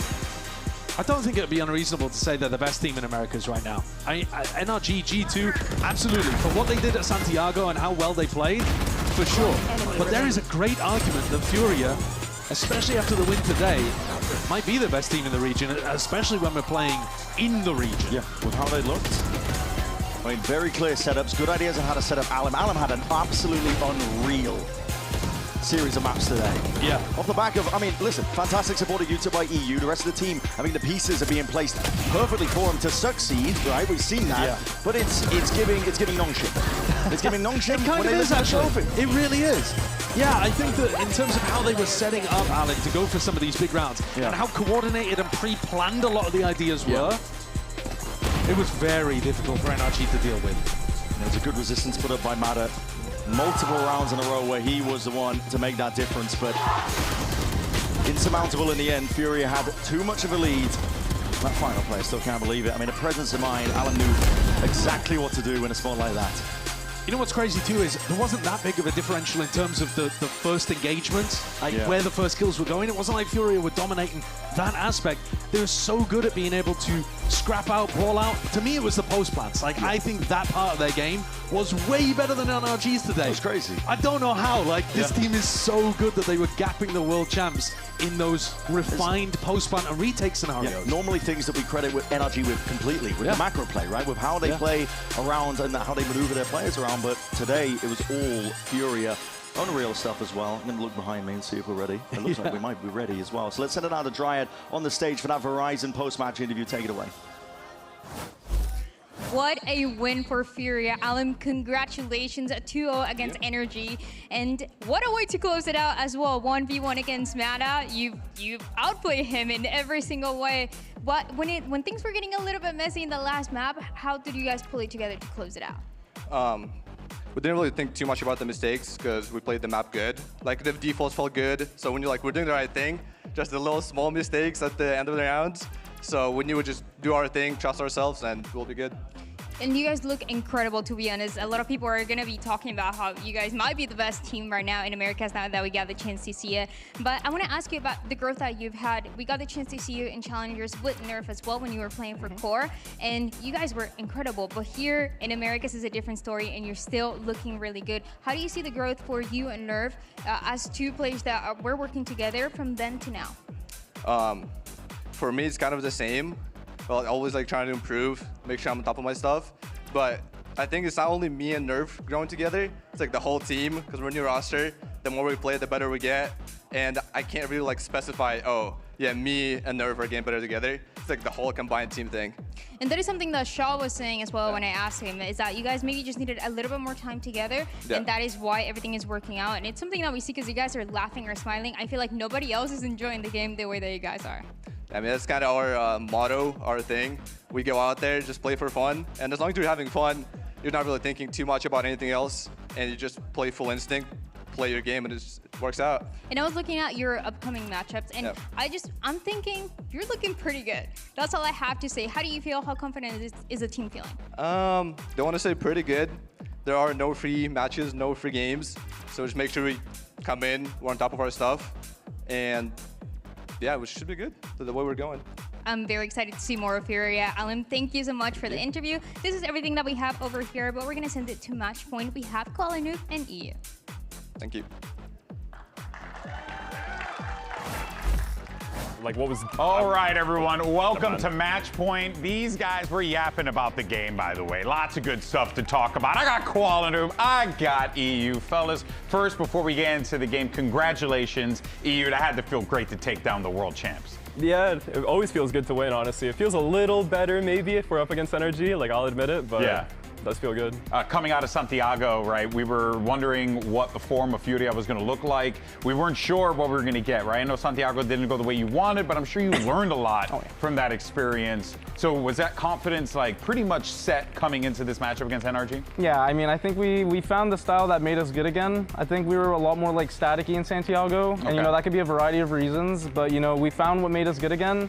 And you know, we're just gonna keep doing it, and we're gonna make sure to like keep sticking with that mentality. Hey, so far the plan worked, right? You guys took down the world champs, and it's only week 1, so that's pretty crazy stuff. But here's what we're gonna do. The challenges continue from here, gentlemen, because we are gonna be playing some trivia with a life or death game. The stakes are as high as possible. It's called Pick Your Poison. Now, here's how it's gonna work. I have some trivia questions here, and if you answer it, you answer A, you go to site A. If you answer B, you go to site B. If you get the answer correct, you get a prize. If you get it wrong, you get deleted. No. Deleted. Oh, all right, so here we go. Question numero uno. All right, in America's Ascension 2023, might know a little bit about that. Which one of you had more total kills? Oh God. Wait, where's the A or B? You run to the site, A or B. Is A wait, me? But like, wait, which answer is? Yeah, is A me? Oh, sorry. A, all right. A would be you, and B would be Kuala Lumpur. Sorry. Oh God. That was my bad. That was my bad. It better have been you, bro. I don't know, bro. I don't know either, but it better have been you. 2023, I played really good, except like the finals, I think. It should be you. I would imagine the finals might not have thrown off that number. All right, and the answer is B, Kuala Lumpur, Yeah. which means EU gets deleted. I don't even know how the deletion works. I want to see it, but I'm also a little concerned. Apparently, it's supposed to be Brimstone ult just like non-stop, just raining down on you. That's kind of like rough. Is it happening? There is a brim. There is a brim. There is a brim. I guess we'll see if we end up doing it. You delete me, Brim? You know what? In the end, if the game doesn't work out, we just blame Kurt. All right, so move on to number 2. In the partnership era, how many wins did Furia have before you two joined the team? Bro, like... The answer is A, less than 9. Oh. B, more than 9. Bro, it has to be less than 9. Yeah, I was going to say like 0 or 1 or something. All right, and our answers are locked in? Wait, we're running there? I'm a little faster. Yeah, we're going to A. Oh, yeah, here you see. All right, there we go. Okay, and that is correct. Boom. It is A. It was less than 9 wins. No deletion, but there's actually, I just saw it there. The deletion's late, guys. It's late coming in. All right, next question. Question 3. Here we go. Which of these foods originates from Brazil? You have A, dulce de leche, or B, pão de queijo.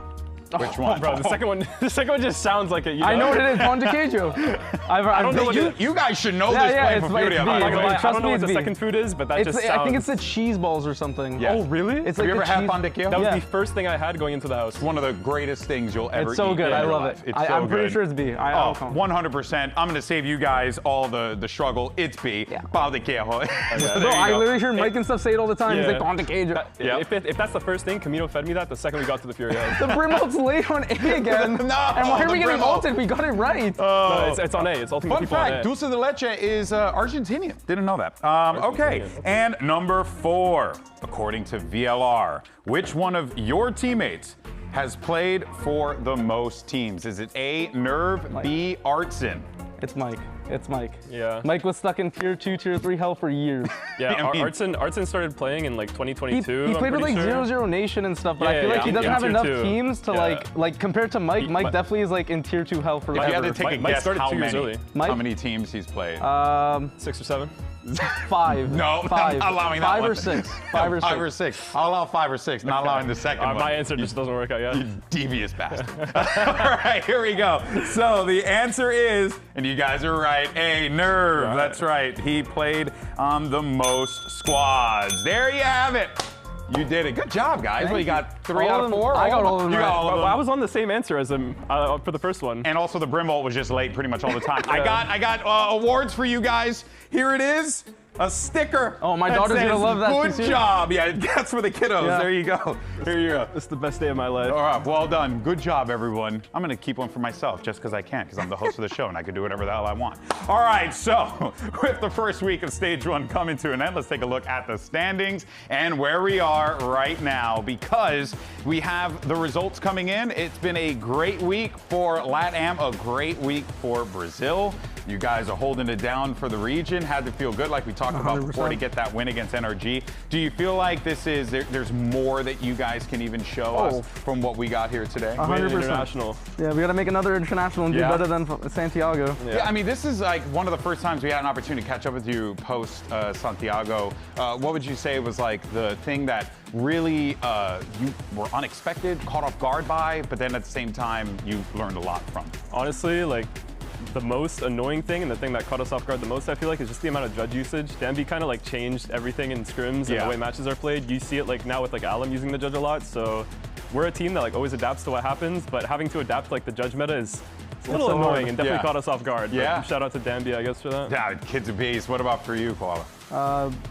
Same thing as that. Like, so many people use the judge. It's also like we didn't have a long time to scrim like the other regions. Yeah. Due to unfortunate circumstances, and I feel like, you know, not to say it caught us off guard, but it was definitely like completely different to the way NA teams played. Yeah. And like the good thing about us is we adapt. You know what I mean? So it's like kind of Dan said, like it's hard to adapt to certain things that like we maybe didn't get as many reps. No, that's completely fair. Completely fair. Last question before I let you go, though. I'm assuming you guys chatted with some of the players out there. Who were some of your favorite players to talk with for the international teams? Fangir. Okay. Fangir's by far. Like I talk to that kid every day. He's a beast. He's such a nice kid, and I want to see him again in another international. What for you? The BBL guys are actually pretty nice. I had like a weird experience where after losing to BBL, I had to see them in the elevator like 3 times in a row, going up, down, back up again. But you know, even though they like flame a lot on stage, out of the server, they're pretty nice. I mean, I had a chance to catch up with them. It seemed like good kids. All of them are great kids. Like I knew them from Ruxic when I was on Navi, and he like introduced me to some of them. Like they're a great group of guys. Awesome. Well, fellas, I want to thank you so much for your time. Thank you for dealing with my ridiculous games yet again. I appreciate your faces, and hopefully I get to see you guys more throughout the season. Thank you. Congratulations on the dub. That's going to do it for us here. We thank you so much for tuning in this week. Our opening week was definitely a hit. We thank you guys so much for supporting us, for being with us every single step of the way. Take care of yourselves throughout the week. And for now, we'll leave you with your Samsung OLED Fast Replay. See you next week, folks. Thank you, brother. Yeah, thank you. And I'm expecting this one to be scrappy. Definitely for Leviathan, they're super hungry for this victory. They haven't won against Cloud9 since 2023. Blows might actually peek it out. Free kill. Everybody thinks he's wait a minute.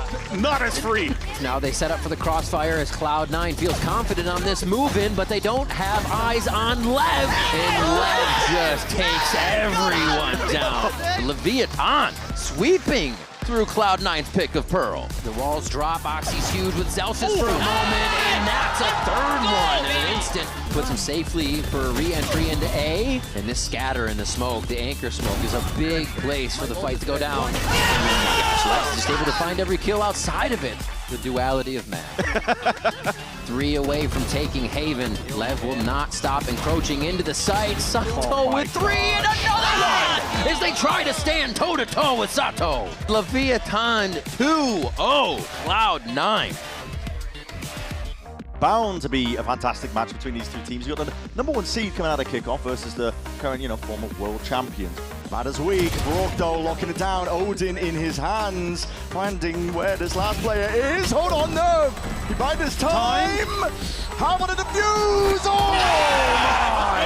It's Nerve who saves the day. Massively forward position, and Ethan unaccounted for, but that's no! It's Alan now leading the charge, and he'd attempt to try and deny this. The fuse from potentially going off, but it's all going wrong for NRG, and also right for Furia. 13-7 on our opening map in this series. It's dangerous, real dangerous spot to be in, especially when Koala Noob's there, eviscerating and shredding down Scuba. Can't stand up to it. Full of shots, hold on, Matter.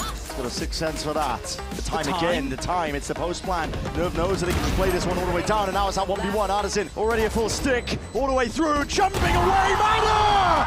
We're still in the game, bro, we're still in the game, we're still in the game. Alan's gonna go for a plan here, but Matter has the showstopper. It should be the slam dunk, already letting loose. No way! Alan That is perfection in motion for the final round to close it out against the reigning world champs.